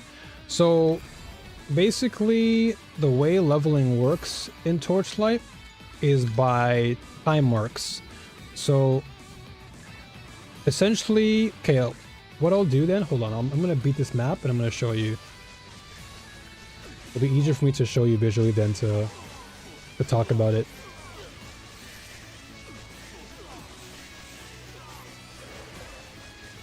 But essentially what you're trying to do in this game is you're trying to get to a higher time mark. So time mark 8 is the one tier, I guess you can say, before Profound. Profound being like a relatively higher tier. Like literally that's like when endgame really begins, is when you hit Profound time mark. So I'll show you. Oh my gosh, I'm dying.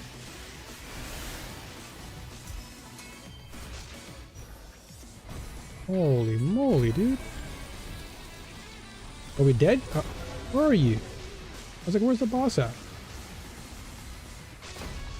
Boss is just moving around left and right. There you go. Okay. Alright, let's go out here really quick and I'll show you. Can Moto reach this? Oh yeah, Moto, any character in Torchlight in Infinite can reach Profound. It's just all dependent on you. It's like, it's all dependent on the player and how much investment you make into your respective build. Everything is very investment driven. So you see Profound here, but before we see that, this section here, right?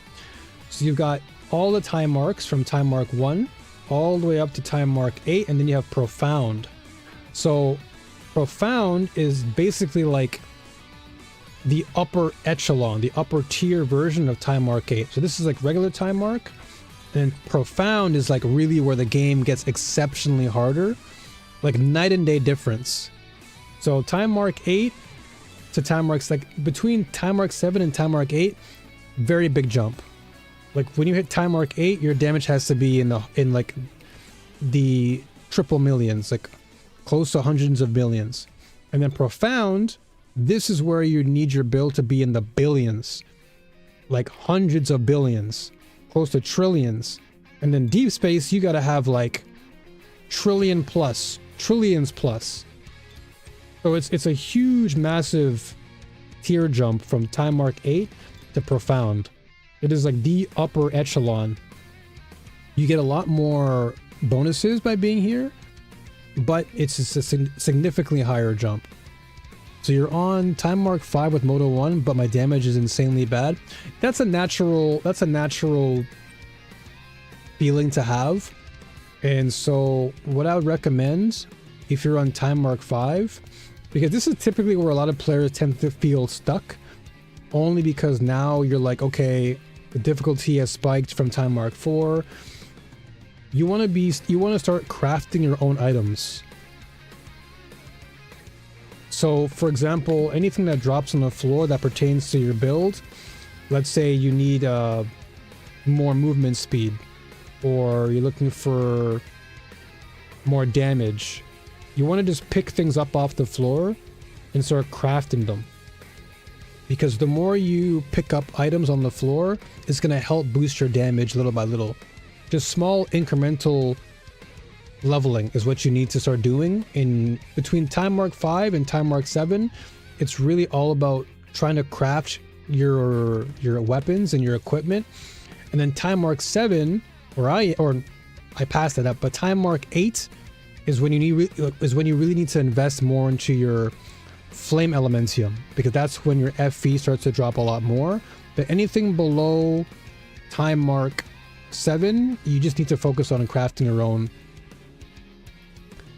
I permanently have no precious ember. So one way to earn ember, so you have access, whoops. So you have access to the void chart, right? You have access to this, right? If you have access to this particular section, what I'd recommend is ember drops a lot here in the black sail constellation. You can gather a lot of ember here. precious ember, matchless ember. I do a lot of ember farming here, and I'm able to craft a lot of things whenever I need to. So actually, you can check out my latest video. I dropped a black sale guide. If you type in !TLI, it'll bring up my playlist as to my most recent content for the game. And so I'll be making more content for endgame mechanics, but definitely take a look at the black sale one, because I provide a good breakdown as to what you want to do. And this is going to give you a lot of value. You'll be able to maximize your ember profit. You'll be able to get additional memory scraps. All these things are going to be great for you to craft your own weapons and equipment along the way. Black Sale is really good for that. It's one of the easier mechanics for newer players, just because it just gives you all the respective items you need. So hopefully that helps you out.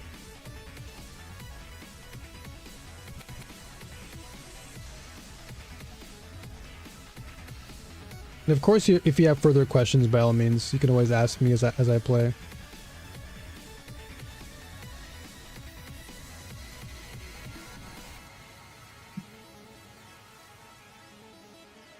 Hey, yeah, no problem, dude, no problem. I'm looking for a build. You're looking for a build from Moto 1, you mean?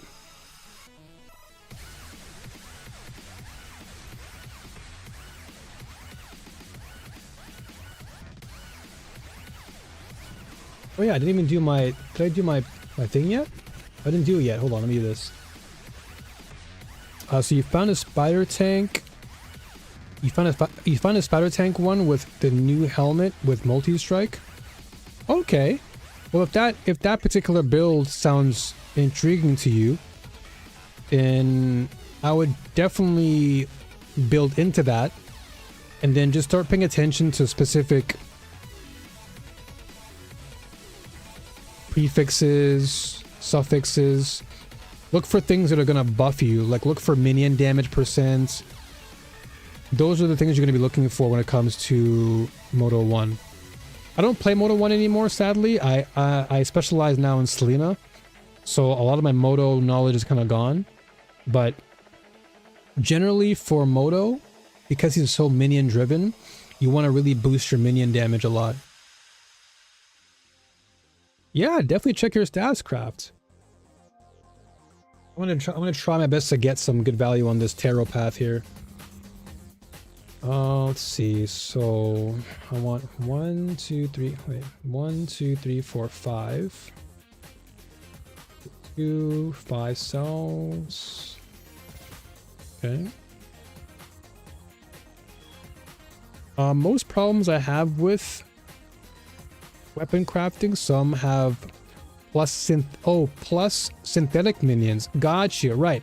Okay, so you're looking for minion damage, and because you're playing spider tank, those are considered to be synthetic troops. So you definitely want to look for weapons that have, or any equipment that has minion damage or +1 to your synthetic minions.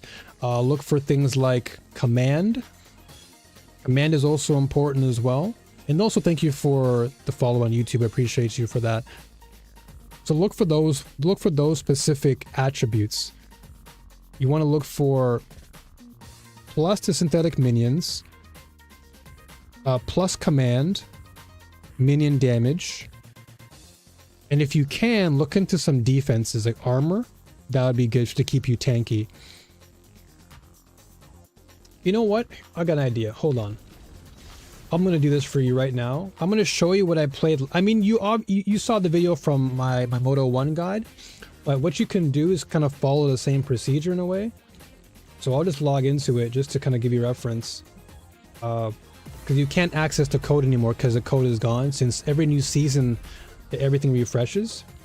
So let me just log into it and I'll show you. So this is the Moto 1 build that you saw. So I'll try my best to give you what I can remember. But this this is what I have here. I'm running the Machine Guard. And I got Precise Radical Order. I got the Thunder Magus as my other backup minions. But basically, I've got the Machine Guard right here. I honestly forgot how to play this damn build, dude. Crazy. I forgot to play the build so much.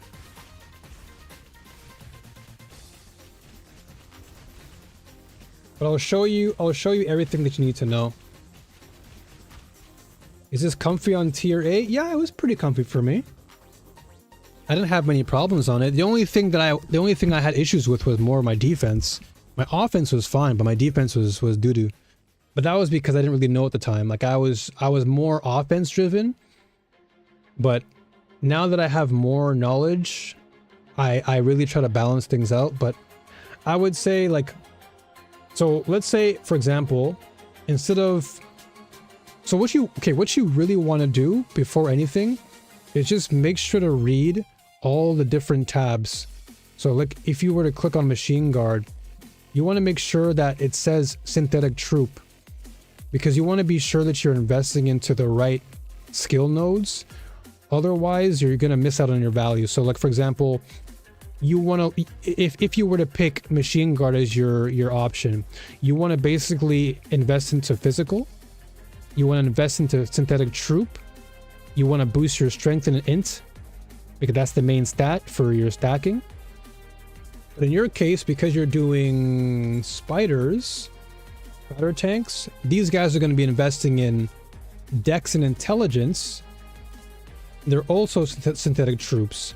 So when you're building your build out, look for stats like Dex, look for stats like Int, look for Synthetic Troop.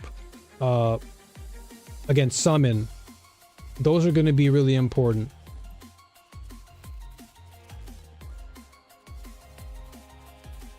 And then what else would you want? This is also good too. Dark Gate. Dark Gate is really good for minion builds, or in this case for Moto. Because what this does is it casts a skill and teleports all minions to the character. And then it grants you more command. And then all this command here is explained. And then you get plus 10 command, return speed per second while the skill lasts. And it gives you additional minion damage and movement speed for your minions. So this is a really good one to have. Dark Gate is really good. Also, I recommend Machine Army. This is also good for your minions.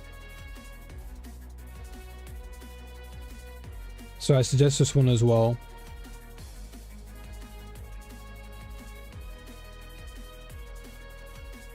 I have 8k hours in PoE 1. Let's go. 8k hours in PoE 1 and 1k in PoE 2.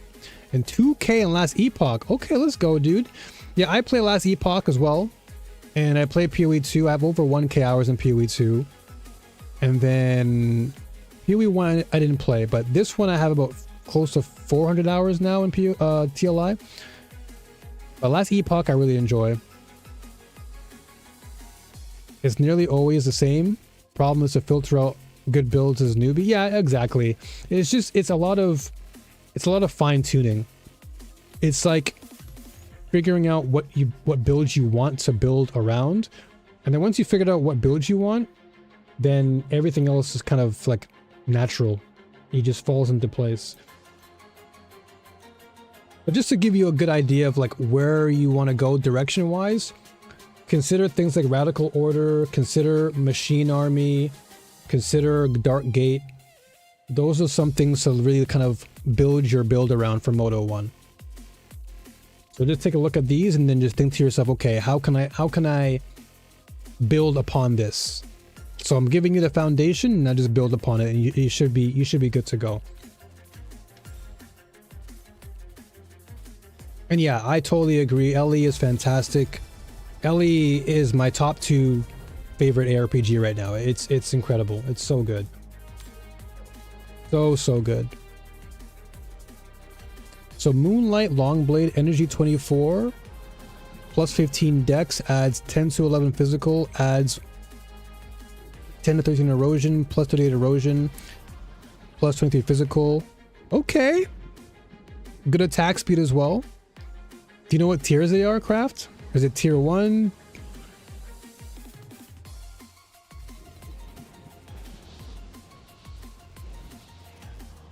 Anything sell, by the way? Nothing sold, dude. Nothing sold, man. I'm out here struggling to make a buck. And the biggest problem is the item pricing. It's hard to see if a build is extremely expensive or really good cost value. Item pricing. Oh man, Don put it in a good way, and I can't remember exactly how he said it. But the reason why they do this is to avoid a lot of like unnecessary friction. At least for the item pricing. So yeah, it's all like some builds are going to cost more just because they're really popular. And then other builds are going to cost less because they're less popular. So in the case of Moto 1, for example, Moto 1 isn't a popular character. So some of his equipment can be a bit cheaper. But if you're playing someone like Erica 3, which is like the new character, then a lot of her pieces of equipment or whatever she's looking for will be a bit more on the pricey side because everyone's looking to buy it. The value is going to be higher. So in order, you got tier 7, tier 4, tier 6, tier 4. Okay, not bad. I mean, you're climbing. You're climbing. And then Bav says waiting for Grim Dawn. Yeah, Grim Dawn is going to be great. That new expansion is looking pretty good. Like, I'm almost tempted to want to go back and play Grim Dawn a bit. But I haven't touched Grim Dawn in a hot minute. It's been a long time since I've touched Grim Dawn.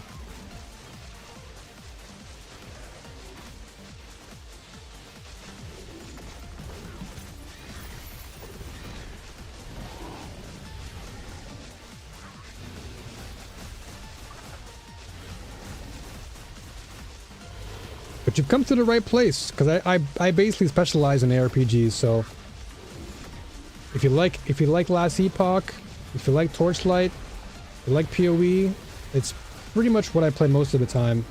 Mostly ARPGs. I'll sprinkle in some roguelike deck builders in there.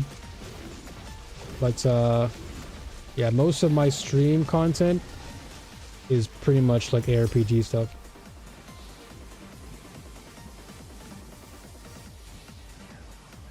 I had horrific RNG the other day trying to craft things. Yeah, it can be a bit disheartening when your rolls don't go the way you want. When you get to the higher time marks, it'll become a little bit easier to craft because you'll have some deterministic approaches to it. And of course, with more currency and FE, you'll be able to do that. But because you're in time mark 5, it can feel a little bit challenging to craft something without wasting too much of your currency. I only play RPGs. Well, then you've come to the right place. You've come to the right place, because that's all I tend to play myself. Most of the time you'll see me stream, it's going to be Torchlight, Last Epoch, PoE 2, and then I'll occasionally play, like, you know, I'll play CZN because I'm also partnered with them, so I played that as well. Oh yeah, that's right, my tarot. I didn't do my tarot yet. Hold on. Risk it for the biscuit. Yeah, a lot of what you do in time mark 5 is just like, okay, so essentially what time mark 1 through 7 is, it's all training. So the reason why time mark 5 feels the way it does is because the game is trying to teach you how to better craft your experience. So essentially it's like generate value, generate wealth by playing the game, and then you save up your FE or whatever you get. You save up you save up all of your pieces from all the end game mechanics. So what time mark 5 to time mark 7 teaches you is how to save. You want to save up all your scraps, save up all your embers. That way you can better craft as you move forward, because it's all about min-maxing to get to time mark 7. That's what it is. I had one slot that kept trying to add ignite damage, and I don't want that at all. Yeah, that's gonna happen. It's gonna happen a lot because you don't have like the control over that yet. But once you get to the higher time marks, the game will give you the option to actually deterministically pick what you want. But it's gonna cost you FE, which once again goes back to my earlier point of, as you get to the higher tiers, your crafting is going to get a little bit easier, but it's going to cost you a little bit more because it's going to cost you FE to do all of that high level crafting. But right now, you're at a point where the embers and the scraps, that's like beginner level crafting. And so that's why I always recommend doing Black Sail as your mechanic, or even Dream as your mechanic, because Dream drops a lot of scraps and a lot of embers. But normally I would just say go for Black Sail and just farm as much as you can. Just heavily invest into Black Sail and get all the drops you need. And then just take all that and build. Because really it's all about just picking up whatever equipment that's on the floor and then using whatever embers and scraps you have to just build up.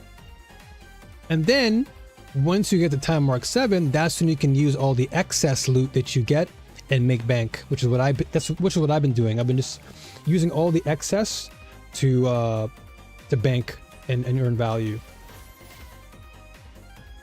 There's a lot of strategy involved, and I think that's where a lot of confusion comes in for newer players, because I think the game doesn't do like the best job of explaining everything, if I'll be honest.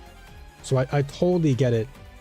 Like, it's not the most thorough when it comes to like, okay, how do I get to this? How do I get to this level? How do I maximize my profit? How do I actually craft better? So I can totally understand a lot of the frustrations that people have.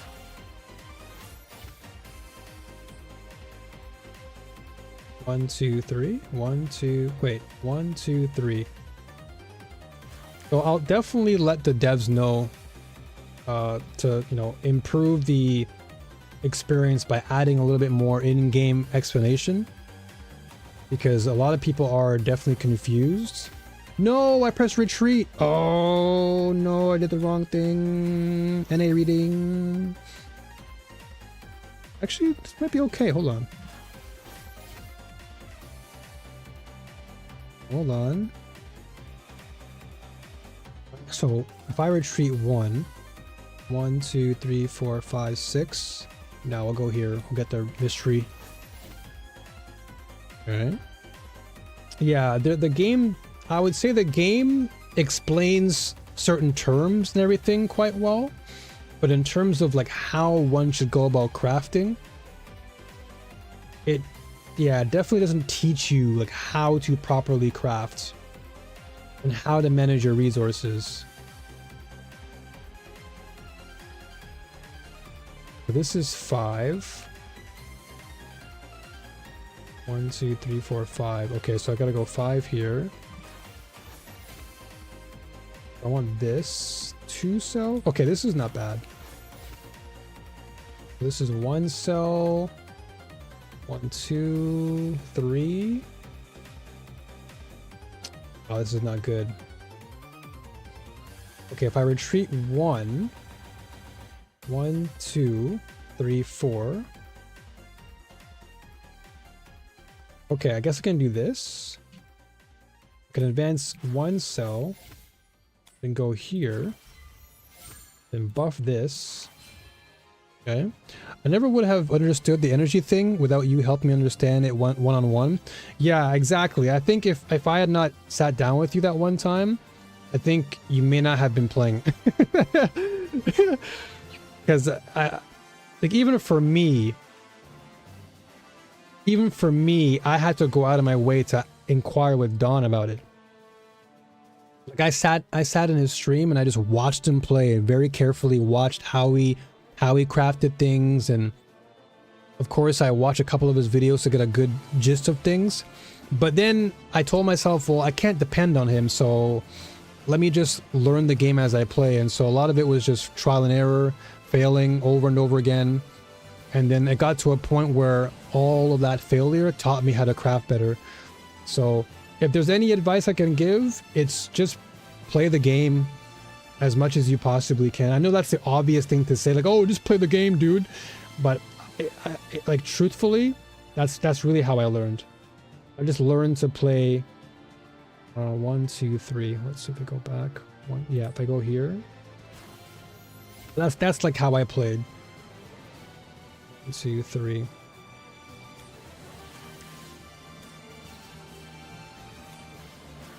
Okay, I'll get this. And yeah, it's not obvious, exactly. It's not an obvious thing. And so players are going to often think that, oh my gosh, this is like way overwhelming for me. And I contribute that to, you know, I contribute it to the, you know, the game feeling new to you. And comparing it to other ARPGs, it's definitely a very different approach. And so I think, and this is what Don told me too. He told me to kind of let go of the PoE brain and just come into TLI with a fresh perspective. Like, sure, you can take bits and pieces and maybe do some comparisons, but he was like, the best way to learn TLI is to not think of it like PoE, but think of it like TLI. Just play the game and like learn the game as it happens, and then you'll eventually come to grasp it better. Because I was like, for so long I was thinking, okay, so this is what I would do in PoE, and then okay, but if I do it like this, but then it wasn't working the way that it was intended, and so I got annoyed. But my annoyance came from me trying to compare things, and that wasn't really good.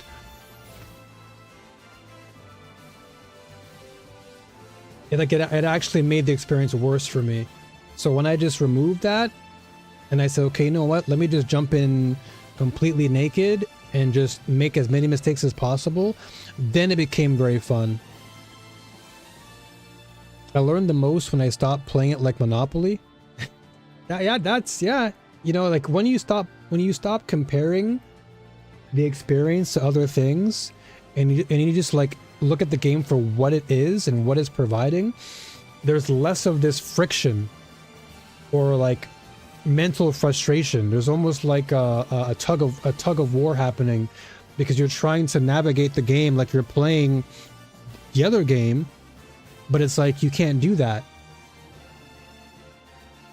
Like the bare minimum element that is the ARPG experience is definitely there, but how you play it is so different. 1, 2, 3, 4.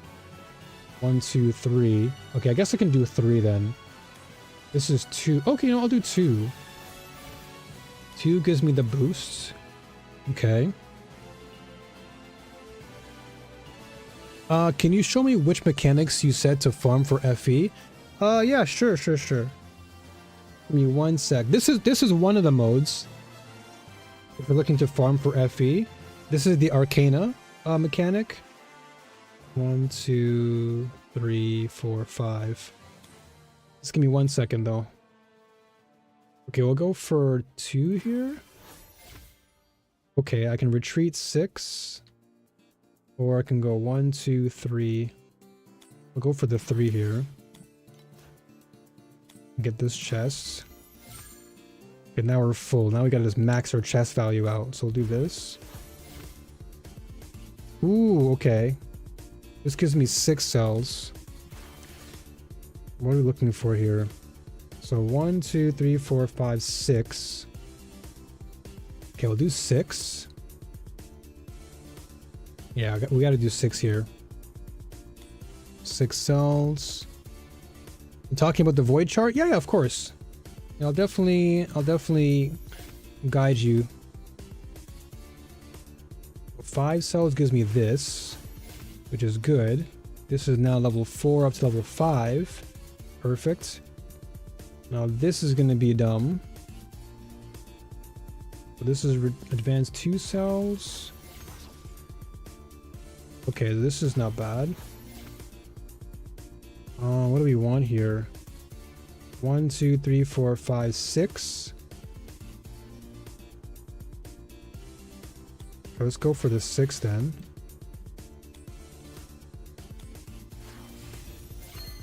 Okay, and then we just go for the last cell here. Okay, nice. Okay, cool. Oh yeah, no, for sure, I got you on that. No problem. I'll show you the chart. Let me just rock this out real fast. I want to see how much I can get from this. Here I wish I got a rainbow one though. I wish I got a rainbow chest.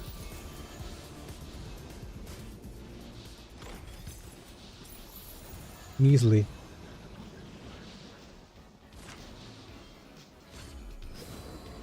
Okay, hermit.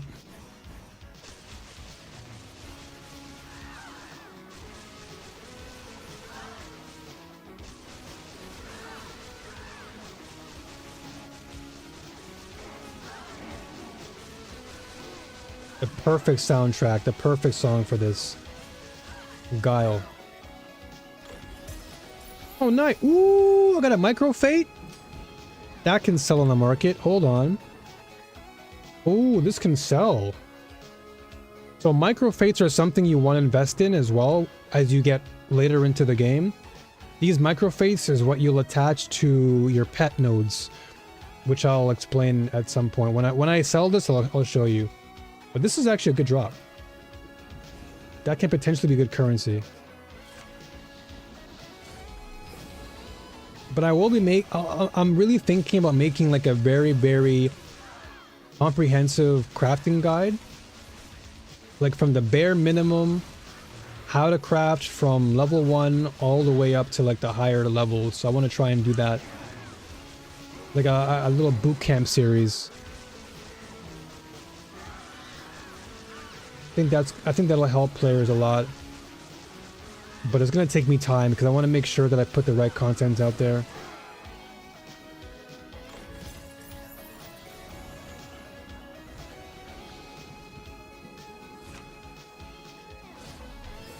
Like I spend so much time re-recording all of my videos. Like I'm so hard on myself for that. But that's because I just want the very best content out there.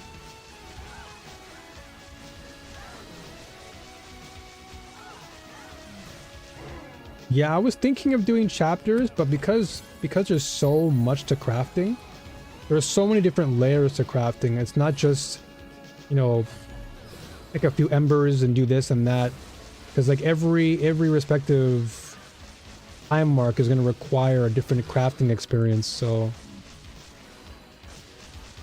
I think I might do a series, but then within that series, I'll put chapters in the video for specific things. I'll take my time with that. I want to make sure I put out something that's meaningful. I would hate to put something out and then it just doesn't, like, make the most sense.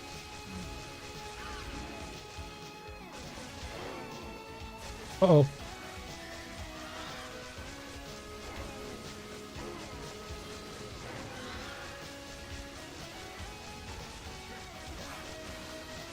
Emperor is annoying, man.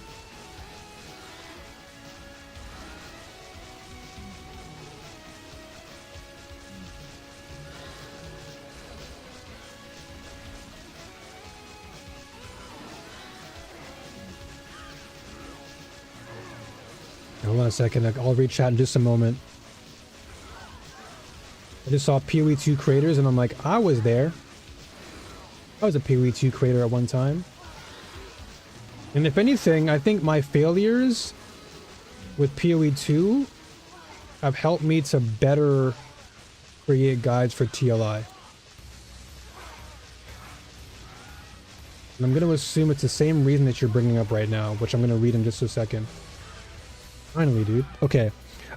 It's really frustrating watching a crafting video that's really long and then you can't find the part you need again later. Oh, yeah. Yeah. I remember in my earlier PoE 2 build guide days, I did that like by accident, where I didn't like time mark things, or timestamp, sorry. But then after a while, I started doing it as a habit, and it became more consistent. So now I always timestamp my videos. Because, yeah, like you said, it's important to have a place where you can just bookmark, so to speak. But yeah, here you go. You can get some FE from this. So if you want to do Arcana as one mechanic, you can. If you can get the rainbow ones, though, you'll drop a lot of FE.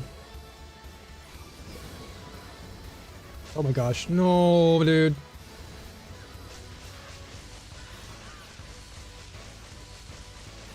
Damn it, man. The sun always... It just comes down so fast. I don't have a chance to... dash away.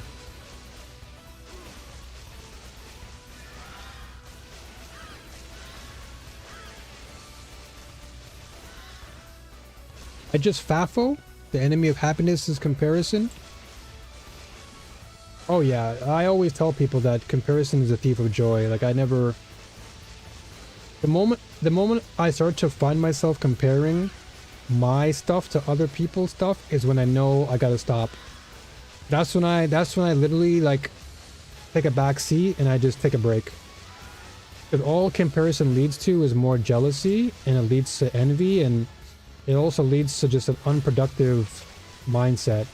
Because you're always thinking you're behind, you're always thinking you're doing something wrong, when in fact it's like you're just comparing yourself, and you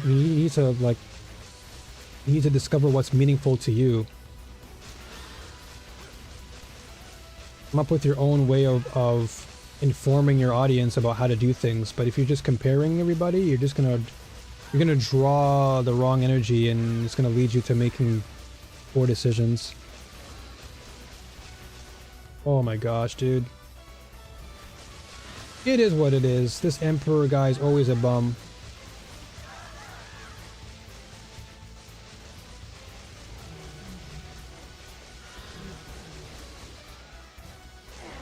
Alright.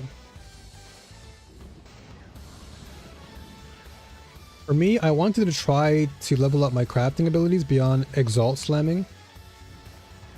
I don't need crafting 101, I need crafting 201. True, like you want something that's gonna give you a greater and deeper understanding, so you can walk away from the video feeling like you've done something meaningful. Because just by taking someone else's crafting video, it's just like it doesn't really help you. But make sure to take the principles, not the finished product, as your goal. True, that is a good point. Like it's one thing to take inspiration from something or someone, but it's another thing to draw comparison. Like you can take inspiration and, you know, add on to what that person did and maybe, you know, do something better for yourself, but yeah, comparison is not something you want to do.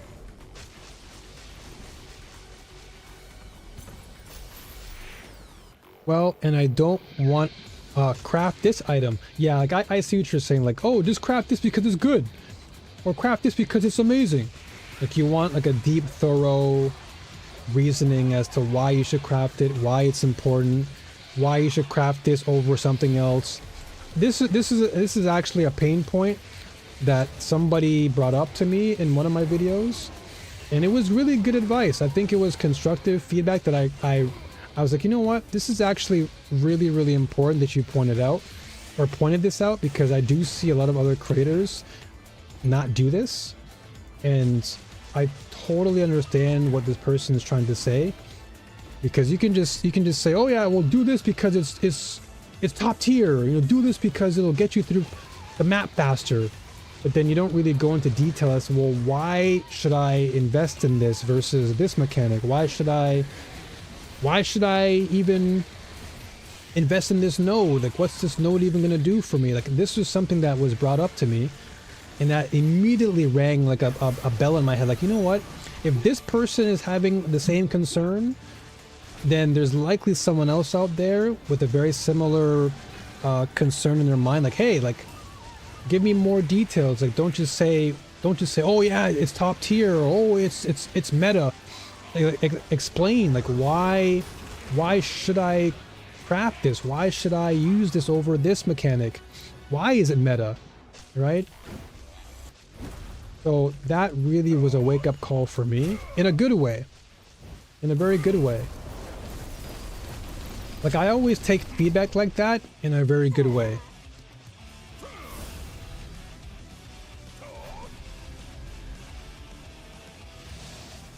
Because I feel like the person who wrote that, I can feel their frustration, but the frustration wasn't targeted at me. It was because it was more of like a projection, but that projection came from a place where I understood. Like, it actually made me feel like, wow, like I've been there. I know that pain point. And it's kind of similar to what Craft is saying. It's like, you know, I want do things in this order to not waste currency or brick your gear. Like, you want to make sure that what you're investing in is something of value, and not, oh yeah, just do this, and then like hours later you realize it was a waste of your time because it had nothing to do with your build, you know? So I totally get that.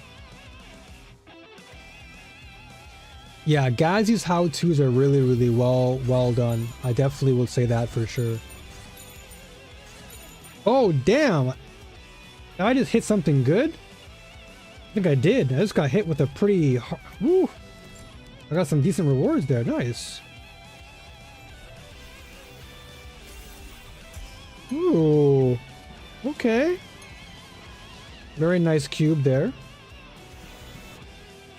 But yeah, I definitely take a lot of inspiration from Gazi and how he does his guides, because it's well informed, it's thorough, and you can tell that he really knows what he's doing and what he's talking about, because he specializes in that one thing. Like, that's why I want to specialize in one character in TLI, because that way I can really give players a much more concrete fundamental understanding built upon a foundation of like true knowledge of my character. That's why so many people go to Gazi for minion stuff, because he just knows exactly what minions are. Anyway, rambling done. Let me show you the void chart and tell you what you should invest into. So this is my own personal enjoyment as to what charts I like. So take this as your own personal journey.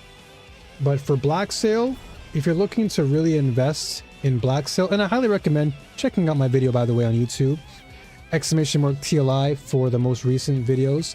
But in this case, since I'm here, Black Sail is really good, just because Black Sail gives you access to things like embers. Embers are really good for crafting, whether you're in Time Mark 5 or Time Mark 7. They're really important. They become even more valuable as you go up higher, like Time Mark 8. So what you're looking to do is you want to make sure that you have these nodes active. All of these nodes, all 15 of these nodes, are what you want to have, because they essentially guarantee that you have the chance to get Black Sail in every single map that you play. Otherwise, if it's not maxed out, you're not going to have the full value of the mechanic. Now, this pertains to all mechanics in the game. You have to max out 15. Everything else is an additional supplement to the void chart or the constellation. So in the case of Black Sail, you want to do 15 first. Each of these nodes just increases your chance up to 23. And then on the left hand side, this node here, it says there's a 1% chance for the battle to be skipped. So what this means is, let's say I'm in a map, right? Let's say I'm just doing a map. When you get to the end of the boss map, there's a chance that you'll just completely skip that battle. You notice how when I'm playing Black Sail, how you'll oftentimes see those enemies drop from the sky with the anchor and I battle them? That particular node, what it will do is it will bypass that entire battle and just give you the drops. So you can pretty much skip out the entire pirate battle and you just get the drops as if you were to fight that battle. So this is what the left-hand side does, is it skips out on those battles, but it also increases your treasure drops. And then when you get to the very end, this is where Black Sail becomes even more of a valuable asset for newer players, but even just players who play the game long enough. And Bab, I'll get to you in just a second. So this Boss Whisper, this node is really valuable because it drops the Void Sea invitations. And what those are, I don't think I have it on me right now, but just to show you how much they go for on the market. So if you were to sell a Void invitation, let's see my history here. So this Void Sea invitation, I sold 2 of them for 35. So if we go here, price check, you look at the price market right now. This is what they'll typically go for right now. Void invitations are so high in your FE value that when they drop, you want to sell them instantly. Within minutes, you'll sell them. And look at the trade search. For 1, it costs you 20 FE, just 20. But if you farm Black Sail long enough and you have like a good assortment, if you can get 3, just 3 alone gets you 60 FE. You get 6 of those, 120. You get 10 of those, 200. You get 24 of those, 500 FE. Like this is a hot commodity, and this will always be a hot commodity. And that's because the Void Sea invitation, what it does is it unlocks a boss. So if you go to Zack the Hunter, you go to the Great Void, these are like end game bosses that can drop you a lot of good exclusive loot. This is tier 1 loot. This gives you like the Hunting Eye of the Kraken, Eternal Sea Fog. All of these are exclusive drops that you'll get. And so this guy, you'll put your void envelope here, right here. And this guy is really difficult. He requires, I think, 140 million DPS. It'll tell you at the top when you have the envelope, it'll tell you, oh, this boss requires 140 million DPS to beat.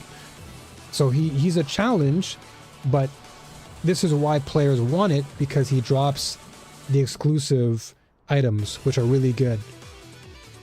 And all this depends on your build too. So how much FE for 637? Oh, dude, if you had 637 Void invitations, you're making easy bank. That's like 9,000 plus FE. Easy. 9,000 FE for that much. Easy stuff. Free money. So that's why I always recommend new players to play with Black Sail, because Black Sail gives you all the commodity that you need. It gives you the Ember. Okay, hold on. Before I continue, I need to explain the bottom section too. So this section here is really good for the invitations, but the bottom section is more for this. So Whisper of Armaments and Whisper of Wealth. And you have Whisper of Wonder. Now, for clarity, all 3 of these drop in your Black Sail. All 3 of these events happen in your Black Sail. All these nodes do is it amplifies those specific nodes. So for example, this one says Whisper of Armaments. This will increase the drop quantity of your hero memories. This one, Whisper of Wealth, increases the quantity of hero memory enhancement materials, which are things like memory scraps, right? Memory threads. And then you have Whisper of Wonder, which increases the quantity and rarity of all drops. So this is good to have if you want to increase the rarity overall. But normally for me, I just go with the left-hand side and I max out the rest of the upper portion and I'm good. I'm totally fine. Like I farmed this all day, and I think it was 2 days ago. I got so lucky because I got a rainbow Black Sail on my map, and in one farm I got 8 I got 8 invitations in one round, and I got like 500 FE. And I just bought everything I needed. That's it. That's one. So let me go back and just refer to Bav real quick, and I'll come back to this void stuff. So the spider tank has another other support. Steamroll, magnificent. How can I upgrade stars on this support gem? Okay, so that's a good question. That's something that also isn't really explained as well. But Steamroll Magnificent is something that you get from the shop. So if we type in Steamroll, this is Magnificent, right? So in order to level this up, what you need are additional stars, right? But to get those stars, you also need these, which I'm going to show you. You need to have inspiration essences. This is also really important because this is how you're going to actually level up your stars. So what you need to have is you have to have multiple steam rolls. So for example, this costs 18. You need to buy multiple of these to earn value. Now, one thing to note is if you look at the actual tier, this is like a tier 2 maybe. You want to buy the higher tiers, because what's going to happen is the higher the tier when you're buying these, the better when it comes to leveling up your stars. So you want to get like a tier 0, because that way when you're buying your tier 0s, the stars are going to replicate those stars. So you want to make sure you're buying magnificent tier 0 stars all the way up to tier 5. So for example here, I'll go to my skill. I have Thundercloud, right? So if I wanted to upgrade this noble one, I go here. And so for me, I need to constantly buy the noble thunderous bow right here. So if I was to have an extra one, it would be right here. And then you would just add them inside this node and level up your stars. And then, like I said, you need these. You need the essences. And so like you said, it gets expensive. Exactly. So this is why it's important to specialize in a character. Because when you specialize in a character, it's easier for you to farm for the things you need, rather than, you know how in other ARPGs, like let's say you're playing Path of Exile 2 or maybe even Last Epoch, it's very easy to jump from different builds, right? But in TLI, this game really rewards you for playing and specializing in one unit, just because it gets really expensive to invest. So if you're always constantly jumping from one build to the next, you're not going to get much value. Whereas if you just focus on one area, one character really well, and learn that character, every season it becomes much easier to build, to craft, to purchase things. It's a lot easier. So if we go here, the marketplace right now is around 0.36 for inspiration essences. So let's say, for example, you wanted to get 50. It costs 25 FE just for 50. But it costs you 370 for 900, which is a really absurd amount. So the game does get expensive, but this is where, you know, market understanding and like strategy comes into place, where it all depends on what you need, right? So in the event, for example, for me, right, I can just opt for like 2 or 3 for now. So I don't have to invest in the 9999. I can say, okay, maybe I just need 200 for now. 80 FE is okay for now, right? So the reason why I like this marketplace is because there's like less friction involved between the buyer and the seller, right? Everything is divided, because what it's doing is it's telling the seller you have options to choose from. If it was always like very defined, it becomes this like it creates more friction between the buyer and the seller. Whereas right now, because I'm the buyer, I'm looking for something, I can shop very carefully and I can compare prices and see, okay, this is giving me 50 for 100. Okay, but this is 2 extra FE, but I'm getting 33 more. You see what I'm saying? Like, when the game gives you so much more freedom to window shop and really place value on things better, versus in other ARPGs where there's a lot more friction involved, because it's like, oh, I can sell it for this much, and I can you know, scrounge people out of certain things. But in this, there's no scrounging, because you can literally price it however you want, and depending on their pricing, you can earn value. So, for example, like people are selling $999 for 380 or $999 for 400. So it kind of gives you a good glimpse as to how the market works, and how you, the player, once you get enough FE and currency for yourself, this tells you like how you can manipulate the market to your benefit. I will say the trading house doesn't have enough filters. Filters in what way though?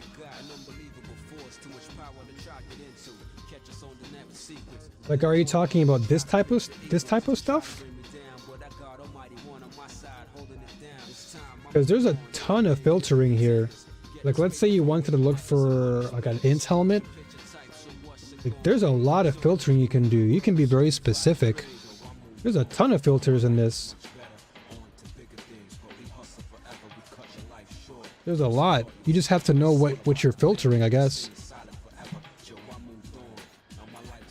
Like, every single piece of armor or gear gives you all sorts of different things to cycle through.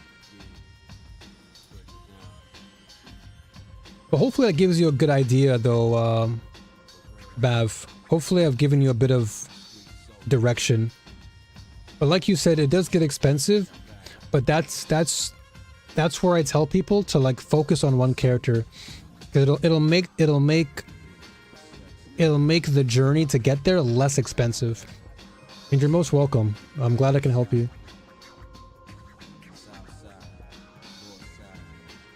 So I want to be able to narrow it down to just have a few results so that I can comparison shop between, say, 12 things.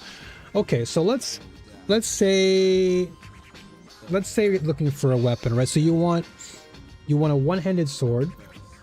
Let's say you're looking for a sword that gives you, let's say, okay, this is legendary gear. Hold on, let me go to other. So let's just go to a weapon, one-handed sword. Let's say I'm looking for cold damage on the base affix. And then the prefix, let's say I want strength. And I want, let's say, attack speed on my suffix. We'll search for this, right? So now we have a very specific amount of things that have what you're looking for. And then let's just say you're just going for cold damage, right? Now you have a lot to look for, a lot to skim through. But what you can do in this case is you can price filter it. And so you can say, okay, I only want a maximum of 100 FE to be seen on the screen. Now it'll black out all of the other things that you don't want to see, making it a little bit easier. So you can still somewhat compare in a way. You can still somewhat compare because now you're only going to be seeing the prices that you've maxed out, right?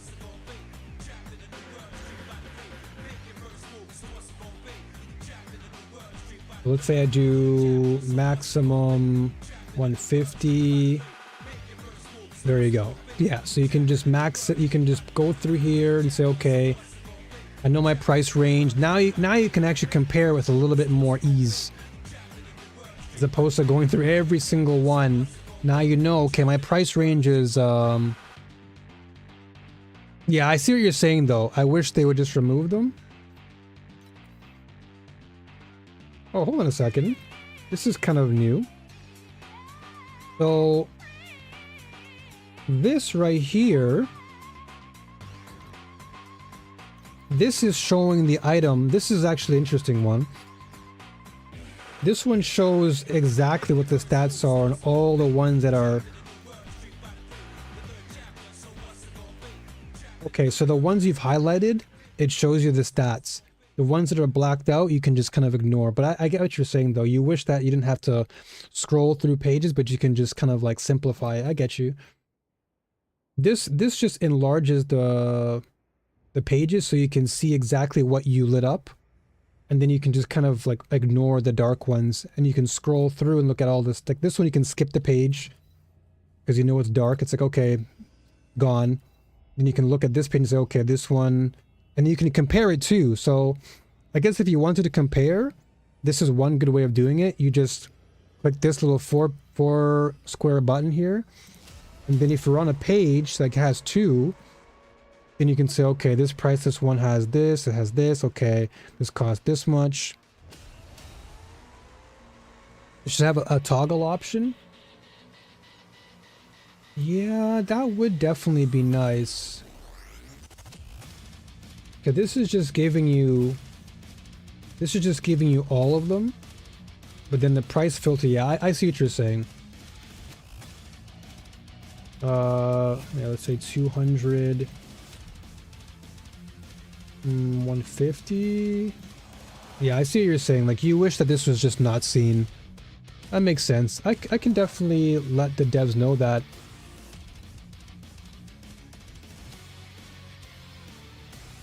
Just so you don't have to go through the headache of having to scroll through or whatever. But I guess if you're more specific with what you're looking for, it will narrow down the pages though. But I guess that's like one way of not having to scroll through multiple pages, is to like really be specific and narrow down exactly what you want. And then that way you just have one, you know what I mean? So now you know, okay, there's only one sword that has the specific thing I'm looking for. But I totally get what you're saying. Yeah, I totally get the vibe.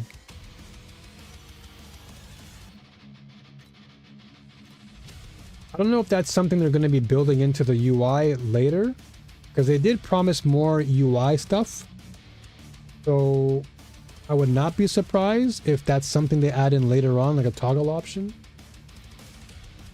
So look forward to that. I'm sure that'll be something they do.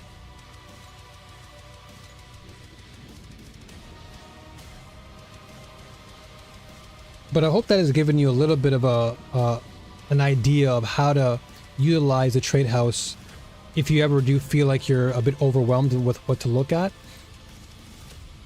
You can just narrow down your choice picks, and then you can pretty much filter it out based on price to go even further. But let me go back to the void chart just to kind of give you an idea, because I don't think I explained things more. Like, I gave you a black sale as a starting point, but if you are completely new, right? If you're completely new, I would highly recommend this node, the Commodities Talent Constellation. So Bav, if you're here too, if you're in Time Mark 5 and you're stuck, this is where you should be going. In fact, I would actually prefer this over black sale, only because while black sale is really fun, it's a great mechanic, this Commodities Talent tree is very essential. This is really good for crafting, for building wealth, everything. So what you want to do... Okay, perfect. So what you want to do is you want to maximize profit in your Ember nodes. So making sure all your Ember nodes are maxed out. That is number one. Number two, because you're in the end game now, well, not end game, but you're in the time marks, prioritize your Netherrealm resonances. This you also want to get, because this gives you a chance to drop more resonances. So if you feel like your resonances are kind of lacking, definitely get this. Furthermore, this node is also good to max out, because if you are in excess, for example, in my case, like I have a lot of resonances. So what you can do is you can take whatever excess you have, and since these are high commodity items, you can go to the trade house and sell them, and I guarantee you within, 20 minutes to 30 minutes, they'll be gone. They'll sell. And that's how you can make free FE. So good, perfect. So you maxing out those two right there should give you more than enough resource to A, craft, and to sell. So that's going to give you a really, really good advantage in the beginning. Getting your embers, getting your resonances. And if you really want to go further, you could even go for the treasure chests. Because what this does is it can drop you equipment, it can drop you gear, it can drop you FE, because it's a mystery chest. So if you wanted to go the extra mile, I also recommend this one. This can give you a lot of good value too.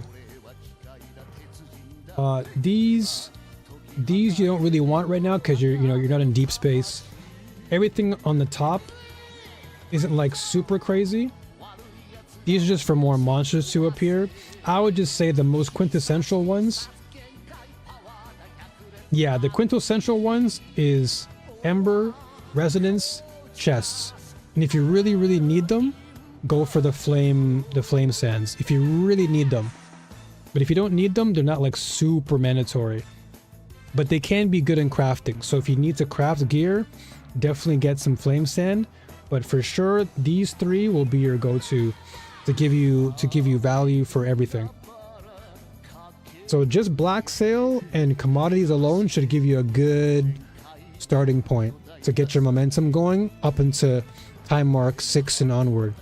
Because this is where players get stuck most of the time, and that's because they don't know where to allocate resources. Because in order to craft gear that drops on the floor, you have to have embers, you have to have these things, and this is where this comes in. And then black sail can also help you. And then everything else is more of a choice. Everything else is based upon what you like and what you're looking to farm and aim toward. So I can go into detail about everything, but that can be for another time, because there's a lot of depth to a lot of these mechanics, and it all depends on what specific item you want. Dude, I feel like I'm gonna get DMCA'd in this song. This is a goated song, but I feel like I'm gonna get DMCA'd. This is from an N64 game. Classic one at that too. So we'll change the song. Alright. But thank you for the questions though. These are really good questions. Those are really good questions, and I'm glad that I was able to at least guide you and Bav through it a little bit more. This is definitely one of the most confusing parts, and I see so many people in other chats. They're like, "Oh my gosh, like the game is fun, but the end game part is so confusing. I don't know what to do." And I think a lot of it just comes down to like it's so overwhelming. Because the end game is so vast and so deep in TLI that coming from other respective games where the end game isn't that deep, it's like, whoa, like this is so insane to me. There's so much to choose. Like, what do I choose? Like, what's actually good? And the truth is, it's very subjective. Like, I can tell you what's good and what's not good, but a lot of it is subjective. It's all about what's good for you and your build and what you deem to be fun. So that's why I'm making more that's why I'm making more guides around these end game mechanics, so that way players can make a little bit more of an informed decision as to what will be fun for them. And that's probably why I won't ever stream on YouTube. Or is it because of the all the questions and stuff?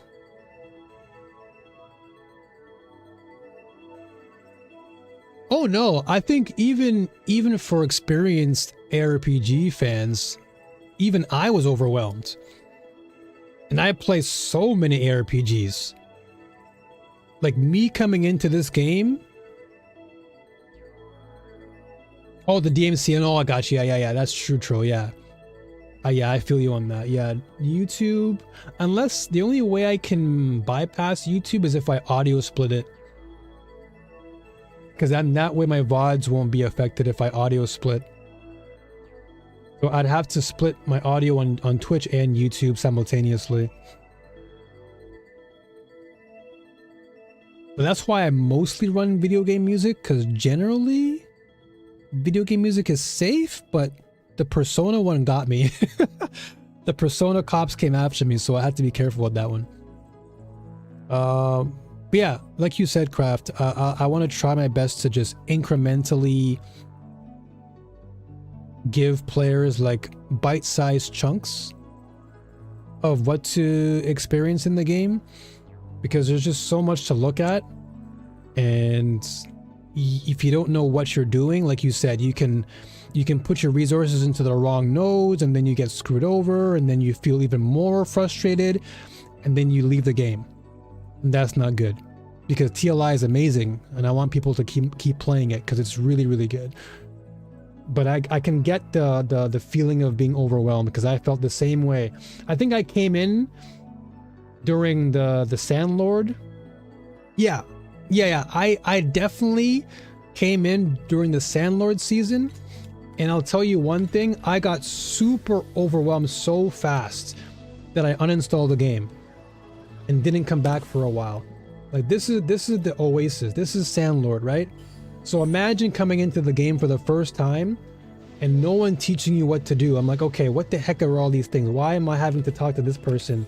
What are these airships? What are all these islands? What the heck am I doing here? Why do I have to build?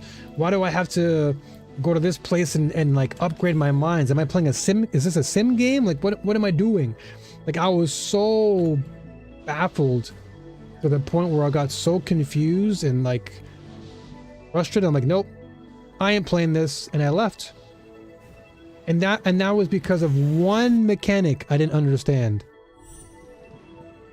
But that's exactly what can turn somebody off, is they can come into the game and click one mechanic, and because they lack any understanding of it, it drives them away. Which is unfortunate, because it's like, it could have easily been avoidable, you know? So I totally get that. So that's why I'm doing my very best to spend a lot of time off stream, playing, studying, taking notes, recording. That way I can make sure that whatever I experienced, no one else can experience that again. I don't want people to go through the same headache as me. But yeah, Troll, I had to well, actually I still have it, but I have to literally put the volume so low on that song, otherwise I get DMCA'd. So I can play it, but I have to like talk over the song very, very loud. Super loud.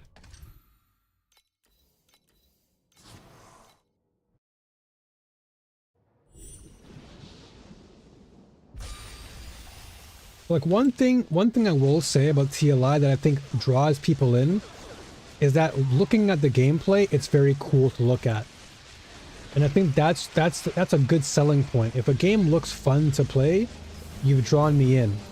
But what they need to work on now is explaining how to play it. That's the missing link, is like we need more in-depth breakdowns on how things work.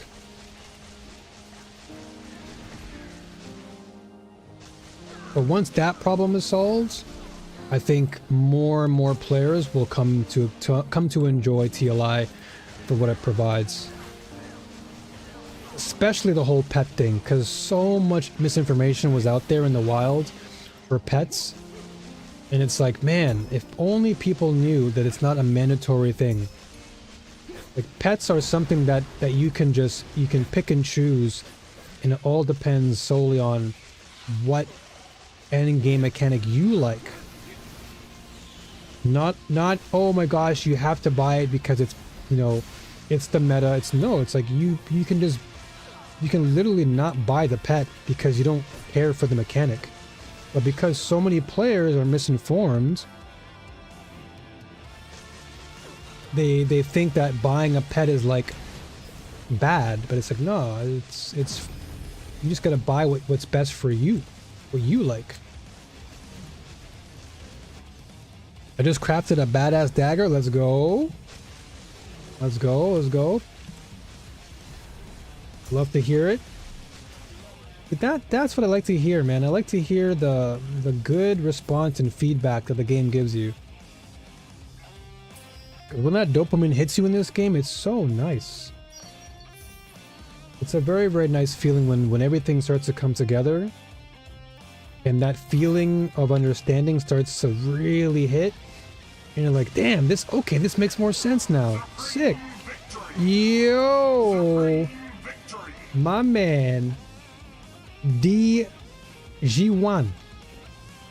What's going on, brother? Welcome, everybody, from D1 Stream. Appreciate you for being here. What's going on, Piss Lord? Welcome on in. Interesting name. Welcome on in, everyone from D1 Stream. What's going on, Soul? Good to see you, brother. I'm tired. I can imagine, dude. You're playing all the games today. Arc Knights. You're playing all the gacha stuff. You're farming, dude. Welcome in, Color. Good to see you, man. As always, pleasure. Had fun with the blokes. Hey, man. At the end of the day, that's what matters most. It's all about having fun with the homies, dude. If you ain't having fun, you ain't got nothing done. Also, welcome, Raiders. If you want to do a shout out, mods, just do /shoutout, and then you just do XD1X's name, and you give him a shout out. Although I always shout my man out, so it doesn't really matter. Everyone from this community knows me. I always glaze D1. That's the brother right there, man. This guy, you'll love him because he's pure. He knows what he's doing, and he does it with a lot of love and care. He's very knowledgeable. He's an expert in his field. He's very well spoken, eloquent. He's always very open to conversation, so long as it doesn't, you know, drift into something that's wild. But I'd say for the most part, he's a very well-respected guy, and you can never go wrong with him, man. Through thick and through thin, I've always been with this guy.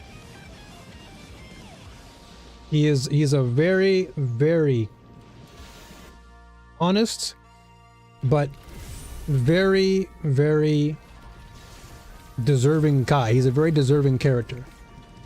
When you talk to this guy, you know you're talking to somebody who has got your back, will be there, and if you need anything, he will be there to honor you in whatever you do.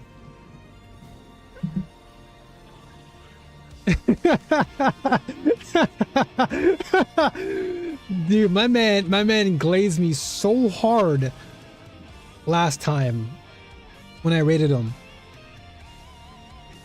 That glaze was beyond the donut glaze, dude. My man put the glaze and the sprinkles and then added more glaze on top of that.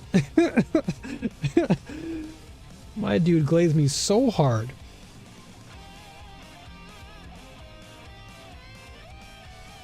Beyond donut? Hey, yo.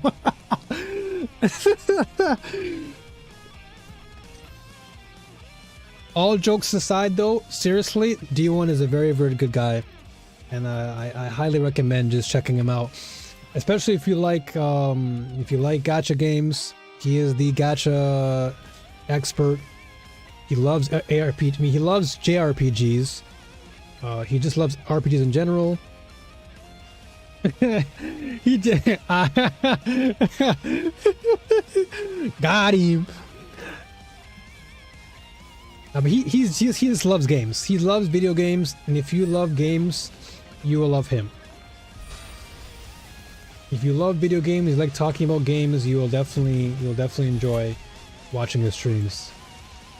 Very laid back, very cool, calm, composed.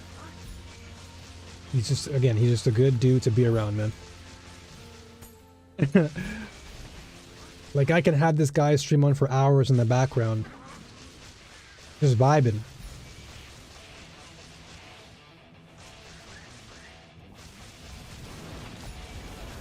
He is a good vibes type of guy.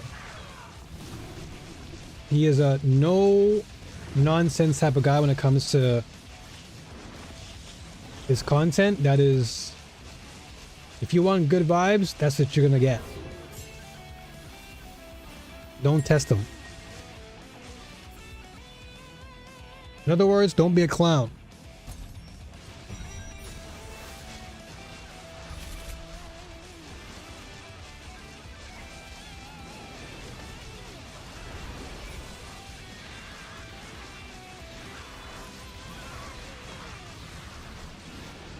That can go on for days, man. I really could.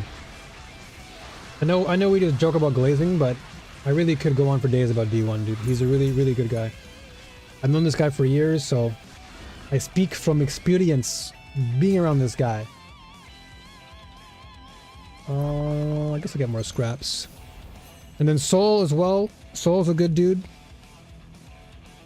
I've known Soul now for years. He's Superman 64 goated.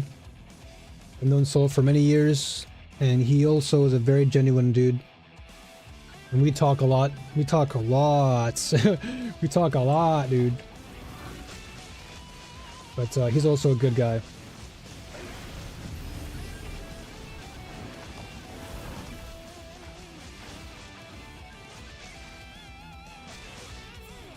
Okay, what do we want here?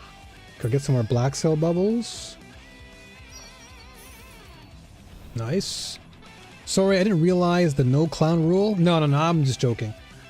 You can clown. You can clown with D1. D1's chill.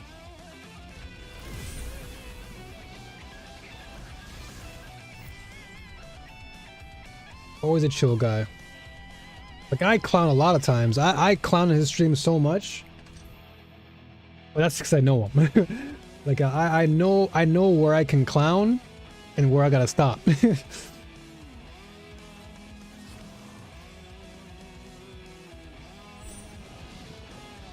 Even sometimes he'll come to my stream and he'll clown. I remember when I used to stream on Kick, and D1 would always come into my chat on Kick, and he would clown so hard. Because back then, Kick had no limits.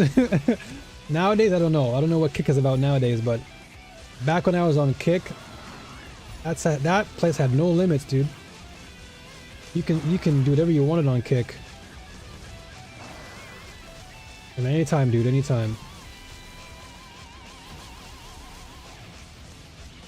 These are like genuine people who I can call friends for like a long time.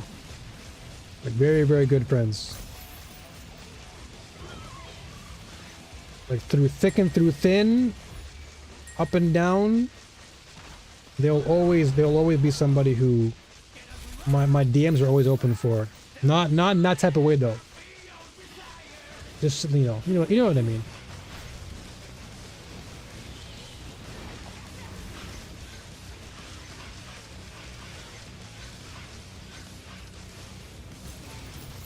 But again, welcome everybody from D1 stream. Again, I don't want to make this a glazing stream, but what you're watching right now is just Torchlight Infinite. This is an action RPG. It does have gacha elements in there. If you do fancy some gacha and some cool looking characters, you can definitely jump into this game. It is free to play. Very, very fun, rewarding game if you are into that, you know, action RPG genre. Yo, what's up? Only lesson. Hello there. What perks do you suggest on Black Sail to stack? Good question, my friend. I just made a video not too long ago on my YouTube channel. You can check it out. It gives you a pretty good breakdown as to what to invest in, why they're valuable, and how you can get value for yourself, regardless of what time mark you're in. Especially, well, of course, if you're in time mark 5 or higher, but if you're in time mark, like let's say 6 or higher, it'll help you. But check out that video. It's on YouTube right now. Actually, you just missed it too, Lesson. I actually just gave a long breakdown on stream. But yeah, check out the video. The video does give a lot of interesting information that can help you to really farm and make some good FE along the way.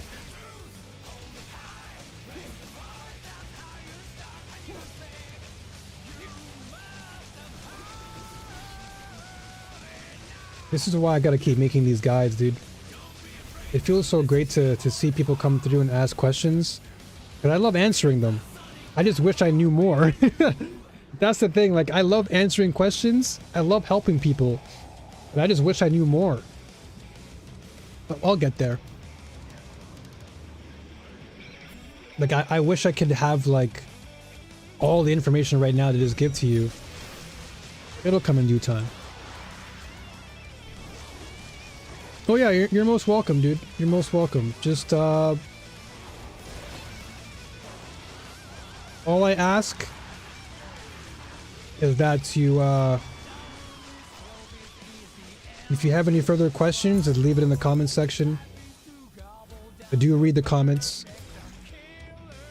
So if you do have questions along the way that you still need answered, leave it in the comments, or after you're watching the video, come back here and I'll try and add more.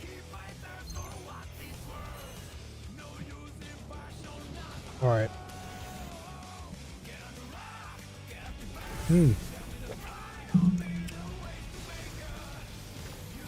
I've been yapping for so long, dude. I need some like actual liquid. I need some liquid from my my lips. Get some water real quick, guys.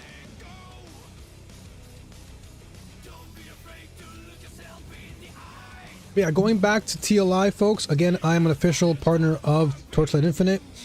I'm part of the creator program. So again, if you do have questions about the game, feel free to ask me and I'll try my best to answer. I will say though, I specialize more in Selena. I'm more of a Selena specialist than anything. So if you have Selena specific questions, I can answer them. Anything pertaining to crafting and whatnot, I can answer that as much as I can. But yeah, be sure to ask anything you need to, and I'll try my best to answer it along the way. I was washing my face, my bad, but definitely need to get some rest. It's all good, dude. No worries, man. I know you're streaming for a long time, so I'm not stressing. Just get your rest, and I'll talk to you again pretty soon. And by soon, I mean like, I imagine when I wake up, you'll probably be streaming. So I'll see you then. Come back to Woowa. Man, y'all are like trying to get me to literally... Y'all really want me to come in? Yo, thank you so much, Lesson, for becoming a new warrior on YouTube. I appreciate you, Brand. Thank you so much. Welcome. Look forward to more TLI content, more ARPG content. I don't know if you dabble in other ARPGs, but look forward to more Last Epoch very soon. Look forward to, of course, more Torchlight Infinite. Look forward to some PoE 2, but more so TLI, Last Epoch, I might do some Titan Quest 2 when things get better. There's also Chaos Zero Nightmare, CZN. That stuff is also what I play. But thank you again, man. Thank you so much for being here and becoming a member. But yeah, Wuwa though, I don't know, man. Like, I want to come back and play, but dude, there's just so much happening right now. My plate is filling up. If you had asked me to come back to Wuwa like a few months ago, which I did. I came back to Wuwa when Galbrenna came out, and that's because I had more time. I literally had more time because my plate wasn't full. But then literally in November, I remember this very clearly because I announced it on my Discord. Literally from the beginning of November, or maybe like second week of November, the plate literally filled up like crazy. And thank you, Lesson. You deserve more than that. Thank you. I appreciate you. Much love to you, man. Thank you for being a part of the community. You just came here too. You just came inside. You just opened the door, and boom, you just subbed. So thank you. But yeah, I was like super free back in like October, November-ish. But that was when I was like super like, oh my gosh. Some of the darkest points in my life happened within that span of time. Like so much happened. So it was really like a breath of fresh air when I finally got the opportunity to become an official creator for TLI, because that was like an open door. And then ever since then, more doors have opened for me. So I've just been blessed. So that's why it's really hard for me to jump from game. Like, it's hard for me to dabble in like multiple things at once, because now I have to really hunker down and like really I have to really focus in on my content and help you guys. I mean, that's why I love doing this, is because I want to make content that people can enjoy and feel inspired by and feel compelled to play these games that I play and join the community and be a part of the growth. It's great. It's a nice feeling when I can educate people and bring people together to understand things better. It's nice.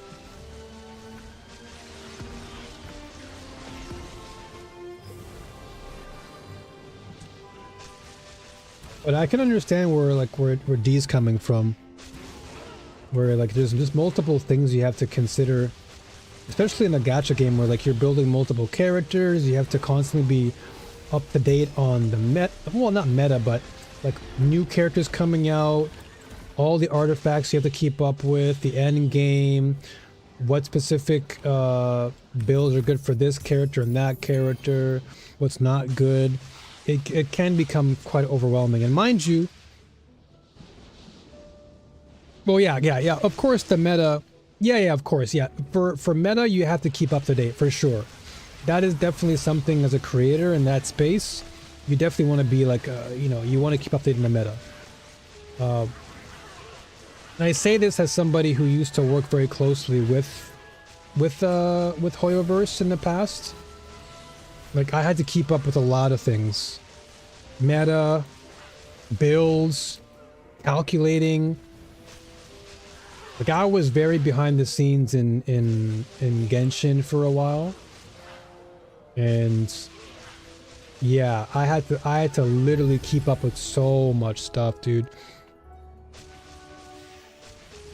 Yeah, exactly. Just be aware of it. Exactly. It's not like, oh, you got to play the meta. It's more like, no, just be aware of what's happening so you can just be more informed, and that way you can tell people about it.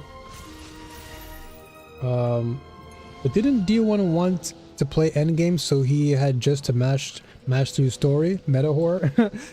Colors like meta whore, dude. Meta whore. Knowing what the meta is good, even if you aren't playing meta. Yeah, it's kind of like in sports, right? You know who the best teams are, so you can, make better informed decisions as to what you can If you wanted to do betting, right? It's good to know what the best teams are in football, so you can get an idea of like what to put your money toward.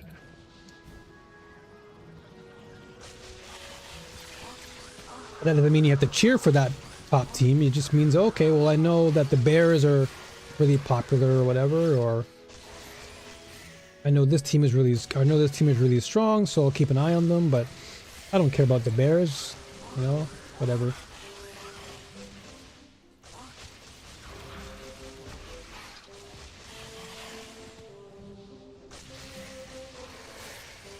He's spouting about meta this and meta that.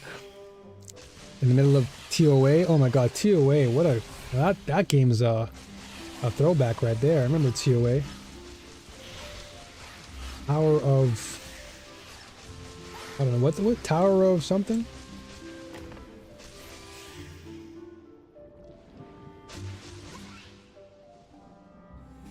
Yeah, TOA unfortunately was a game that just didn't really resonate. Which, funny enough, that tower game, I ended up playing the game that they made after, which is called Crystal of Atlan. Oh, TOF. Oh, yeah, sorry, yeah. I'm thinking TOF, sorry. I am thinking TOF. I don't know what TOA is, my bad. Yeah, you're right. My bad. Sorry. I don't know why my brain just, like, defaulted to TOA. Yeah, Tower of Adversity, yeah, exactly. Oh, no, sorry, Tower of Fantasy, sorry, my bad. TOA is Tower of Adversity, gotcha, okay. I just, yeah, my brain is all over the place. So many different letters, TOF, TLI, COF, whatever, man. Yo, what's up, PPG? Good to see you, brother. You're actually here at a time zone that fits, which is crazy.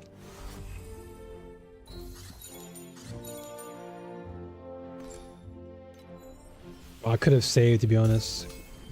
I could have saved more. That's fine. Alright. To be honest, the account is always going to be behind because it's going to be gated.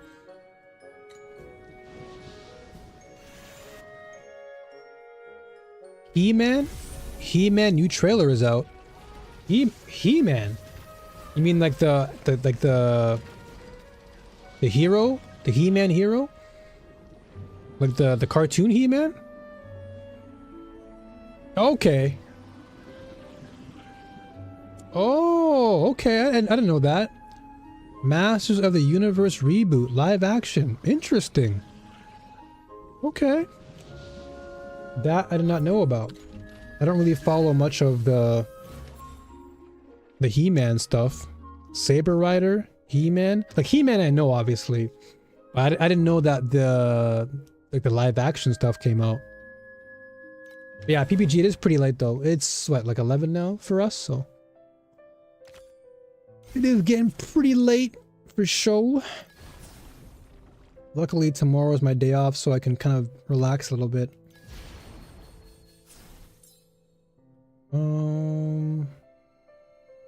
Okay, Black Goat can actually be good. Oh, wait.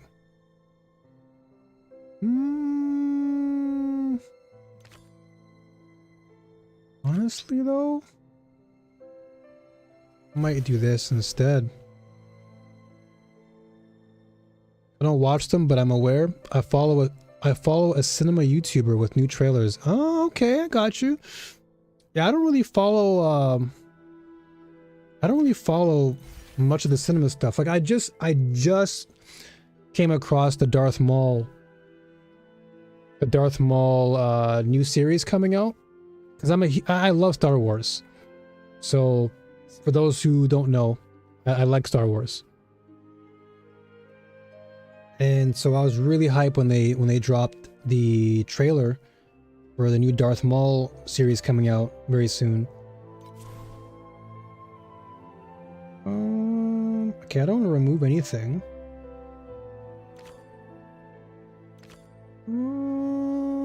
Okay, let's do this. Let's select this guy. No, let's select him. Okay. Another Day in Paradise? Wait, is that the movie you watched? Okay, this music is sleeper, dude. What is this music? Oh, this is Viva Pinata. I'm about to pinata to bed. I'm gonna change this. Hold on a second. I need some more. I need some good music. I need some really hype music right now. Ooh.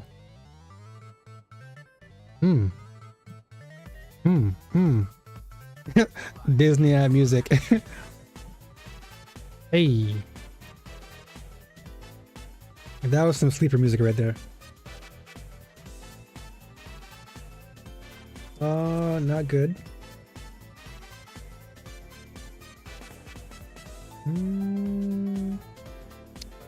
Not good at all.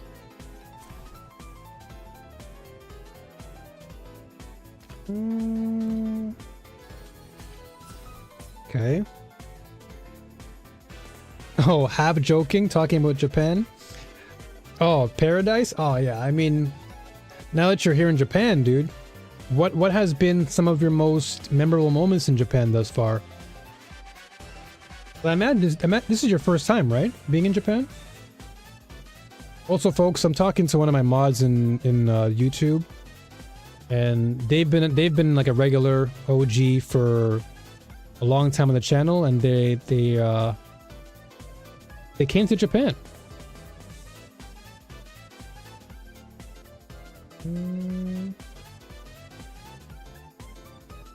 Dude, none of these are good. None of these cards are good.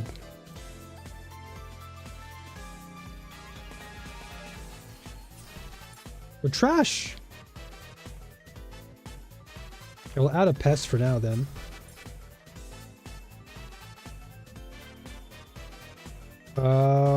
Remove one group of monsters. Okay, so let's do this. Okay. I don't want to fuse anything. I don't want to fuse anything. Dude, these cards are doo-doo.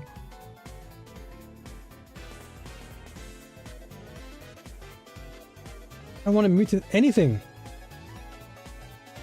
No, I don't want pest. Okay, whatever. Let's go with this.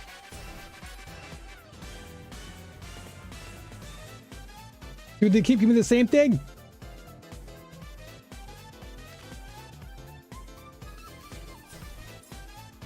Okay, I'm at 400k though. Oh my gosh, man, it's the same thing, dude. I don't want Amberons. I want pests. They're trash cards, man. Okay, let's do this again. I'll double up my stack. Okay, I'll do this. Okay, we're in the red zone now though. We're at close to half a mil. Let's do this. Oh, okay. Finally, we're at half a mil. All right, so close to 600k, but this should give us some good drops. This should give us some good drops. Hey, Bav, no problem, dude. Anytime, man, anytime. I'm glad you came through and you asked some questions along the way. And I'm glad I can clear them up for you. I'll definitely see you again soon, brother. I'll be here. I'll be here on next Wednesday. Because I stream 4 days a week. So Wednesday, Thursday, Friday, Saturday. So I take 3 days off to rest, recover, and then come back on Wednesday. So I'll see you on Wednesday when you do come back. Alright, let's do this. Surgery begin. This should give me some good drops. I just need some good FE, man. I need FE so bad. Please give me good FE, bro.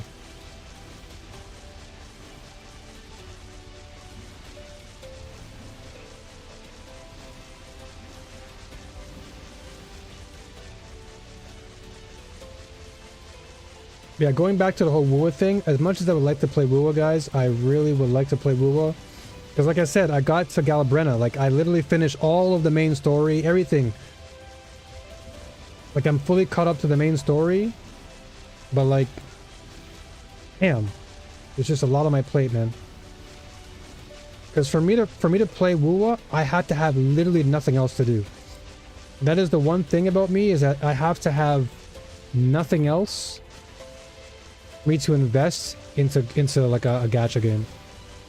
And Wuwa especially, like Wuwa, there's so much in that game that I need time to like map out what I have to do, who I'm pulling for, what things to farm for, my team comps, all these things I got to think about. Yo, let's go, Craft. Let's go. Where did you get the FE from?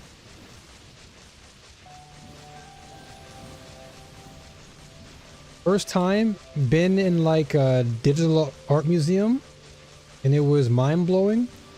And also temples in Kyoto were very beautiful. Let's go, dude. I love to hear that, man. I love to hear that.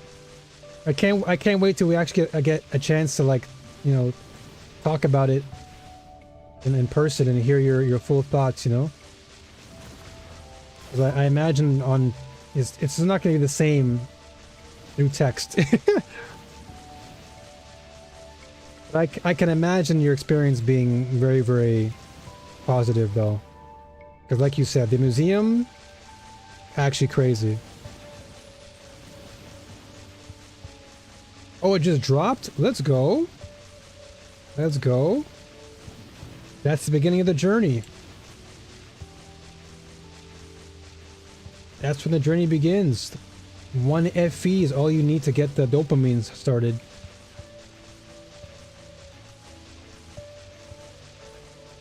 Now, all we gotta do is continue to farm black sale and make some extra currency with the embers and invitations. You should be seeing more FE soon.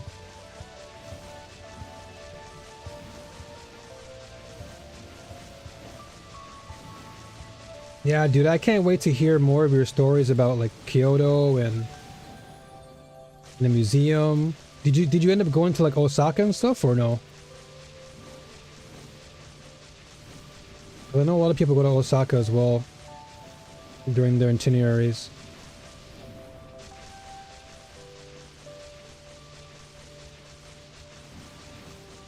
Dude, what is this? What is this goo goo gaga? I gotta go to bed music, dude. Dude, this music is so... I know this is CZN music, but man, this is not the right time. I love CZN, but this goo goo gaga, I gotta go to sleep. Come on, man, change this up. Oh, damn! They got some N64 music going on? Okay, this is gonna keep me awake. Ooh, we got this playlist going on? Hey. My spoken English is not the best, but I'll manage. It's all good, dude. I mean, I'm in Japan. I talk to a lot of people who can't speak English that well, and I'm good. Don't judge. The most important thing is we get along, man. Got a chest. No FE? Okay, about to say, man. I'm about to question y'all. What's going on over here? Ah! Got a compass. Got some embers. More compasses to sell. Okay, man, I'll take that. Got some limbs. Alright, let's see what we can sell. But yeah, Osaka is very beautiful.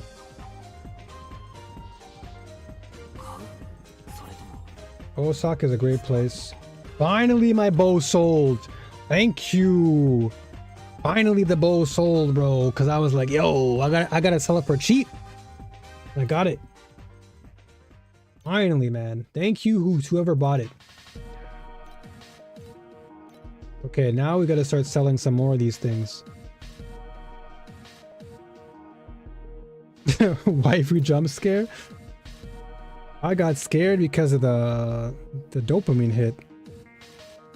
I was shocked. Okay, divinity stones I want to keep. We can probably sell more matches. I'm going to sell about 20 of these. 24/7. We'll take this out. No one's buying this. What else can we get? What else can we buy here? Or sorry, what else can we sell? So beacons, we can sell black sail. Okay, black sail is gonna be pretty popular, so I'll sell that for 3 for 2. Arcana compass. Oh, I got more of them now. It's more value. Oh, I can sell 6 now. So 6 for 4, I think is a good number. 6 for 4. Oh, I can sell the scalpels.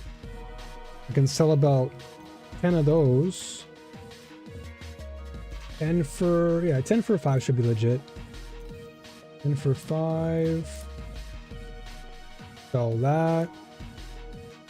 No one's buying the shadowed armor, dude? Come on, ma.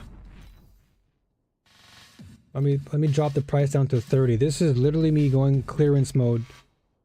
Clearance prices. This is typically, the average is like around 35, but to sell it, I'm going to drop it by 5. What else do we have that I can possibly sell? Okay, so Nightmare Compass, we'll sell that 1 for 1. This Waist Guard is not sold yet. So I can okay, I'll remove this. You know what? We'll keep that on. That someone might buy that. Oh, there you go. Within seconds, Black Sail Compass sold for 3. Yoink. That way, or that, my folks, is exactly what I'm talking about. When you know how to use the market to your advantage, FE comes in like water, bro. Trickles in.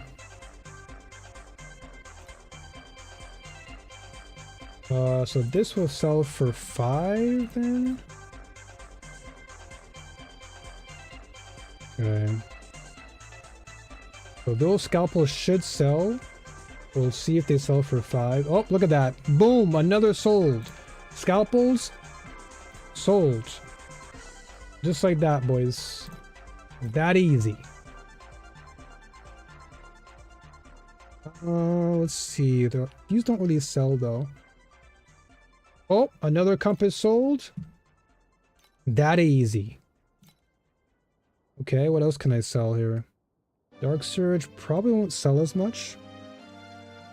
I know these beacons will sell, but I need them. Cause I'm farming time Arc 8, so.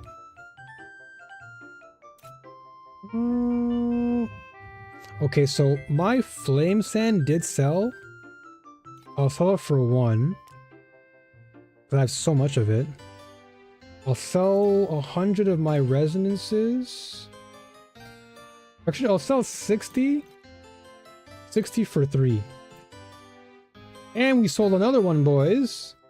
Yo, we are selling right now. Dude, is this prime time for selling? Damn, that ember sold quick.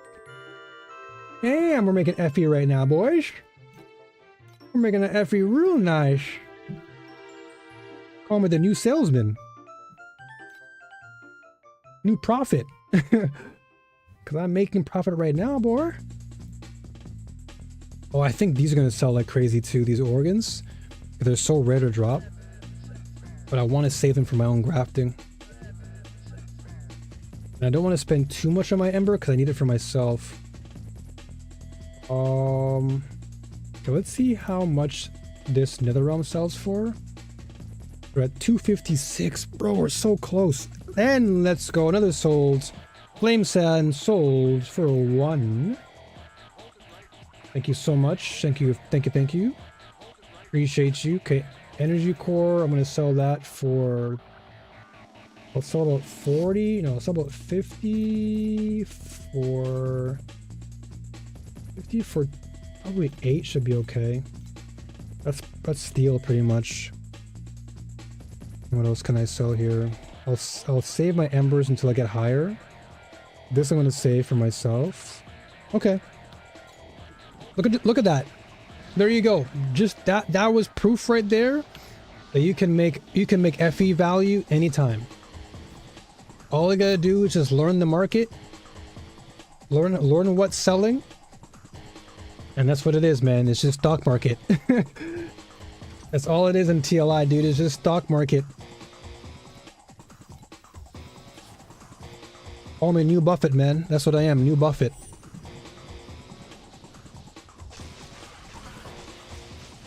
All that marketing in school paid off. All that studying of the market and getting my bachelor's degree in marketing paid off. I'm gonna upgrade here. My entire bubbles are full. Okay, let's go. This is where value can come back to me. If I don't die here, I can actually make good, potentially good bank. Oh. Also, don't forget, folks, if you are playing Dream, please make sure to actually enable Nightmare. It is a rookie mistake that I always make, but make sure to press E so it all can begin. Otherwise, you'll go through the whole map thinking that it's bugged, but it ain't bugged.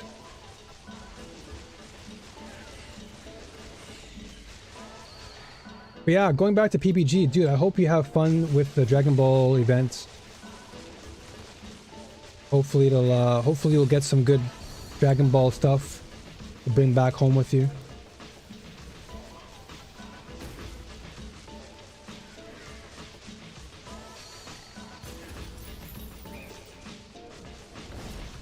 Okay, I'm gonna slow play this all day.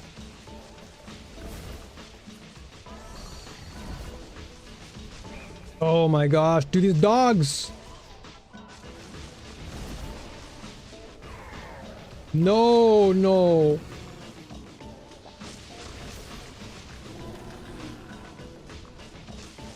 Oh, of course, dude. I'm just glad you're in Japan enjoying yourself, dude. Enjoy your day off. Hey, thank you, man. I appreciate you. I'll most likely just be chilling. Probably working on some videos and editing, but nothing crazy. My days off, I usually like to rest my spirit, do some Bible study, just simple things.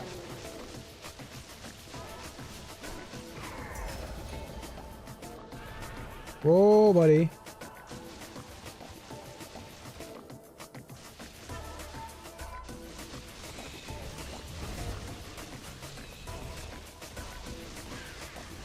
Whoa, whoa, whoa, whoa, whoa. I'm so glad that you've actually visited places outside of Tokyo.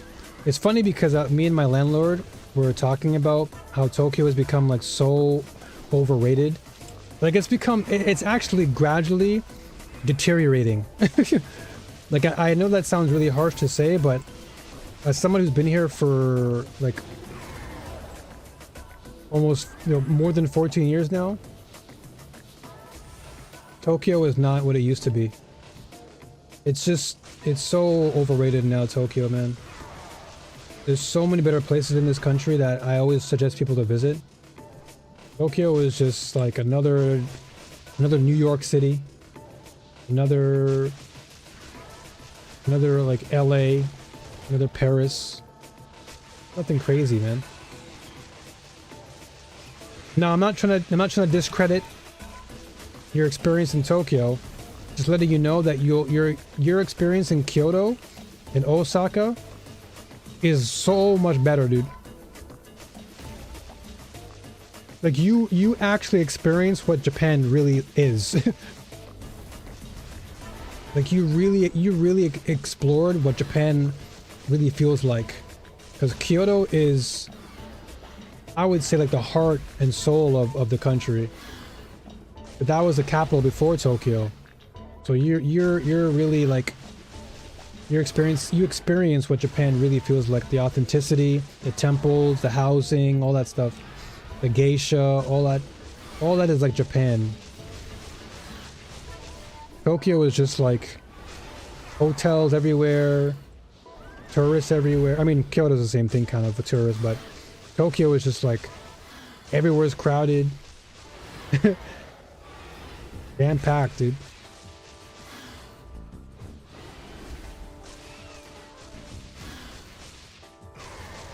This horse is so dumb with his dumb birds.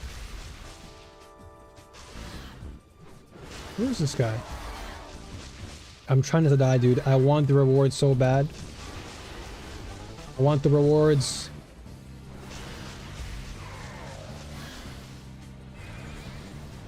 I just keeps chucking birds at me, man. Those birds do so much damage. But right now, I'm trying to strategically block the horseman from hitting me. So if you notice, I'm trying to block him behind this box. So every time he charges at me, the box is in front of me, so he can't touch me. Now we win. Yay! More scraps. More scraps. So let's say you get bored of playing Black Sail. Nightmare is a good alternative. This thing drops a massive amount of scraps. And we get all of these drops. Ah! What do we get? Scrappies. Scrappies. What else do we get? More scraps. More scraps. And more scraps. I mean, I'll take it because I can sell it anyway.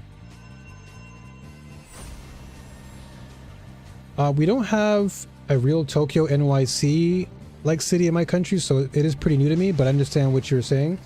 Oh yeah, exactly. And that's why I don't want to I don't want to paint a negative picture about Tokyo. Like, it's still a great place to shop and experience, especially if you're new to the city.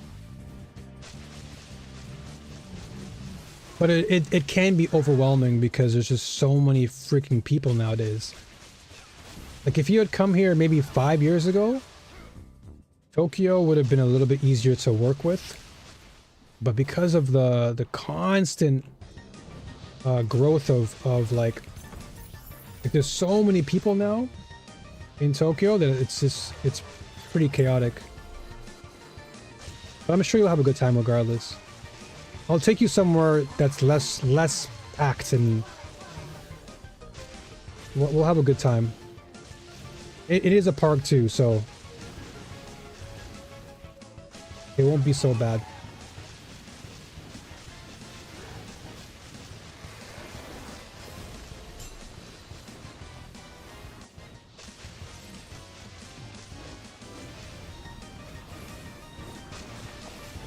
Why do I not recognize this game? This is N64 music, by the way. No! I should recognize N64 music like the back of my hand. N64 was the main console in my house for years.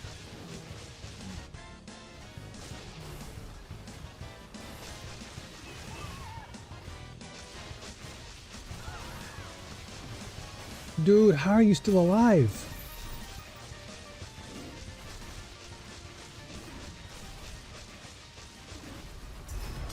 Finally, man. No. Okay, now this one I know. This is Pilot Wings.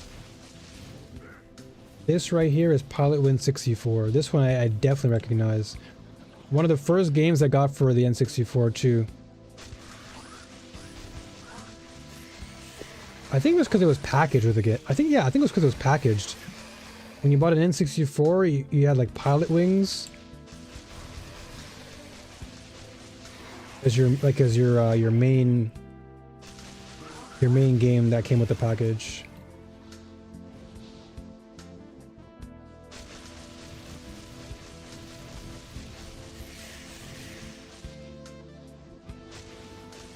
Song slaps though. Oh, is it north? This is one of the reasons why I do like God of War, because God of War I can just zoom through all this.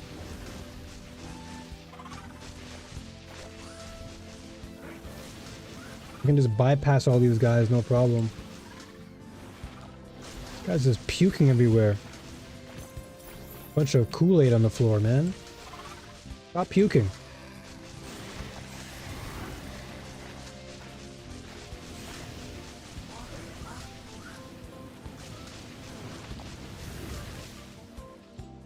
All right.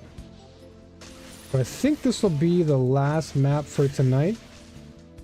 And then that way I can just get some much needed rest for my voice. And then I can potentially work on some content that can get out there for you guys. So in advance, I want to thank you all for being here. Appreciate you. More FE, let's go. So yeah, I definitely appreciate you all for being here. I'm gonna call it here. It has been quite a while. It's been what, it's been 6 hours now, so I've been playing for quite some time. So it's only right that I take my much needed break. Hopefully I was able to answer questions that were... My brain can't even think anymore, but hopefully I was able to answer questions that people had in a meaningful way. And thanks again to D1 for the raid. Thanks again to... Who came through on YouTube again? Thank you again to Lesson for the membership on YouTube. Thank you so much, brother. Appreciate you. Troll, love you always, man. Thank you so much for being here. Craft, appreciate you always. Brav, appreciate you. Soul, D1, Color, everyone who came through on D1 stream, appreciate you all. What was his name? Piss Lord. Piss Lord. Thank you for coming through. Appreciate you as well. And yeah, you've all been great. So let me see what's up here.